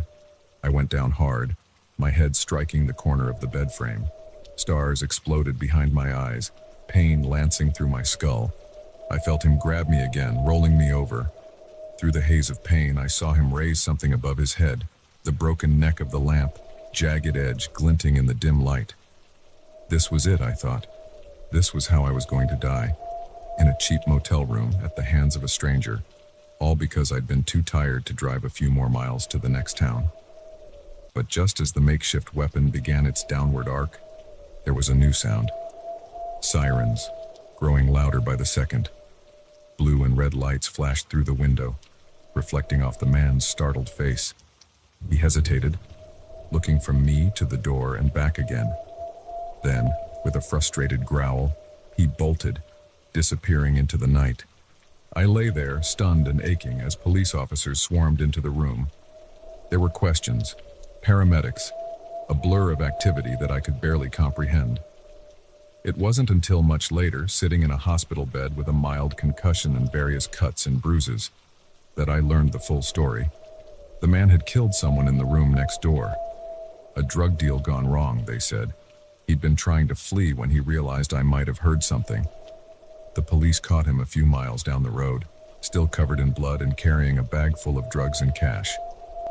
As I gave my statement to a kind-faced detective, I couldn't help but think about how close I'd come to being another victim.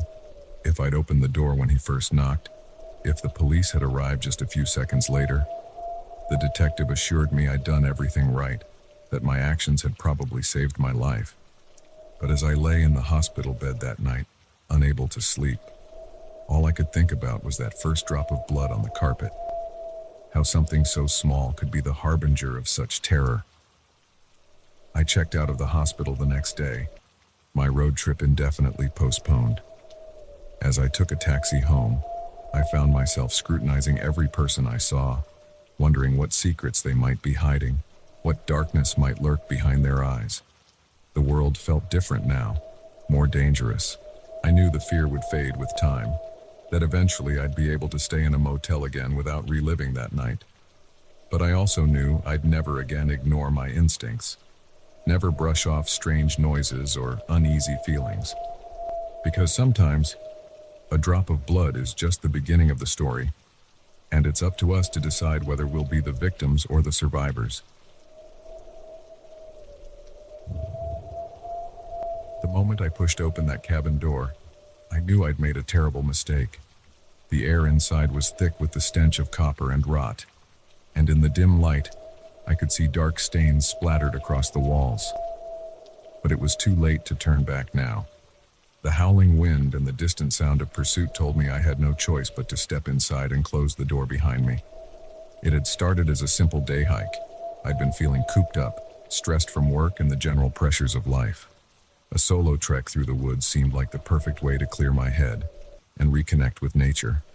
I'd done this trail before, or so I thought. But somewhere along the way, I must have taken a wrong turn.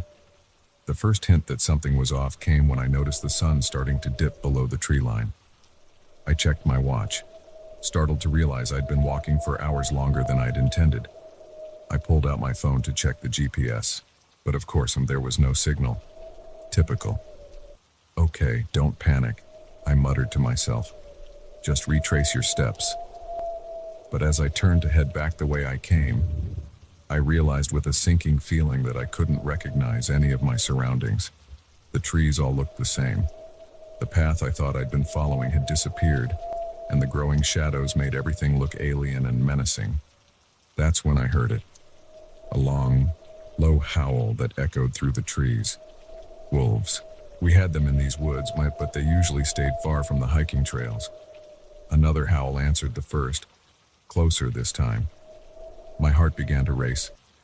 I was lost in the woods, night was falling, and there were predators nearby.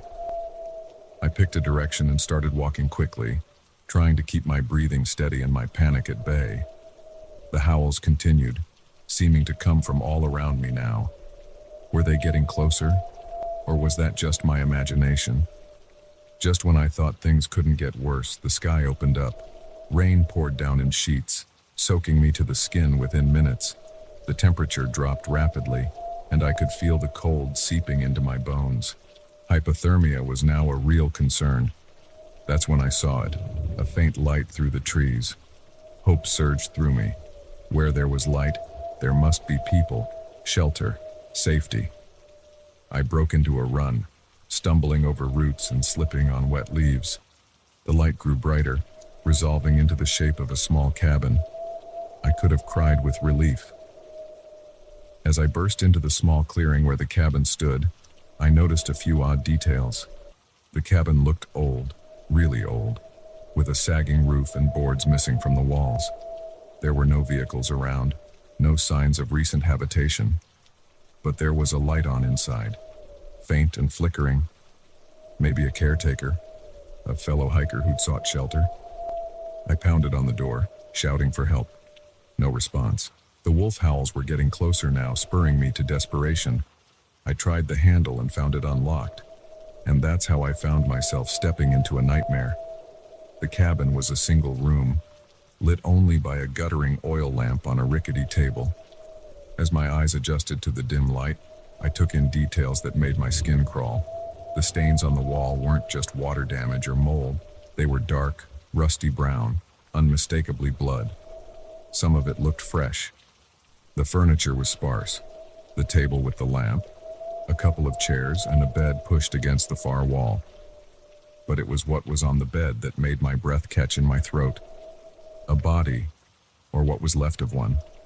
It was hard to tell in the low light, but it looked partially eaten. I stumbled backward, my back hitting the closed door. This couldn't be real. I had to be dreaming, hallucinating from hypothermia maybe. But the coppery smell of blood was too strong, too real. A low growl from outside snapped me back to my senses.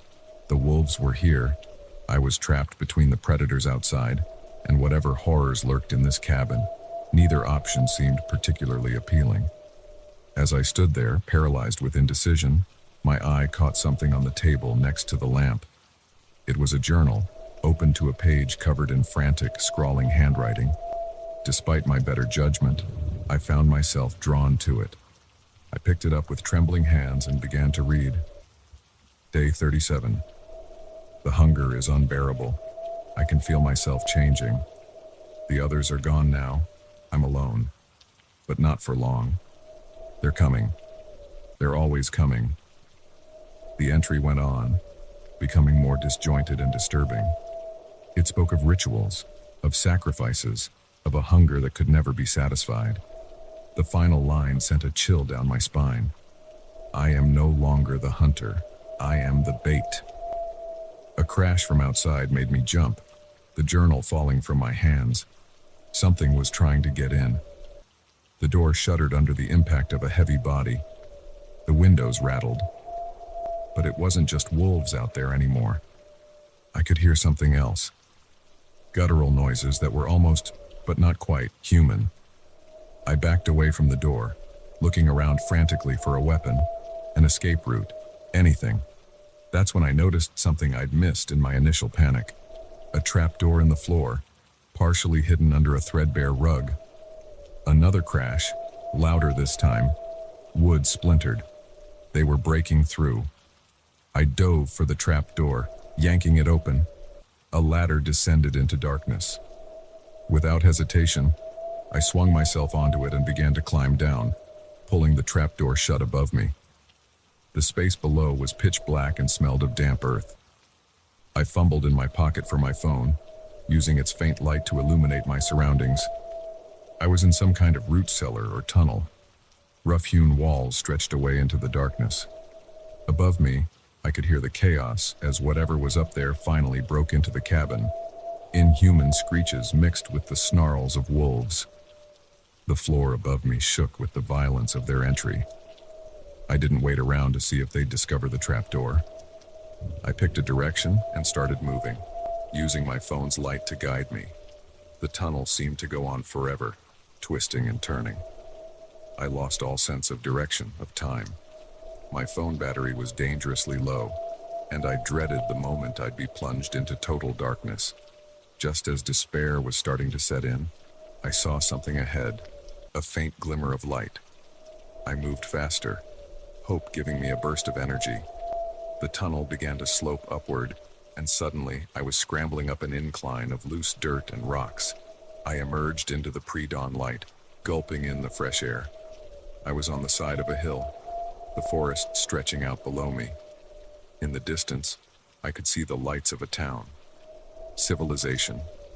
Safety. As the sun began to rise, I made my way down the hill, my mind still reeling from what I'd experienced. Part of me wanted to convince myself it had all been some kind of stress-induced hallucination. But the dirt under my fingernails, the scratches on my arms, and the lingering smell of blood on my clothes told me it had been all too real. I never reported what I found in that cabin. Who would believe me? But I also never went hiking alone again. Some parts of the wilderness, I learned, are better left unexplored, and some mysteries are better left unsolved. As I reached the outskirts of town, I glanced back at the forest one last time. For a moment, I thought I saw a figure standing at the tree line, gaunt, feral, watching me with hungry eyes, but when I blinked, it was gone. I turned and walked into town, leaving the horrors of the night behind me. But deep down, I knew the memory of that cabin, and whatever inhabits those woods, would haunt me for the rest of my days.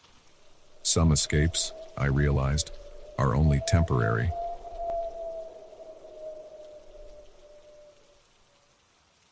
The first text message seemed innocent enough. "Nice book you're reading." I glanced up from my phone, scanning the coffee shop, but saw no one looking my way. It was probably just a wrong number, I thought. But as the messages kept coming, each one more personal than the last, I realized with growing horror that someone was watching my every move. It all started on a Tuesday. I remember because Tuesdays were my work-from-home days, and I always treated myself to an afternoon at my favorite local coffee shop. The routine was comforting. Same table by the window, same vanilla latte, same worn copy of whatever novel I was reading that week. I was deep into a particularly gripping chapter when my phone buzzed. The message popped up on my screen. "Nice book you're reading." I frowned, looking around the shop. It was fairly busy, the usual mix of students with laptops and professionals having meetings. No one seemed to be paying any attention to me. I shrugged it off and went back to my book. Probably just a friend who'd seen me through the window and decided to say hi. But when no one came in to join me, I started to feel a little uneasy. An hour later, as I was packing up to leave, another text came through. "Red really suits you." My hand froze halfway to my bag. I was wearing a red sweater. A chill ran down my spine as I once again scanned the coffee shop. Still no one looking my way. No one who seemed out of place. I hurried home, trying to shake off the creeping sense of unease. It was just a coincidence, I told myself. Maybe someone I knew had walked by outside and noticed me. But the messages didn't stop. They came at random intervals, always from an unknown number, always disturbingly accurate about what I was doing. "Dinner looks delicious," came a text as I was plating up my pasta that evening. "You should get some sleep," pinged my phone as I was getting ready for bed. "Nice pajamas," flashed across my screen as I climbed under the covers. By morning, I was a nervous wreck. I'd barely slept, jumping at every buzz of my phone. I called in sick to work, unable to face the thought of leaving my apartment.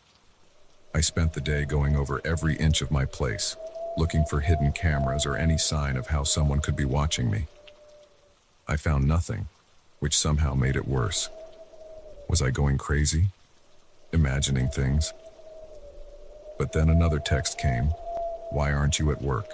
Are you feeling okay?" That was it. I couldn't take it anymore. With shaking hands, I called the police. The officer who came to take my statement was kind but skeptical. "It's probably just a prank," he said, flipping through the pages of texts I'd shown him. "Some kid who thinks they're being clever." "But how do they know what I'm doing?" I asked, desperation creeping into my voice. "What I'm wearing, what I'm eating." He shrugged. "Social media, maybe. You'd be surprised how much information people put out there without realizing it." But I knew that wasn't it. I was careful with my online presence, never posted in real time, certainly never shared details about my daily routines.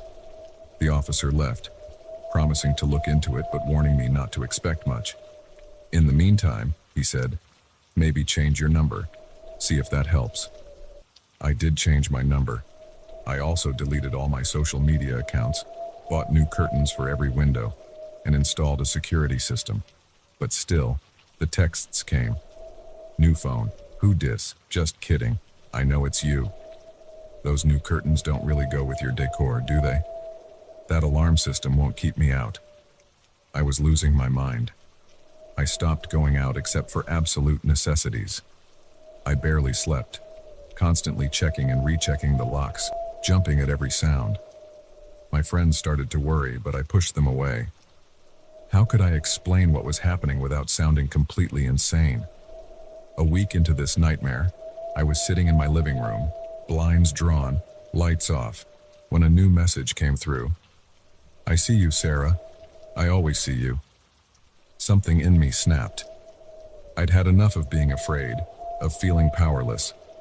With a surge of reckless courage, I typed back, "Who are you? What do you want?" The response was almost immediate.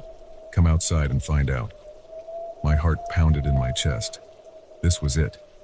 A chance to confront my tormentor, to end this nightmare one way or another. I grabbed a kitchen knife, tucked it into my pocket, and headed for the door. The street was quiet, dimly lit by street lamps. At first, I didn't see anyone. Then, a figure stepped out of the shadows across the road. A man, average height and build, unremarkable except for the phone in his hand. "Hello, Sarah," he said, his voice sending chills down my spine. It was familiar somehow, though I couldn't place it. "Who are you?" I demanded, my hand closing around the knife in my pocket. "How are you doing this?" He smiled, and it was a cold, empty thing. "Don't you recognize me, Sarah? I'm hurt. After all, we used to be so close." And suddenly, it clicked. The voice, the way he stood, it all came rushing back. "Tim," I gasped. "But how? Why?" Tim had been my boyfriend in college, years ago. It had ended badly.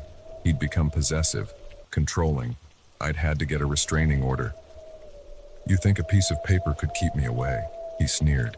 "I never stopped watching you, Sarah. Never stopped loving you." "This isn't love," I said, my voice shaking. "This is sick. You need help, Tim." He took a step forward, and I tensed, ready to run or fight. But before he could get any closer, blue and red lights flooded the street. Police cars screeched to a halt, officers pouring out with guns drawn. "Step away from her," one shouted. "Hands where we can see them." Tim's face contorted with rage. He lunged towards me, but the officers were faster. In seconds, he was on the ground, handcuffed. As they led him away, one of the officers approached me. It was the same one who'd taken my statement earlier.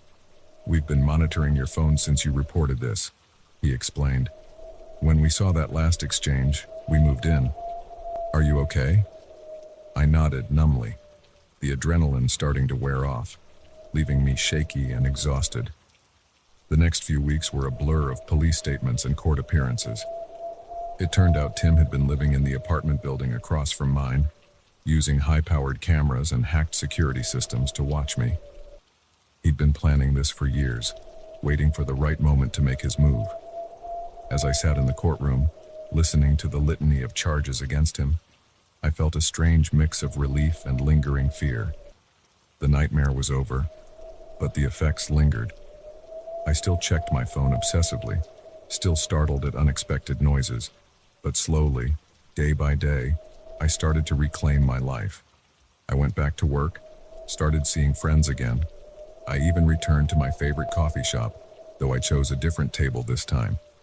As I sat there, sipping my latte and reading my book, my phone buzzed.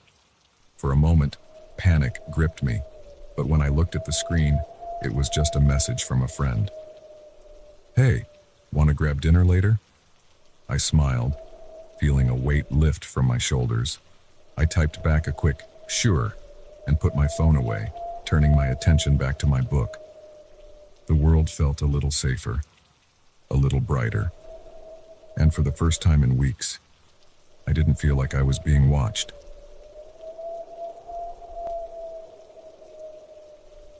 The moment the power went out, I knew something was wrong. It wasn't just the sudden darkness or the eerie silence that followed. It was the soft thud I heard from upstairs, where the children were supposed to be sleeping, that sent a chill down my spine. I had been babysitting for the Millers for about 6 months now. Every other Friday night, I'd come over to watch 8-year-old Lily and 6-year-old Max while their parents enjoyed a much-needed date night. It was an easy gig. The kids were well behaved, and the house was in a quiet, upscale neighborhood. Nothing ever happened here. Until tonight. The evening had started like any other. I arrived at 7 p.m., just as Mr. and Mrs. Miller were heading out the door. They gave me the usual instructions. Emergency numbers on the fridge, kids in bed by 9, help yourself to anything in the kitchen. Standard stuff. The kids and I had our usual routine. We played board games, watched a movie, and I made them mac and cheese for dinner. By 8:30 they were yawning, so I ushered them upstairs for bed a little early. They didn't even protest, which should have been my first clue that something was off. I had just settled onto the couch with a book when the storm started.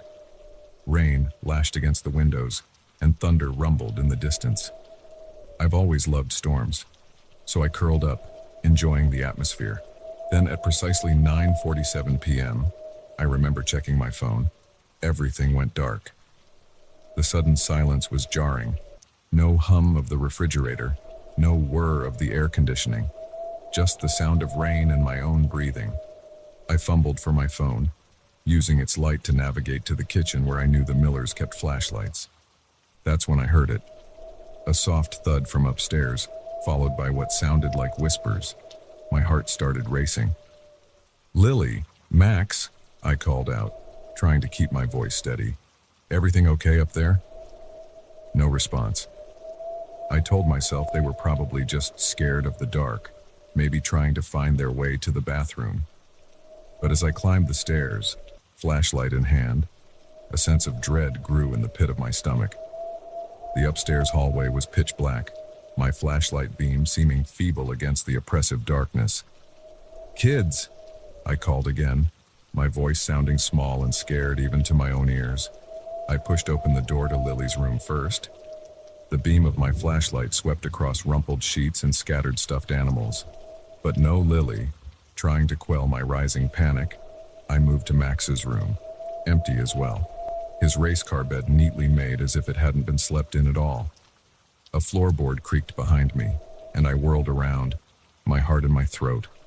The beam of my flashlight caught a small figure at the end of the hall. For a split second, I felt relief.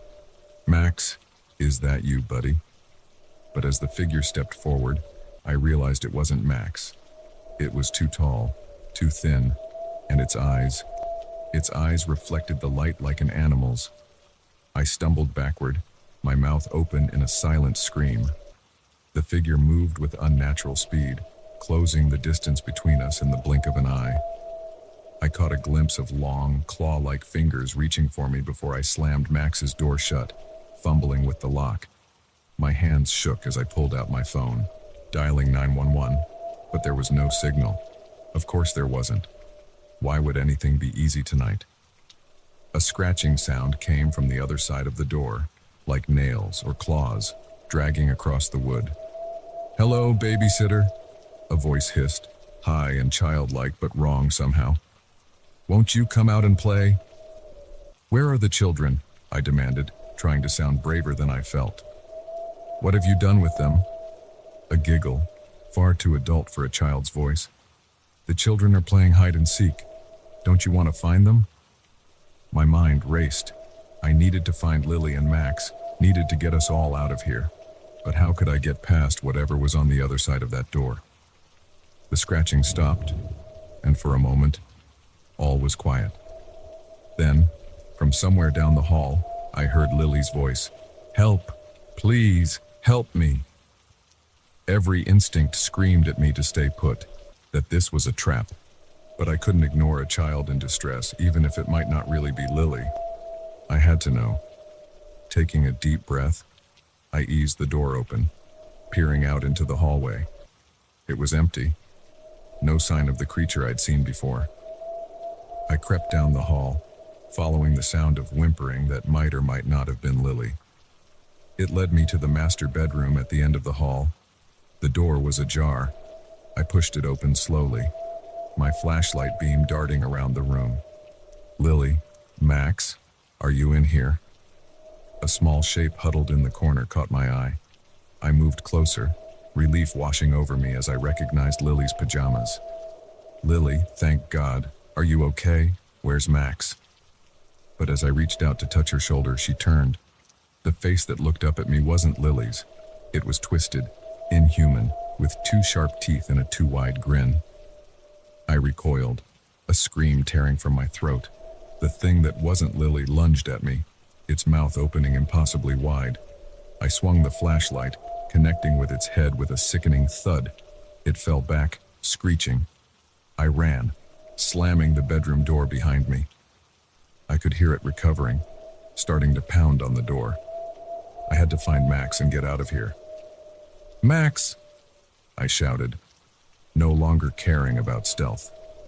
"Max, where are you?" A muffled cry came from the linen closet.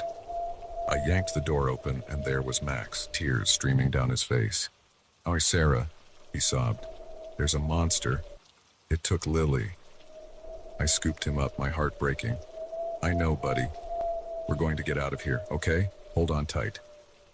The pounding from the master bedroom had stopped, which somehow was more terrifying than the noise.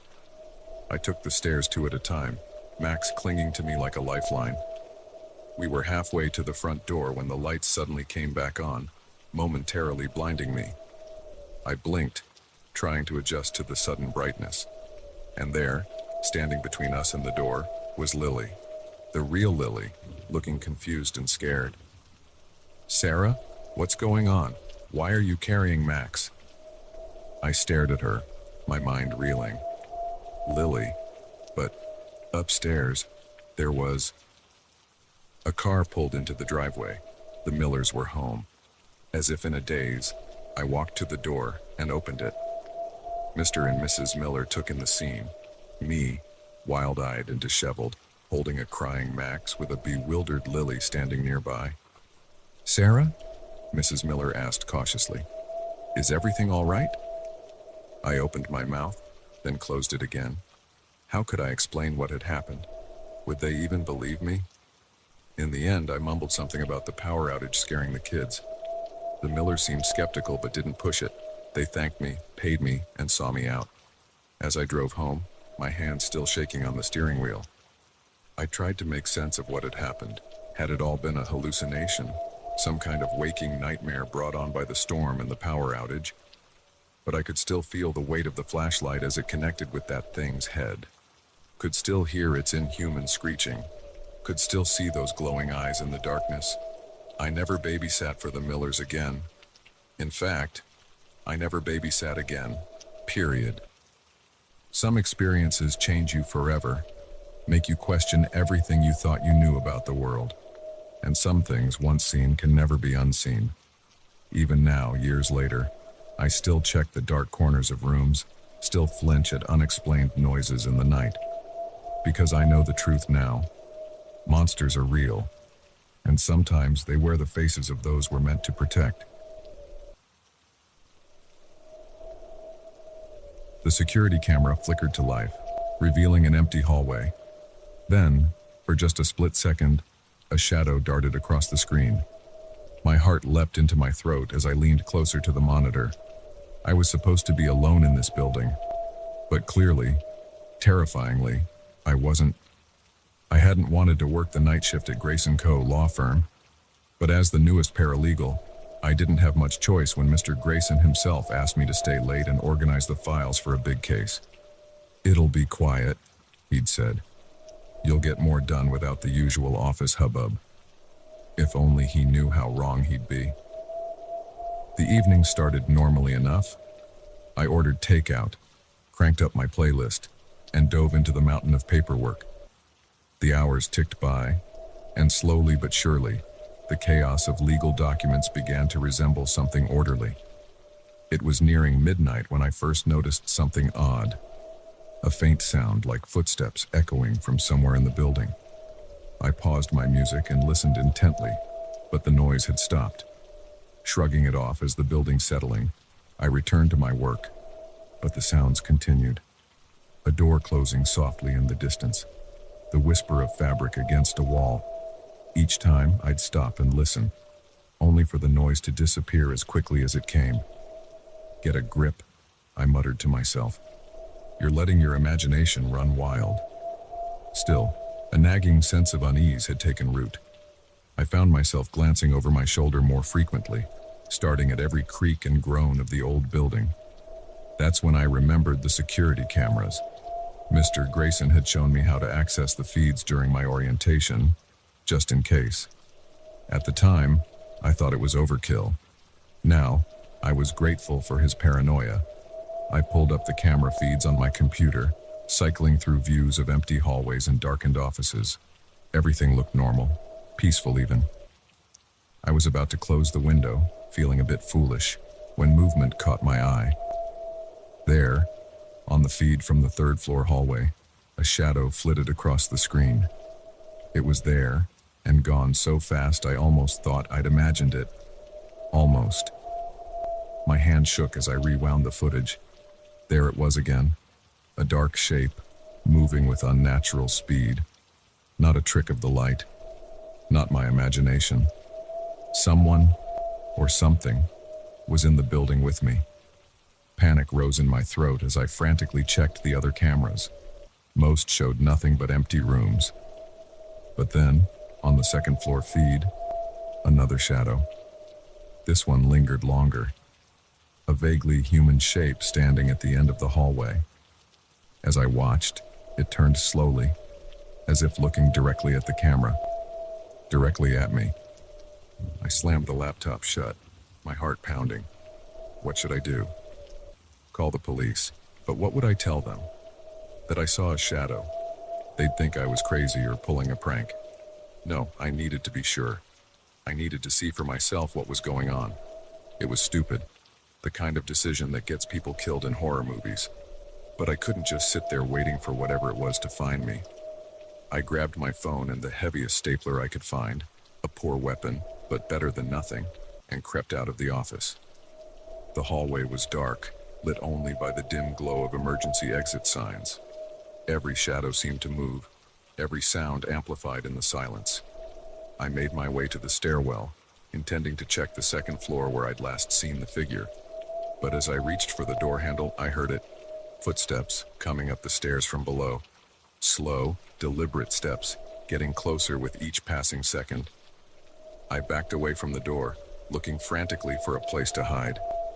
There was a supply closet a few feet away. I ducked inside, pulling the door closed just as the stairwell door opened. Through the slats in the closet door, I could see a figure step into the hallway.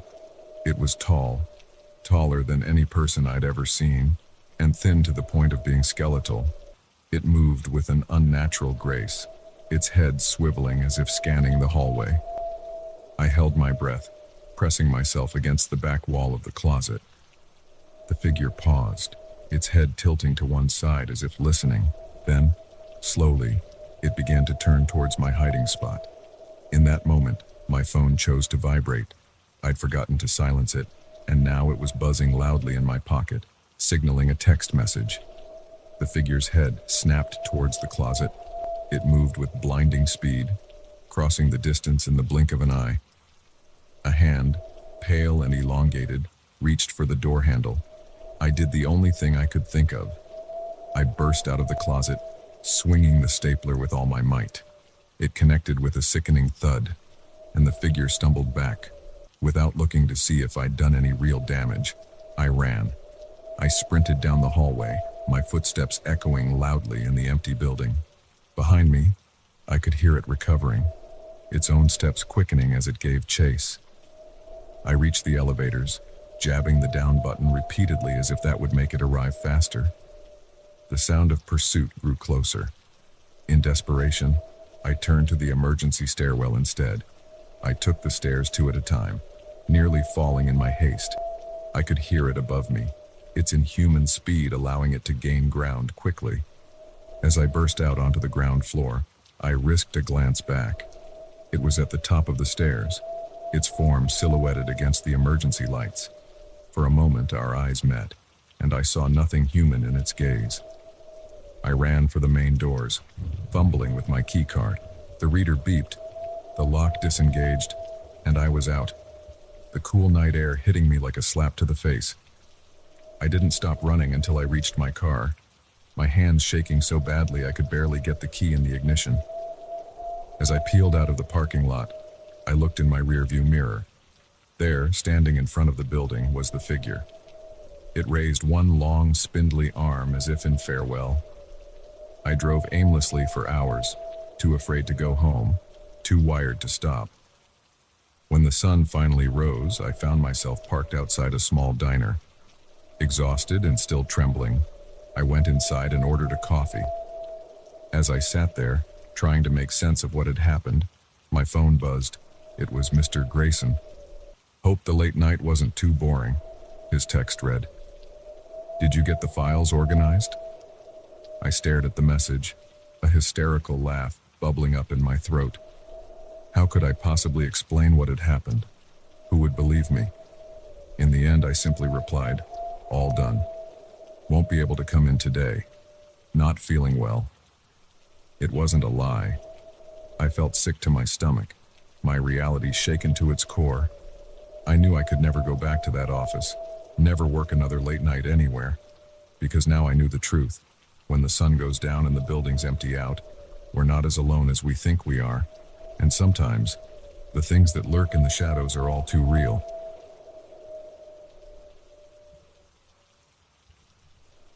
The moment he offered to help, I should have driven away. But desperation makes fools of us all, and as the sun dipped below the horizon, turning the lonely stretch of road into a corridor of shadows, I became the biggest fool of all.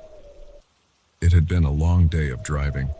My wife, Sarah, and I were on our way to her parents' own house for Thanksgiving, a 6-hour journey that had stretched into 8 thanks to holiday traffic and an unexpected detour. We were tired, cranky, and more than ready to reach our destination. That's when our old sedan, which had been making worrying noises for the last hour, finally gave up the ghost. A loud pop, a plume of smoke from under the hood, and we were coasting to a stop on the shoulder of a road that seemed to stretch endlessly in both directions. "Perfect," Sarah muttered, her frustration palpable. "Just perfect."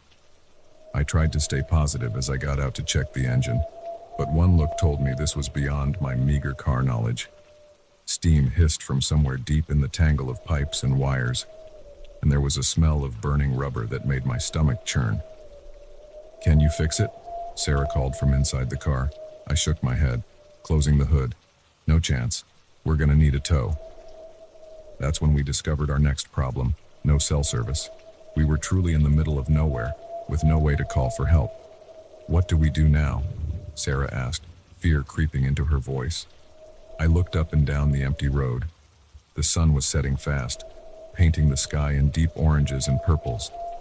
It would be dark soon, and the thought of being stranded here all night sent a shiver down my spine. "I guess I'll have to walk and try to find help," I said, not relishing the idea. "There has to be a gas station or a house somewhere nearby." Sarah grabbed my arm. "You can't leave me here alone." I was about to respond when headlights appeared in the distance, growing brighter as they approached. Hope surged through me. Maybe our luck was changing. The vehicle, an old pickup truck, slowed as it neared us. The driver, a man who looked to be in his 50s with a weathered face and a trucker cap, leaned out the window. "You folks having some trouble?" he asked, his voice gruff but not unkind. I explained our situation, relief washing over me at the prospect of help. The man nodded, scratching his stubbled chin. "Well, ain't that a pickle? Tell you what, I know a bit about engines. Why don't I take a look?" I hesitated for a moment. There was something off about the man, a glint in his eye that made me uneasy. But what choice did we have? "That'd be great, thanks," I said, forcing a smile. The man parked his truck and ambled over to our car. He peered under the hood, humming and hawing, while I stood by anxiously. "Yep, looks like your radiator's shot," he finally declared. "You ain't going nowhere in this thing tonight." My heart sank. Is there a town nearby? Somewhere we could get a tow? The man shook his head. "Nearest town's about 30 miles that way," he said, pointing down the road. "But I'll tell you what. My place ain't far from here. Why don't I give you folks a ride? You can use my phone, maybe call for a tow in the morning." Every instinct I had was screaming at me to decline, to take our chances on the road. But the sun had almost disappeared now, and the thought of spending the night in our broken-down car was less than appealing. I glanced at Sarah, who looked as uncertain as I felt. But she gave a small nod, and I turned back to the man. "That's very kind of you," I said. "We really appreciate it." The man's face split into a wide grin, revealing teeth that were just a bit too sharp. "Well, all right then. Let's get going before it gets too dark to see." We quickly grabbed our overnight bags from the trunk and climbed into the man's truck. The interior smelled of stale cigarettes and something else I couldn't quite place. Something metallic and unpleasant. As we pulled away, leaving our car behind, I couldn't shake the feeling that we'd made a terrible mistake. The man introduced himself as Earl and attempted some small talk, but there was an underlying tension that made conversation difficult. Sarah sat pressed against me, her hand gripping mine tightly. We drove for what felt like hours, the road becoming increasingly narrow and winding. The trees pressed in on both sides, their branches reaching out like gnarled fingers in the truck's headlights. How much further did you say it was?" I asked, trying to keep the nervousness out of my voice. Earl chuckled, a sound that sent chills down my spine. "Not much further now, just around the bend." But as we rounded the bend, there was no house in sight, just more dark road stretching ahead. "I think we've gone far enough," I said firmly. "You can let us out here. We'll walk back to our car." Earl's demeanor changed instantly. The friendly facade dropped away, replaced by something cold and predatory. "Oh, I don't think so," he growled. "You're coming home with me, whether you like it or not." He reached across me, faster than I would have thought possible for a man his age, and locked the doors. Sarah screamed as he suddenly accelerated, the truck lurching forward with alarming speed. I grabbed for the steering wheel, trying to force us off the road, but Earl was surprisingly strong. He shoved me back, his eyes never leaving the road. "I wouldn't do that if I were you," he snarled. "I wouldn't want to crash and hurt your pretty little wife, now would we?" Sarah was sobbing now, her nails digging into my arm. I felt helpless, my mind racing to find a way out of this nightmare. Suddenly, Earl slammed on the brakes. The truck skidded to a stop in front of a dilapidated house that seemed to appear out of nowhere. It was a monster of a building, all peeling paint and boarded-up windows. "Home sweet home," Earl cackled. "Now, let's not have any trouble. You two are going to come inside nice and quiet like." He pulled out a wicked-looking knife, the blade glinting in the moonlight. "Move," he ordered. With no other choice, we got out of the truck. Earl herded us towards the house, the knife pressed against my back. As we approached the front door, I could hear strange noises coming from inside, scratching, whimpering, and something that sounded horribly like human moans. Earl pushed open the door, revealing a dimly lit interior that smelled of decay and something far worse. "Welcome to your new home," he sneered. "Hope you like it here, 'cause you ain't never leaving." In that moment, something in me snapped. I couldn't let this happen. Couldn't let Sarah suffer whatever horrors this madman had planned. With a yell, I spun around, knocking the knife from Earl's hand. He roared in anger, lunging for me, but I was faster. I grabbed a nearby lamp and swung it with all my might. It connected with Earl's head with a sickening crack, and he went down hard. "Run!" I shouted to Sarah, grabbing her hand. We bolted out the door and into the night, not daring to look back.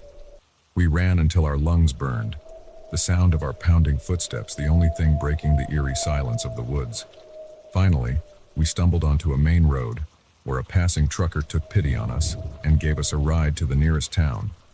The police were skeptical of our story at first, but when they investigated Earl's property, they found evidence of multiple disappearances over the years. Earl himself was nowhere to be found, having apparently fled into the night. In the days and weeks that followed, Sarah and I struggled to come to terms with what had happened. The fear lingered, making us jump at shadows and eye strangers with suspicion, but we had survived, and that counted for something. We never did make it to her parents' house that Thanksgiving, but as we sat in our apartment, eating takeout turkey and holding each other close, we realized we had so much to be thankful for. The road trip that nearly ended in tragedy had taught us a valuable lesson. Sometimes, the real monsters aren't the ones in stories or movies. Sometimes, they're the friendly stranger offering help on a dark, lonely road. And sometimes, the difference between life and death is a split-second decision to trust your instincts and fight back.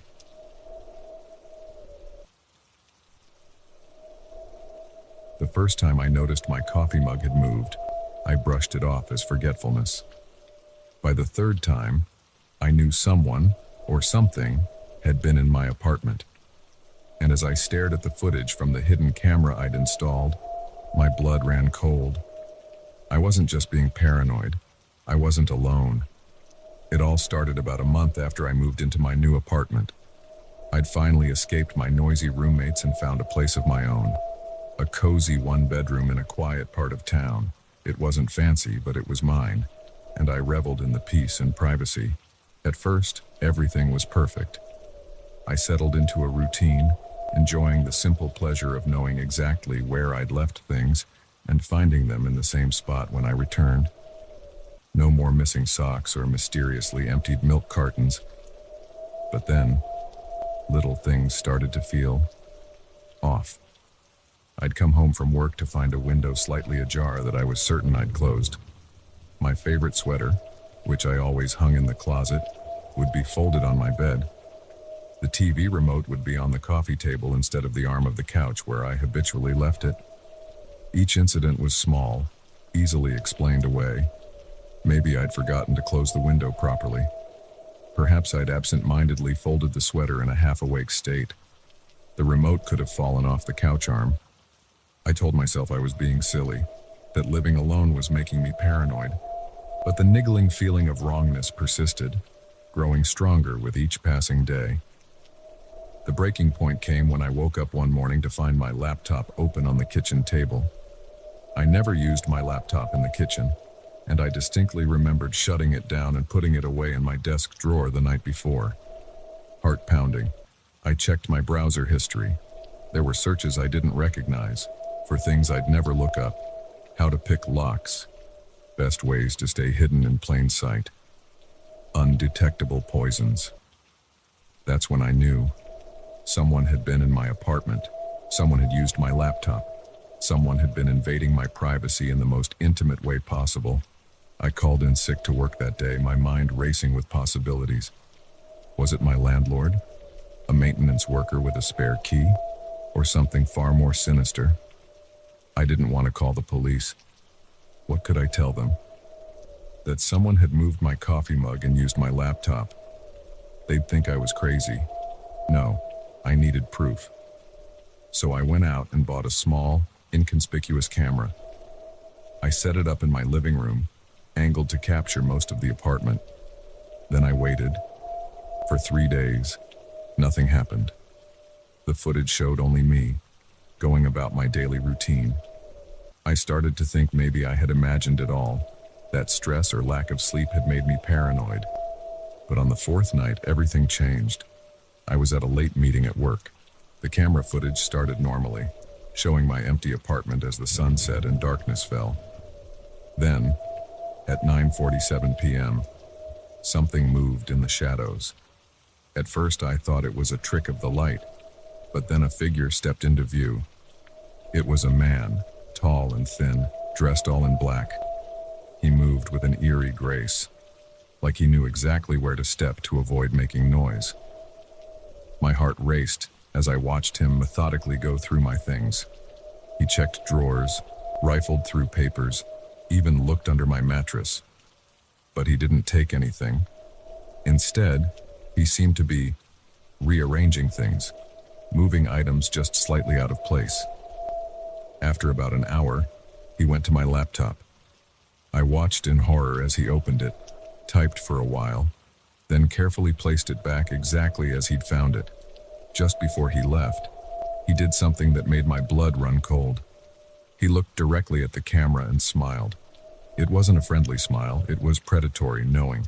He'd been aware of the camera the whole time. I felt sick. This wasn't some random break-in. This person had been toying with me, deliberately moving things to make me doubt myself. And now he knew I knew. I didn't go home that night.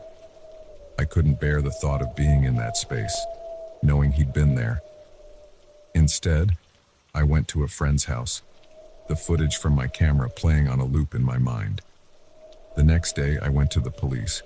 They took my statement and looked at the footage, their faces grave.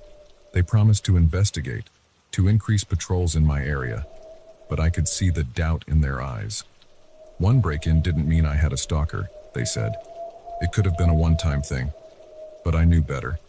This had been going on for weeks, maybe longer. And now that he knew I was onto him, I feared what he might do next. I stayed with my friend for a few days, jumping at every sound, scrutinizing every stranger on the street. Was that him? Did he follow me here? The paranoia was overwhelming. When I finally worked up the courage to return to my apartment, I found it exactly as I'd left it. No sign of disturbance, no moved objects. For a moment, I felt a flicker of relief. Maybe it was over. Then I saw it. A note on my kitchen table, written in handwriting I didn't recognize. "I'll be seeing you," it said. Nothing more. I fled the apartment, my hands shaking so badly I could barely lock the door. I ran to my car, threw my hastily packed bag in the back, and drove. I didn't have a destination in mind. I just knew I needed to get away. As I drove through the night, my mind raced with questions. Who was he? What did he want? How long had this been going on? The not knowing was almost worse than the invasion itself. I ended up at a motel several towns over. As I lay in the lumpy bed staring at the water-stained ceiling, I tried to make sense of it all. How had my life come to this? Running from my own home, terrified of shadows and moved objects. Sleep eluded me. Every creak of the old motel made me flinch. Every passing car could be him, tracking me down. I felt like I was losing my mind. The next morning, bleary-eyed and exhausted, I made a decision. I couldn't live like this. I couldn't let this person, whoever he was, control my life through fear. I drove back to my apartment, my resolve strengthening with each mile. I wasn't going to be a victim anymore. I was going to take back control. When I got home, I did a thorough search of every inch of my apartment. I looked for hidden cameras, for signs of how he might be getting in. I changed the locks, installed a security system, and bought more cameras to cover every possible angle. Then I sat down and wrote a note of my own. "I know you're watching," I wrote, "but so am I. This ends now." I left it on the kitchen table, right where he'd left his. That night, I didn't hide. I didn't run. I sat in my living room, lights on, waiting. Hours passed. Midnight came and went. Still, I waited. At 3:17 a.m., I heard it. The soft click of a lock being picked, the whisper of the door opening.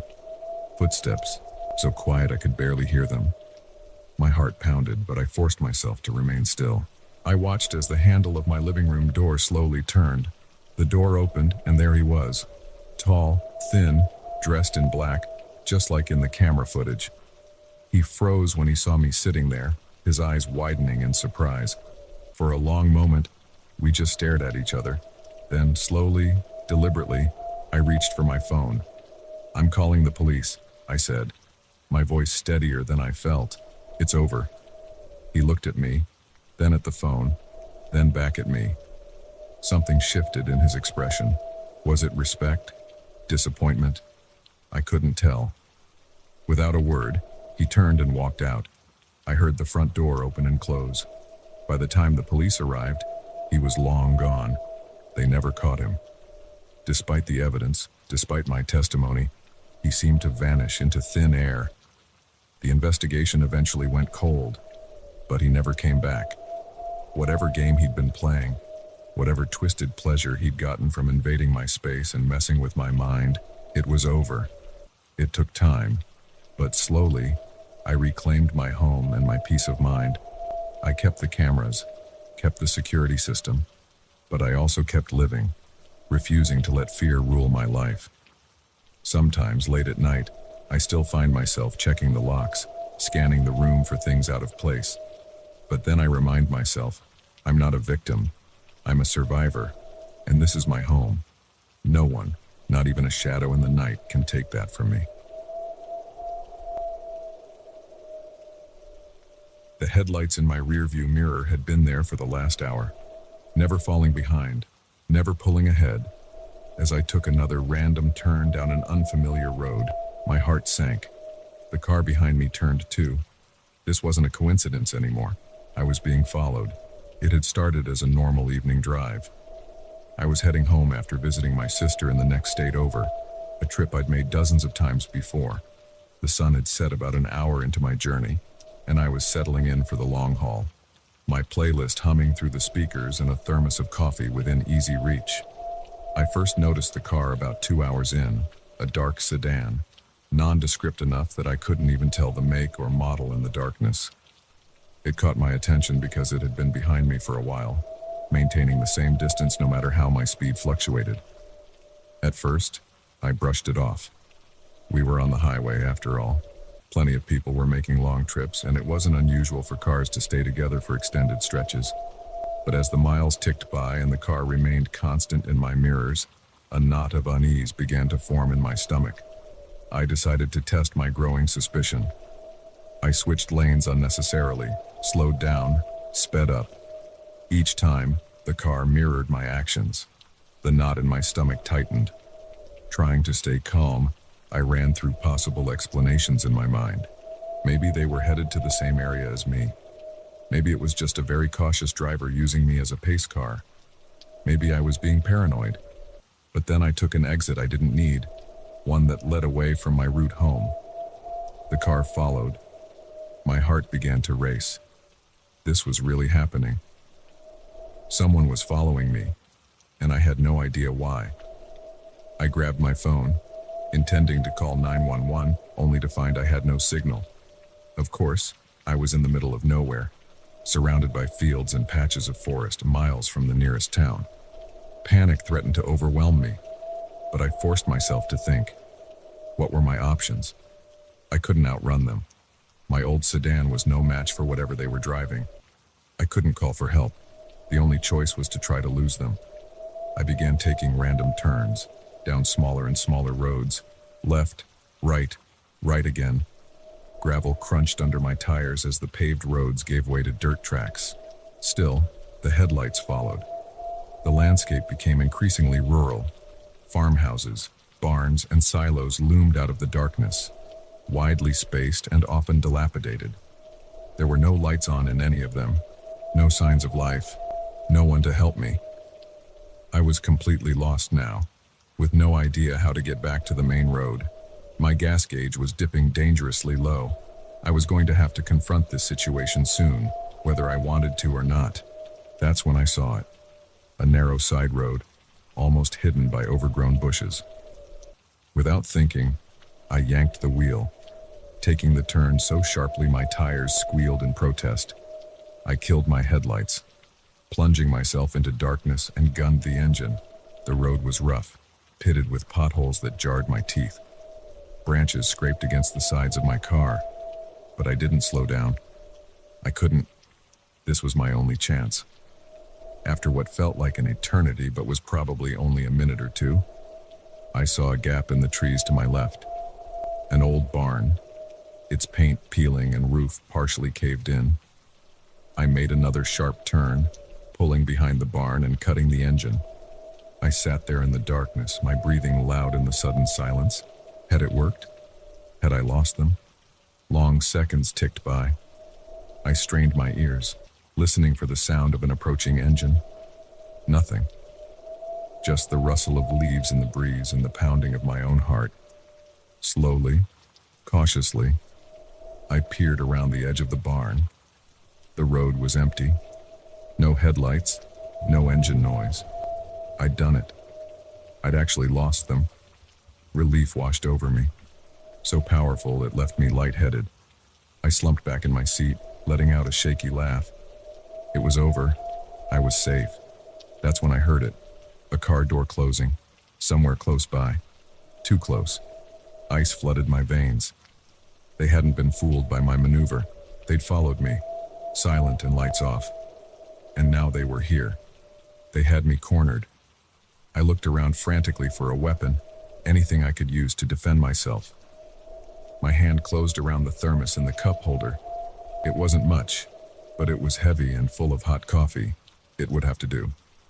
A beam of light swept across the barn, and I ducked down in my seat. Footsteps crunched on gravel, getting closer. A shadow fell across my car window. Time seemed to slow down. I saw a hand reach for the door handle. In that moment, I made a split-second decision. I wasn't going to sit there and wait to be attacked. I was going to fight. As the door began to open, I exploded into action. I flung the door open with all my strength, catching my pursuer off guard. They stumbled back, and I lunged out of the car, thermos raised like a club. But as I swung, the beam of their flashlight hit my face, momentarily blinding me. My wild swing went wide, and I lost my balance, stumbling forward. Strong hands grabbed my arms, steadying me. "Whoa, easy there," a voice said. A familiar voice. I blinked, spots dancing in my vision. As my eyes adjusted, I found myself staring at a uniform, a police uniform. "Officer Davis?" I said incredulously, recognizing the cop from my sister's small town. He nodded, looking equally confused. "Mrs. Johnson, what are you doing out here?" The adrenaline drained out of me so fast I felt my knees go weak. I thought you were following me, trying to hurt me." Understanding dawned on his face. "Oh, geez, I'm so sorry. I recognized your car leaving town, and I noticed your taillight was out. I was trying to pull you over to let you know, but you kept taking all these turns. I thought maybe you were drunk or something was wrong." I let out a laugh that was half sob. All that fear, all that panic over a burnout taillight. Officer Davis helped me sit down, calling in our location on his radio. As we waited for a tow truck to come get my now empty car, he explained that he'd lost sight of me when I'd made that sharp turn, but had seen the disturbed bushes and guessed where I'd gone. "I'm sorry I scared you so badly," he said, handing me a bottle of water from his cruiser. "I should have called for backup and used the siren. I just didn't think." I shook my head, taking a shaky sip of water. "It's not your fault. I let my imagination run wild. I should have just pulled over in the first place." We sat in silence for a while, the adrenaline slowly fading from my system. Finally, I spoke up. "Can I ask you something, Officer Davis?" "Of course." If it had been someone trying to hurt me, did I do the right things? Trying to lose them, I mean." He thought for a moment. What you did good staying on roads where other people might see you, and finding a place to hide was smart. But the best thing to do is always try to get to a populated area, a police station, a busy store, somewhere with lots of people. I nodded, filing away this information and hoping I'd never need to use it. The tow truck arrived, and Officer Davis insisted on following me all the way home, this time with his lights on so I could see him clearly. As I finally pulled into my driveway, the first light of dawn was breaking on the horizon. I waved goodbye to Officer Davis, feeling exhausted but profoundly grateful.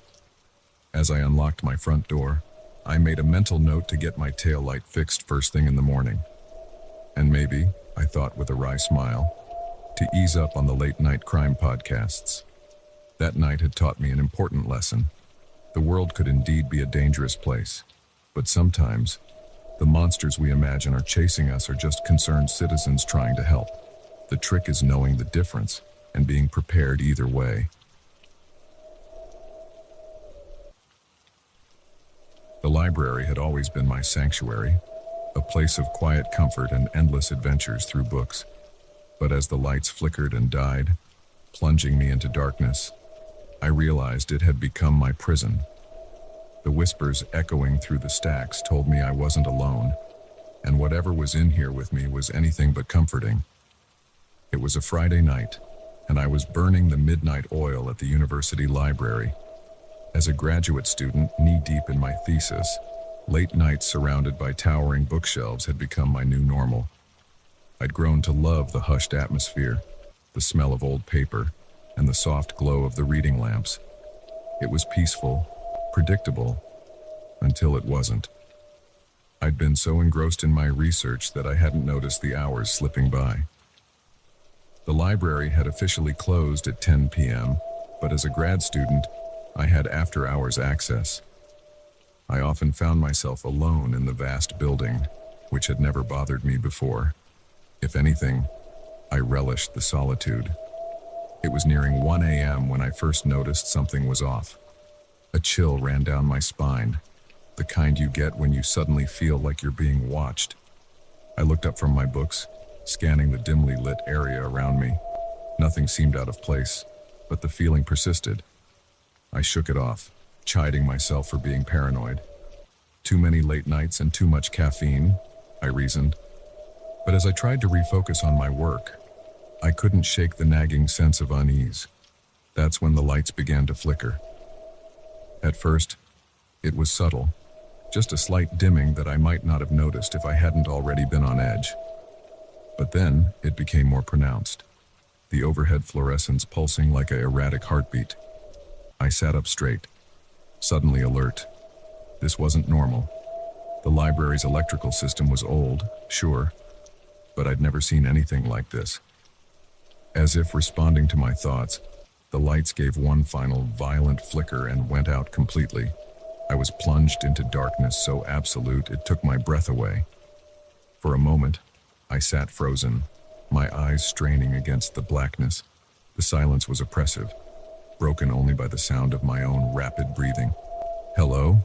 I called out, my voice sounding small and scared in the vast space. "Is anyone there? Security?" No response, just more silence. I fumbled for my phone, my hands shaking slightly. The screen's glow was painfully bright in the darkness, making me squint. No service. Of course. Using my phone's flashlight, I gathered my things, deciding it was definitely time to leave. As I stood, the beam of light caught something that made my blood run cold. Footprints in the dust on the floor, leading away from my table and disappearing into the stacks. Footprints that hadn't been there earlier. My heart began to race. I wasn't alone. "Who's there?" I called again, trying to keep the tremor out of my voice. "This isn't funny. Show yourself." That's when I heard it. A whisper, so faint I almost thought I'd imagined it. But then it came again, clearer this time. "Join us," it said, the words seeming to come from everywhere and nowhere at once. I stumbled back, nearly tripping over my chair. This couldn't be happening. It had to be a prank. Some stupid kids who'd snuck in and were trying to scare me. But deep down, I knew that wasn't true. The voice I'd heard wasn't human. It was old, ancient even, and filled with a hunger that made my skin crawl. I ran. My footsteps echoed loudly as I sprinted through the stacks, my phone's light bouncing wildly ahead of me. I headed for the main staircase, desperate to reach the ground floor and the exit. But as I rounded a corner, I skidded to a halt. The staircase was gone. Where it should have been was just more bookshelves, stretching endlessly into the darkness. "This is impossible," I muttered, backing away. I turned, intending to find another way out, only to find that the path I'd just come from had changed as well. Nothing looked familiar anymore. The whispers started up again, louder now and coming from all directions. "Join us," they said. "Stay with us forever." I spun around, trying to locate the source of the voices, but they seemed to be coming from the books themselves. As I watched in horror, a thick, inky darkness began to seep from between the pages, oozing down the shelves like tar.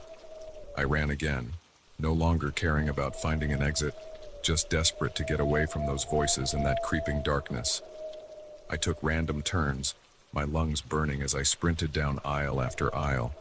Suddenly, my foot caught on something, sending me sprawling.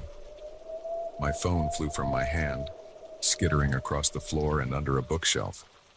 Its light flickered and went out, leaving me in total darkness once more. I lay there for a moment, the cold floor pressed against my cheek, trying to catch my breath. The whispers were all around me now, a constant susurration that made it hard to think. "This isn't real," I said to myself, squeezing my eyes shut. "This can't be real." But when I opened my eyes, I saw them, shapes moving in the darkness, vaguely human but wrong somehow. Too tall, too thin, with too many angles. They were getting closer. I scrambled to my feet, backing away until I hit a wall. The shapes advanced, their whispers growing louder, more insistent. "Join us," they said. "Become one with the knowledge. Stay in the library forever." I felt something cold and sticky touch my arm. Looking down, I saw tendrils of that inky darkness wrapping around my wrist, trying to pull me in. "No!" I shouted, yanking my arm free. "I don't want to stay. I want to leave." As if triggered by my words, a warm light suddenly appeared to my left. It was faint, but in the oppressive darkness, it shone like a beacon. Without hesitation, I ran towards it. The whispers rose to a fever pitch, the shadows lunging for me, but I was faster. I burst through the light and found myself standing in front of the library, the early morning sun warm on my face. I spun around, but behind me was just the normal library entrance, closed and locked for the night. No darkness, no whispers, no strange shapes, just an ordinary building in the light of day. My legs gave out, and I sank to the ground, my whole body shaking. Had it all been a dream, some sort of stress-induced hallucination? But then I saw it. On my wrist, where the inky tendril had grabbed me, was a mark. It looked like a smudge of black ink, but no matter how hard I rubbed, it wouldn't come off. I never went back to that library. I finished my thesis using online resources and other facilities. My professors were confused by my sudden aversion to the place, but I couldn't bring myself to explain. Who would believe me? Sometimes, late at night, I still hear those whispers. They come from the shadows in the corners of my room, from the spaces between books on my shelves. They call to me, inviting me back to the library, promising knowledge beyond my wildest dreams if I'll just join them. But I know better now. I know that some kinds of knowledge come at too high a price, and I know that libraries, for all their wonder and magic, can hold secrets darker than we can imagine. So I keep my lights on at night, and I'm careful about where I read. Because once you've heard the whispers in the stacks, you never forget them, and they never forget you. The first thing I noticed was the silence. In the woods, there's always some noise. Birds chirping, leaves rustling, small animals scurrying about. But as I approached the abandoned campsite, the forest went eerily quiet. That's when I knew something was terribly wrong. I'd been hiking for about 3 hours, enjoying the solitude and the crisp autumn air. The trail was a familiar one, winding through dense forest and offering breathtaking views of the valley below. I'd done this hike dozens of times before, but today felt different somehow. There was a heaviness in the air, a sense of foreboding I couldn't shake. As I rounded a bend in the trail, I saw it. A clearing up ahead, unnatural in its suddenness. As I got closer, I realized it was a campsite, but not just any campsite. This one looked like it had been abandoned in a hurry. A tent stood half collapsed, its fabric torn and flapping in the breeze. Camping gear was strewn about haphazardly. A backpack here, a sleeping bag there. A small fire pit still smoldered, wisps of smoke curling up into the air. My first thought was that maybe some inexperienced campers had gotten spooked by wildlife and taken off. It wouldn't be the first time a bear sighting had sent city folks running. But as I surveyed the scene, that explanation felt increasingly unlikely. There were signs of a struggle, deep gouges in the earth, like something or someone had been dragged. A hiking boot lay on its side, the laces tangled and caked with mud. And there, just at the edge of the clearing, a dark stain on a rock that looked horribly like blood. My heart began to race. This was bad, really bad. I pulled out my phone, intending to call for help. But of course there was no signal. I was miles from the nearest town, completely cut off. I debated what to do. The smart thing would be to turn around, hike back to my car, and alert the authorities. But what if someone was hurt? What if they needed help right now? Against my better judgment, I decided to investigate further. I approached the tent cautiously, calling out as I went. "Hello? Is anyone here? Do you need help?" No response, just that eerie silence. I reached the tent and peered inside. It was empty, but signs of a hasty departure were everywhere. A book lay open, its pages fluttering in the breeze. A half-eaten energy bar sat atop a crumpled map. And there, caught on a zipper, was a scrap of fabric. I leaned closer, and my blood ran cold. It wasn't fabric. It was hair. I stumbled back, my mind reeling. This was no animal attack. Whatever had happened here was far worse. That's when I heard it. A rustle in the underbrush, too deliberate to be the wind. I spun around, my eyes scanning the tree line. For a moment, I saw nothing, then saw a flash of movement, something ducking behind a tree. "Who's there?" I called, trying to keep the fear out of my voice. "Show yourself." Silence. Then another rustle, closer this time. I backed away slowly, my eyes never leaving the spot where I'd seen the movement. My foot hit something soft. I glanced down and immediately wished I hadn't. It was a backpack, and protruding from it was a hand, a human hand, pale and lifeless. Panic surged through me. I turned to run, but my foot caught on a root and I went down hard. As I scrambled to get up, I heard it. Footsteps, heavy and purposeful, coming straight for me.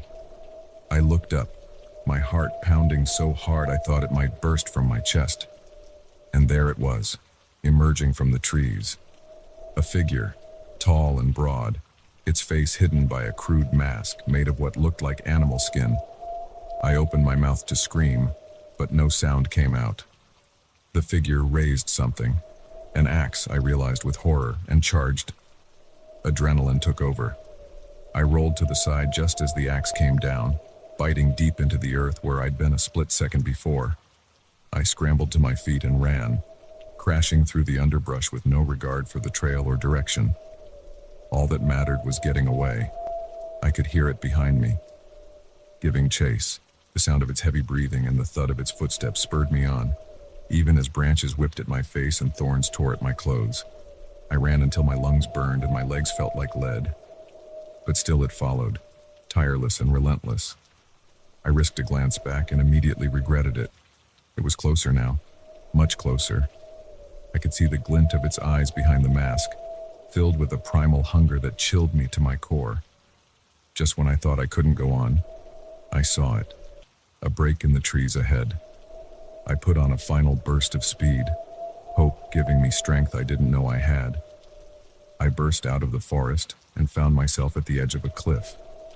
Below, a river rushed by, its waters dark and churning. For a moment, I stood frozen, caught between two impossible choices. The crunch of leaves behind me made the decision for me. Without allowing myself to think, I jumped. The fall seemed to last forever. The wind rushed past me, drowning out everything else. Then I hit the water, the cold shocking the air from my lungs. The current was strong, pulling me under and tossing me about like a rag doll. I fought my way to the surface, gasping for air. As I was swept downstream, I looked back at the cliff. The figure stood at the edge, watching me. It made no move to follow. I don't know how long I was in the water. It felt like hours. By the time I managed to drag myself onto the riverbank, I was miles from where I'd started, battered, bruised, and half drowned. I stumbled through the woods, disoriented and exhausted, until I finally came across a road. A passing motorist took one look at my bedraggled state and drove me straight to the nearest police station. The authorities were skeptical of my story at first. A masked killer in the woods sounded like something out of a horror movie. But when they investigated and found the abandoned campsite, complete with signs of violence and the backpack with the hand, they changed their tune. A massive manhunt was launched, but they never found the masked figure. They did, however, uncover a series of unsolved disappearances in the area going back decades. Hikers and campers who had vanished without a trace, their cases gone cold long ago. I gave statements, looked at photos of missing persons, but in the end, there was little I could tell them. The mask had hidden any identifying features, and in my panic, details had become blurred. It's been years since that day, and I've never gone hiking alone again. The woods, once a place of solace and adventure for me, now fill me with a deep, primal fear. Every rustle of leaves, every snapping twig, sends my heart racing. Sometimes, in my dreams, I'm back in that forest, running, always running, with the masked figure right behind me. I wake up in a cold sweat, the memory of those hungry eyes still fresh in my mind. The police tell me it's over, that I'm safe now. But I know the truth. Out there, in the deep woods where the trails end and silence reigns, something waits. Something that has tasted human fear and flesh and hungers for more. And so I stay away from the forests, content with city parks and well-traveled paths. But sometimes, on quiet nights when the wind whispers through the trees, I wonder, how many more will vanish before the truth is known? How many more will meet the silent hunter of the woods, never to return? I alone escaped. I alone can tell the tale. But who would believe the story of an abandoned campsite, a masked figure, and a desperate plunge into churning waters? So I keep my silence, and I stay away from the woods, and I pray that others will be wise enough to do the same.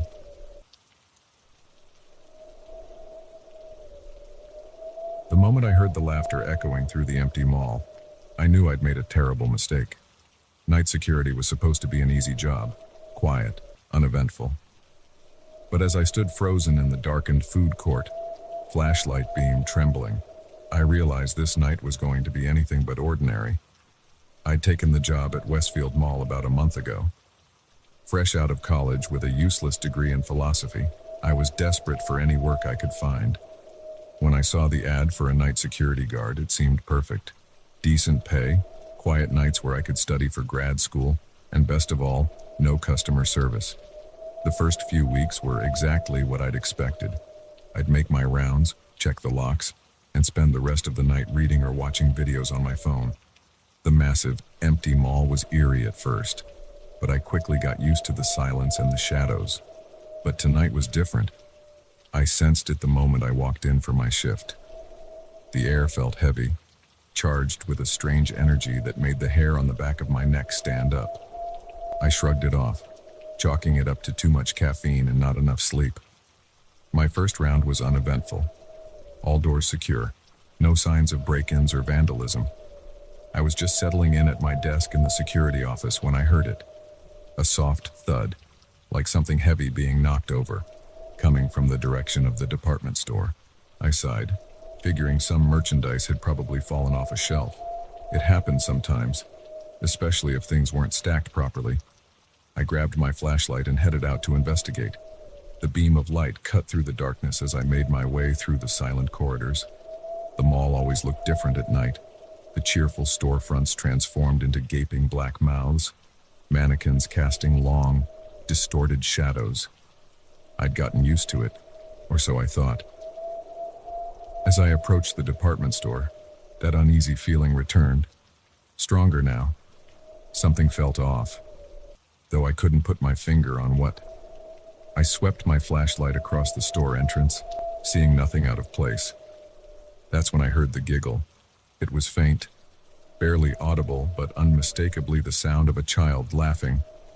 I froze, my heart suddenly pounding. There shouldn't be anyone else here, especially not a kid. "Hello?" I called out, my voice echoing in the empty space. "Is someone there? This is security. The mall is closed." No response, just silence. I stepped into the store, my flashlight beam dancing across racks of clothes and shelves of merchandise. Everything looked normal, undisturbed. I was starting to think I'd imagined the sound when I saw it. A flash of movement at the edge of my light. I whirled around, but there was nothing there. Just more empty aisles and silent displays. I took a deep breath, trying to calm my nerves. "You're freaking yourself out over nothing," I muttered. But then I heard it again. The laugh, louder this time, coming from the back of the store, and with it, the unmistakable sound of running feet. My training told me to call for backup, to not engage with potential intruders alone. But curiosity and a sense of duty propelled me forward. What if it really was a lost kid? I couldn't just leave them here. I made my way deeper into the store, past the perfume counter with its ghostly bottles, through the forest of coat racks. The sound of feet grew louder, always just ahead of me, always just out of sight. "Please," I called out, trying to keep my voice steady. "I'm not going to hurt you. I just want to help. Are you lost?" A giggle answered me, closer now. I spun around and caught a glimpse of something ducking behind a display. It was small, child-sized, but something about its movement was off. Too fluid, too quick. My heart was racing now, every instinct screaming at me to turn back. But I pressed on, rounding the display. "Got you," I said, more to reassure myself than anything. But there was nothing there, just an empty space where a child should have been. That's when the laughter erupted all around me. Not just one voice now, but many. The sound of running feet multiplied, coming from every direction. Shadows darted at the edge of my vision, always vanishing when I tried to focus on them. Panic set in. I turned to run, only to find my path blocked by a rack of clothes that hadn't been there before. I pushed through it, hangers clattering to the floor, and sprinted for the exit. But the store had changed. Aisles twisted in impossible ways. Familiar landmarks were in all the wrong places. It was like being in a funhouse mirror maze, everything distorted and wrong. The laughter grew louder, more frenzied. I could feel them all around me now, unseen presences closing in. My flashlight began to flicker, the beam growing weaker. Just as I thought I was hopelessly lost, I saw it, the exit sign, glowing faintly in the distance. I ran towards it, my lungs burning, the cacophony of laughter reaching a fever pitch behind me. I burst out of the store and slammed the security gate down behind me. The laughter cut off abruptly, leaving me in sudden, ringing silence. I stood there for a long moment, gasping for breath, my whole body shaking. Slowly, I turned around, half expecting to see a horde of ghostly children pressed against the gate. But there was nothing. The store beyond was dark and still, showing no signs of the chaos I'd just experienced. On shaky legs, I made my way back to the security office. I thought about calling the police, but what would I tell them? That I'd been chased by invisible laughing children. They'd think I was crazy or on drugs. I spent the rest of my shift huddled in the office, jumping at every sound. When morning came and the first employees started to arrive, I'd never been so glad to see another human being. I gave my notice that day. No job was worth what I'd experienced. But as I was leaving, something made me take one last look at the department store. And there, in the window, I saw them. A group of child-sized mannequins arranged in a perfect circle. They hadn't been there the night before. I was sure of it. And call me crazy, but I could have sworn one of them winked at me. I ran out of the mall and didn't look back. It's been years since that night, and I've never set foot in a mall after dark again. Sometimes, when I'm lying in bed at night, I think I hear a faint giggle or the patter of small feet. But I tell myself it's just my imagination, a remnant of that terrifying night. But deep down, I know the truth. There are things in this world that can't be explained, things that lurk in the shadows of empty buildings and come out to play when the lights go out. And sometimes, if you're very unlucky, you might just encounter them. So if you ever find yourself alone in a mall at night and you hear the sound of children laughing, run, run, and don't look back. Because they're not children, and they're not laughing with you. They're laughing at you, and if they catch you, well, let's just say you might end up joining their eternal game of hide and seek. As for me, I work days now, in a small office with lots of windows and people around, and I always leave before dark.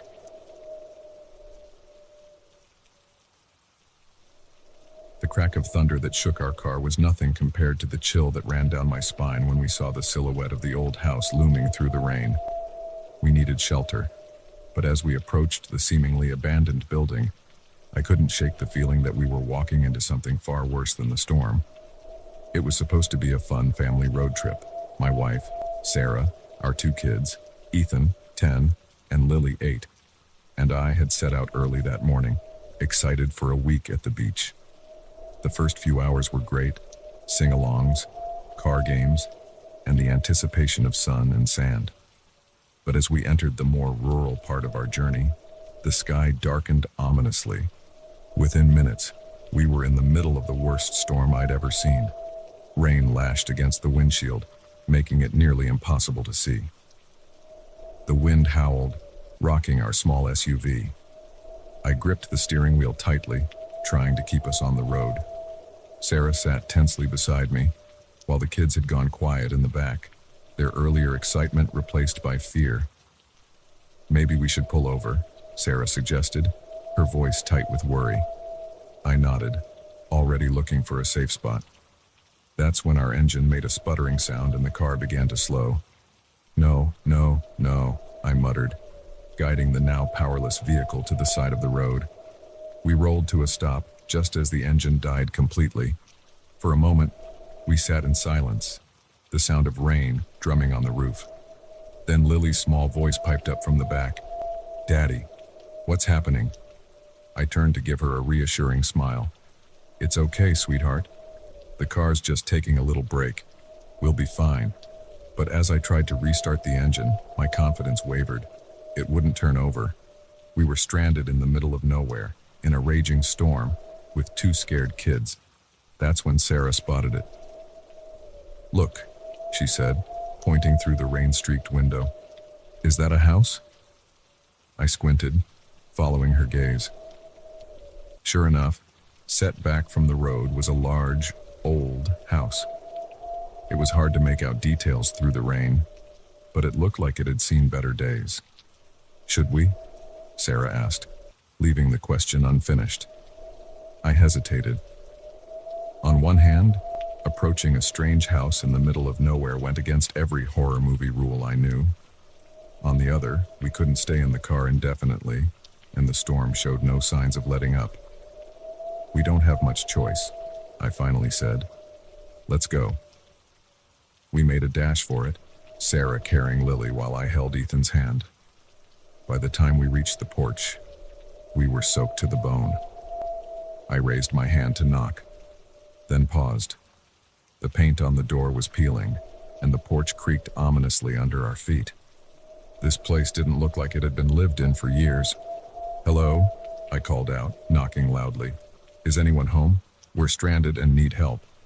No answer. I tried the door handle, and to my surprise, it turned easily. The door swung open with a long, eerie creak. "Should we go in?" Sarah whispered, clutching Lily closer. I nodded reluctantly. "We need to get out of this storm." "Hello?"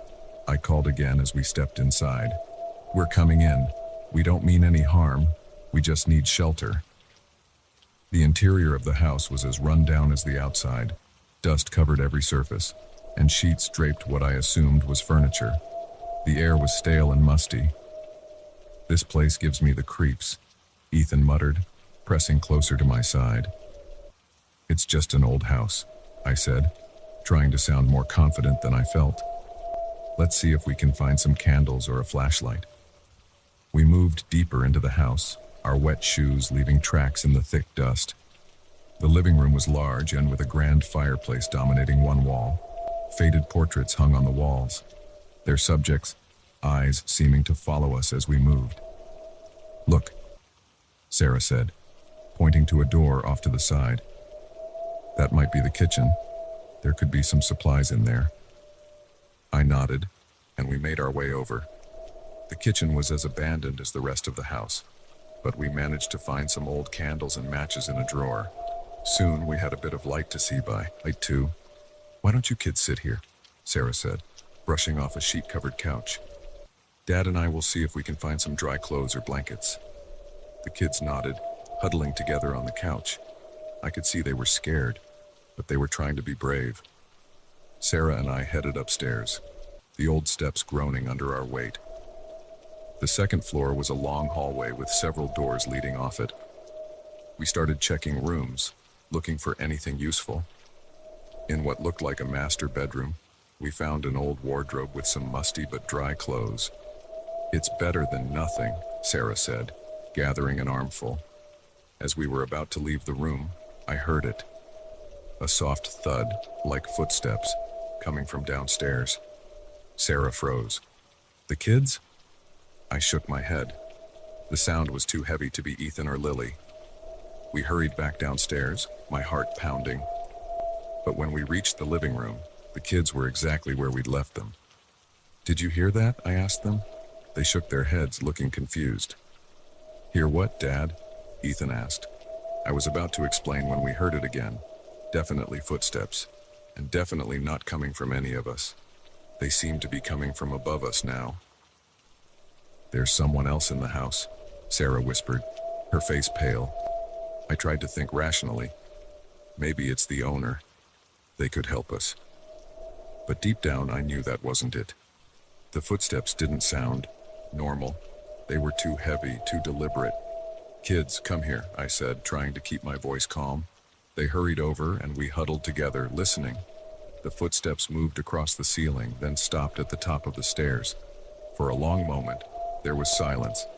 Then, slowly, the steps began to descend. Thud, thud, thud. Each step seemed to take an eternity. We stood frozen, watching the staircase, waiting to see what would appear. But nothing did. The footsteps reached the bottom of the stairs and then silence.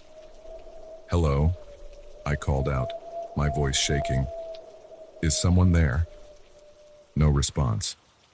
Just the sound of the rain outside and our own rapid breathing. Suddenly, all the candles went out at once, plunging us into darkness. Lily screamed, and I felt Ethan's grip on my hand tighten. That's when we saw it. A faint glow, coming from the hallway. It was moving towards us, accompanied by those heavy footsteps. "Run!" I shouted, grabbing the kids and making a dash for the front door. But it wouldn't open.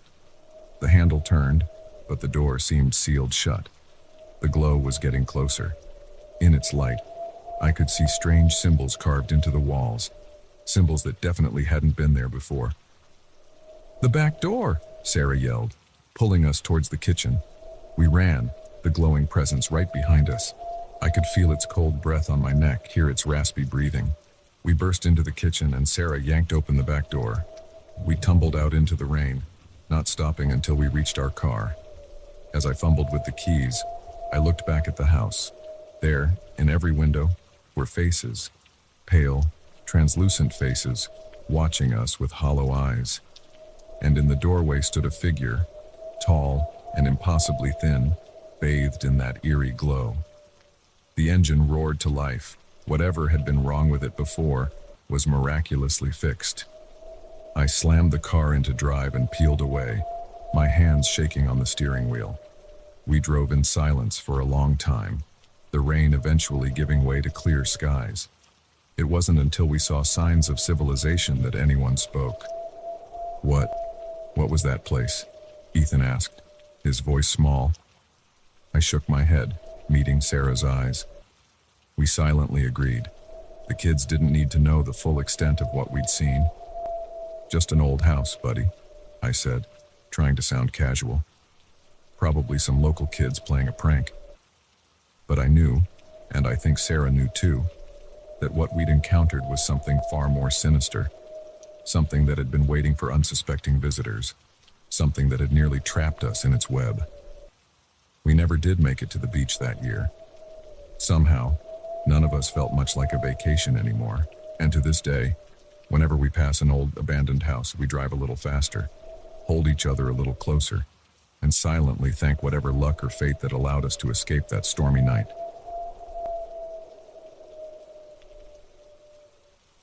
The first phone call came at 9:17 p.m. "I see you sitting there in that ratty old armchair," the voice said. I laughed it off as a prank.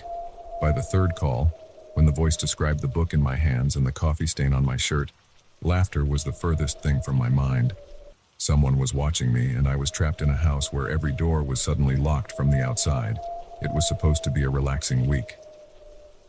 My friend Jake had asked me to house sit while he and his family went on vacation. Their home was in a quiet, upscale neighborhood, the kind of place where nothing ever happens. I jumped at the chance for a change of scenery, imagining days of peaceful reading and nights of uninterrupted sleep. The first 2 days were exactly that. I'd settled into a comfortable routine, enjoying the luxury of Jake's home theater system and well-stocked kitchen. By the third day, I was more relaxed than I'd been in months. That evening, I'd curled up in Jake's favorite armchair with a book I'd been meaning to read for ages. The house was quiet, save for the gentle hum of the air conditioning and the occasional turn of a page. It was perfect. Then the phone rang. I almost didn't answer it. Jake hadn't mentioned expecting any calls, and I figured it was probably a telemarketer. But on the fourth ring, I set my book aside and picked up the landline. "Hello? I see you sitting there in that ratty old armchair," a voice said. It was deep, slightly distorted, like someone speaking through a voice changer. I chuckled, assuming it was one of Jake's friends playing a prank. "Very funny. Who is this?" The line went dead.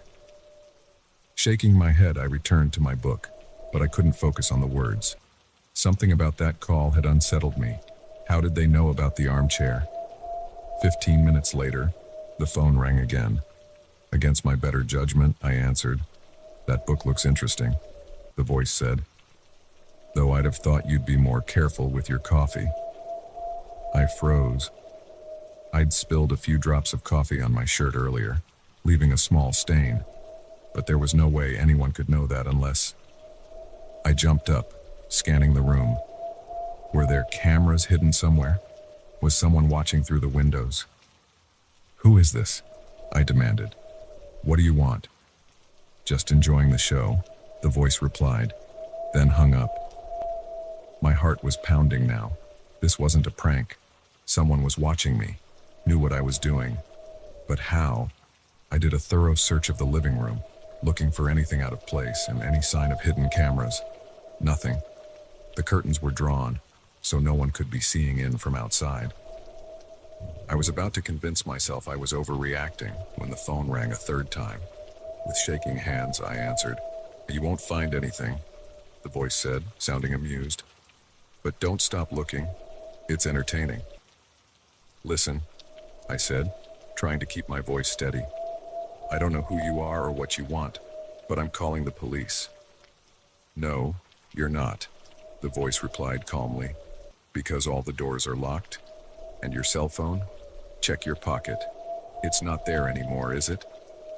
Ice flooded my veins as I patted my pocket. My phone was gone, but that was impossible. It had been there just minutes ago. I ran to the front door, twisting the handle. It didn't budge. Same with the back door and every window I tried. Somehow, impossibly, I was locked in. "What do you want?" I shouted, panic rising in my throat. "Like I said," the voice chuckled, "I'm just enjoying the show. Sleep tight." The line went dead. I spent the next hour trying every door and window, searching for my phone, looking for any way to contact the outside world. Nothing worked. It was as if the house itself had turned against me, sealing me in. As the night wore on, the phone would ring periodically. Sometimes the voice would describe what I was doing. Sometimes it would make cryptic comments about my past. things no stranger should know. Each call left me more terrified than the last. I couldn't sleep. Every creak of the house, every shadow, sent my heart racing. I kept expecting someone to step out of the darkness, to reveal themselves as my tormentor. But I remained alone. Alone, yet constantly watched. By morning, I was a wreck. Exhausted, terrified, and no closer to understanding what was happening. The calls had stopped around dawn, but that almost made it worse. The silence felt oppressive, expectant. I jumped at a sudden noise, only to realize it was my stomach growling. I hadn't eaten since the night before. Cautiously, I made my way to the kitchen. As I opened the refrigerator, the phone rang. I stared at it, debating whether to answer. On the fourth ring, I gave in. "Breakfast time, is it?" the voice said cheerfully. "Better make it a good one. You'll need your strength." "Please," I said, hating the tremor in my voice. "Just tell me what you want." "Money? I can get you money." "Oh, this isn't about money," the voice replied. "This is about justice. This is about making you feel what she felt." "She?" I asked, confused. "Who are you talking about?" "You know who," the voice growled, all pretense of friendliness gone. "You left her there alone and afraid, and now it's your turn." The line went dead, leaving me more confused and frightened than ever. Who was she? What did the voice think I'd done? As the day wore on, I oscillated between panic and determination. I tried to break windows, to pry open doors, even to break through walls. Nothing worked.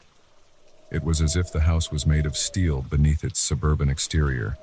The calls kept coming, each one more menacing than the last. The voice seemed to take pleasure in my fear, in my growing desperation. It would describe my futile attempts at escape in mocking detail, always one step ahead. By nightfall, I was nearing my breaking point. I hadn't slept in over 36 hours, hadn't eaten more than a few bites. The constant surveillance, the feeling of utter helplessness, was wearing me down. As I sat in the dark living room, jumping at every sound, a terrible thought occurred to me. What if no one came looking for me? Jake and his family weren't due back for days. I had no close family, no one who would miss me immediately. I could be trapped here for days, weeks even, at the mercy of this unseen tormentor. The phone rang, startling me out of my dark thoughts. "Figuring it out, are you?" the voice said, realizing that no one's coming to save you. That's how she felt. You know, alone, afraid, with no hope of rescue. "Please," I begged, beyond pride now. "I don't know who you're talking about. I haven't hurt anyone. This is a mistake." "No mistake," the voice replied coldly. "You left her to die, and now you'll share her fate. Enjoy your last night of sanity. Tomorrow, the real fun begins." The line went dead, and I broke down. Tears streamed down my face as I curled into a ball on the floor. What had I done to deserve this? Who did they think I was? As I lay there, my mind racing, a memory surfaced. A news story from years ago, about a young woman found dead in an abandoned house. They'd said she'd been trapped there for days before succumbing to dehydration. I remembered feeling horrified, wondering how no one had heard her cries for help. With a jolt, I realized why that memory had surfaced. The woman's name had been Cynthia, and she'd been Jake's sister. Suddenly, terribly, it all made sense. Jake's insistence that I house sit, the mysterious surveillance, the accusations of the voice. Somehow, Jake blamed me for his sister's death. But why? I'd never even met Cynthia. As if in response to my thoughts, the phone rang one last time. "Figured it out, have you?" Jake's voice said, no longer distorted. "Took you long enough? Don't worry, I'm not going to let you die in there. That would be too easy. No, tomorrow I'm coming home. And then you'll understand true fear." The line went dead, and I was left in silence. But now, that silence felt like the calm before a storm. Whatever Jake had planned, whatever he thought I'd done. I knew that when he walked through that door, my nightmare would only be beginning. As the first light of dawn crept through the windows, I steeled myself. I may not understand why this was happening, but I was done being a passive victim. Whatever Jake had planned, I would face it head on. And somehow, some way, I would find a way to survive. The game was about to change, and I was determined to be ready. The moment we stepped into the abandoned hospital, I knew we'd made a terrible mistake. The air was thick with decay and something else, something that made my skin crawl. But it wasn't until we got separated, and I found that room with the still running medical equipment, that I realized we'd stumbled into a nightmare that was anything but abandoned. It was supposed to be a fun little adventure, a way to shake off the monotony of our boring summer break. There were 5 of us: me, my best friend Alex, his girlfriend Mia, and our friends Chris and Sarah. We'd heard rumors about the old St. Mary's Hospital on the outskirts of town, how it had been abandoned for years but was supposedly haunted. The perfect place for an afternoon of urban exploration and ghost hunting. We'd done our research, or so we thought. The hospital had closed down in the 90s due to budget cuts, and had been sitting empty ever since. There were the usual urban legends, ghostly patients, phantom screams in the night, but nothing too sinister. We figured, at worst, we'd scare ourselves silly and have some good stories to tell. The building loomed before us, a hulking mass of crumbling brick and broken windows. The main entrance was boarded up, but we found a side door that yielded to Alex's lock-picking skills. I didn't ask where he'd learned that particular talent. "Ladies and gentlemen," Alex announced with a flourish as the door creaked open, "welcome to St. Mary's House of Horrors." We all laughed, but there was an undercurrent of nervousness to it. Standing on the threshold, peering into the gloom beyond, I felt a sudden urge to turn back, but I squashed it down. I wasn't going to be the coward who chickened out. The interior was exactly what you'd expect from an abandoned hospital. Peeling paint, overturned gurneys, debris scattered everywhere. Our flashlight beams cut through the darkness, revealing glimpses of a world frozen in time. A nurse's station with moldering paperwork still on the desk. A waiting room with magazines from decades past strewn about. "This is so creepy," Mia whispered, clinging to Alex's arm. "Aw, is someone scared?" Chris teased, earning himself a glare from Mia. We moved deeper into the hospital, our excitement growing as we explored. We found an old operating theater, the table still in place, rusty instruments laid out as if waiting for a surgery that would never happen.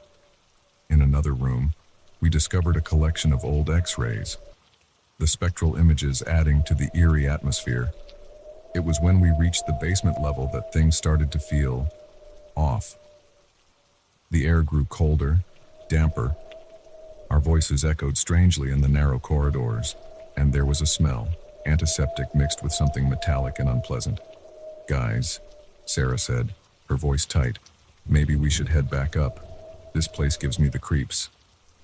Part of me wanted to agree, but Alex was already forging ahead. "Come on, where's your sense of adventure? This is where all the good stuff is bound to be." We pressed on, but the feeling of unease grew with every step. The basement seemed to go on forever, a maze of identical corridors and locked doors. And then, we turned a corner and found ourselves facing a set of heavy double doors marked "Morgue." "Oh, hell no," Chris said, backing away. "I did not sign up for dead bodies." "They wouldn't leave bodies here," I said, trying to sound more confident than I felt. "It's been abandoned for years, remember?" Alex pushed the doors open with a dramatic creak. "Only one way to find out." We stepped into the morgue, and that's when everything went to hell. The doors slammed shut behind us with a bang that echoed through the room. We all jumped, spinning around. "Very funny, Alex," Mia snapped. "Cut it out." But Alex was standing right next to her, looking as startled as the rest of us. "That wasn't me," he said. We tried the doors, but they wouldn't budge. It was as if they'd been welded shut. Panic started to set in as we realized we were trapped. "Okay, nobody panic," I said, trying to keep my voice steady. There's gotta be another way out. Let's split up and look around. Yell if you find anything. In retrospect, splitting up was the worst decision I could have made, but fear doesn't always lead to clear thinking. I took the far corner of the morgue, my flashlight beam sweeping over rows of metal drawers. The silence was oppressive, broken only by the sound of my own ragged breathing. And then, I heard it, a soft whirring noise like machinery running. I followed the sound to a door I hadn't noticed before. It was slightly ajar, a faint light spilling out from inside. My hand trembled as I pushed it open. What I saw inside defied all logic. The room was spotlessly clean, a stark contrast to the decay outside, and it was filled with modern medical equipment, monitors beeping steadily, IV drips hanging, even what looked like a dialysis machine humming away in the corner. But it was what was on the bed that made my blood run cold. A figure lay there, hooked up to all the machines. It was covered in a sheet, but I could see the rise and fall of breathing. This wasn't a mannequin or a prop. This was a living person. I backed away, my mind reeling. This was impossible. The hospital was abandoned. Had been for years. So how? A hand clamped down on my shoulder, and I let out a scream that echoed through the morgue. I spun around to find Alex, his face pale in the dim light. "Jesus, you scared the crap out of me," I gasped. "Sorry," he said, but he wasn't looking at me. His eyes were fixed on the room behind me. "What the hell is this place?" Before I could answer, we heard a scream from somewhere in the morgue. It was Mia. We ran towards the sound, calling out for the others, but the morgue seemed to have changed. The layout was different, corridors twisting in ways they hadn't before. It was as if the very building was shifting around us. We found Sarah huddled in a corner, her eyes wide with terror. "There's someone here," she stammered. I saw them, in a doctor's coat, but their face, oh God, their face wasn't right. Chris was nowhere to be found. Neither was Mia. We called for them, our voices echoing mockingly back at us. The panic was full-blown now, turning our thoughts to static. That's when we heard the voice come, crackling over an ancient PA system we hadn't noticed before. "Welcome, subjects. Your participation in our study is appreciated. Please remain calm as we begin the procedure." Ice flooded my veins. This wasn't a ghost story or an urban legend. This was something far worse. We ran, no longer caring about finding the others, just desperate to escape. But the morgue had become a labyrinth, every turn leading us back to where we started, and always, just at the edge of our vision, we'd catch glimpses of figures in doctors' coats, their faces hidden in shadow. I don't know how long we ran. Time seemed to lose all meaning in that nightmarish place. But eventually, miraculously, we found ourselves back at the entrance. The door that had been sealed shut now swung open at a touch. We burst out into the fading daylight, gulping in the fresh air. Without a word, we ran to Alex's car and peeled out of there, not stopping until we were miles away. We went to the police and, of course, told them about Mia and Chris, about the hidden room and the voice on the PA. They searched the hospital, but found nothing. No secret rooms, no modern equipment, and no sign of our missing friends. They were sympathetic but skeptical. Suggested that maybe we'd gotten separated, that Mia and Chris had found their own way out, that the stress and the dark had played tricks on our minds. But I know what I saw, what I heard. Sometimes, late at night, I can still hear that voice. Your participation in our study is appreciated. And I wonder about Mia and Chris, about the figure under the sheet, about what's really going on in that abandoned hospital. We never went back, never spoke about it to anyone else. Who would believe us? But sometimes I catch Alex or Sarah looking at old news articles about the hospital, about missing persons reports from over the years. And I know they're wondering the same thing I am. What if it wasn't abandoned after all? What if, behind those crumbling walls, something is still very much alive and active? And what if, someday, they decide they need more subjects for their study? I keep telling myself it was just a shared delusion, a trick of fear and darkness. But deep down, I know the truth. And I know that somewhere out there, in that hospital that's not as abandoned as it seems, a nightmare is still unfolding. And there's nothing I can do to stop it.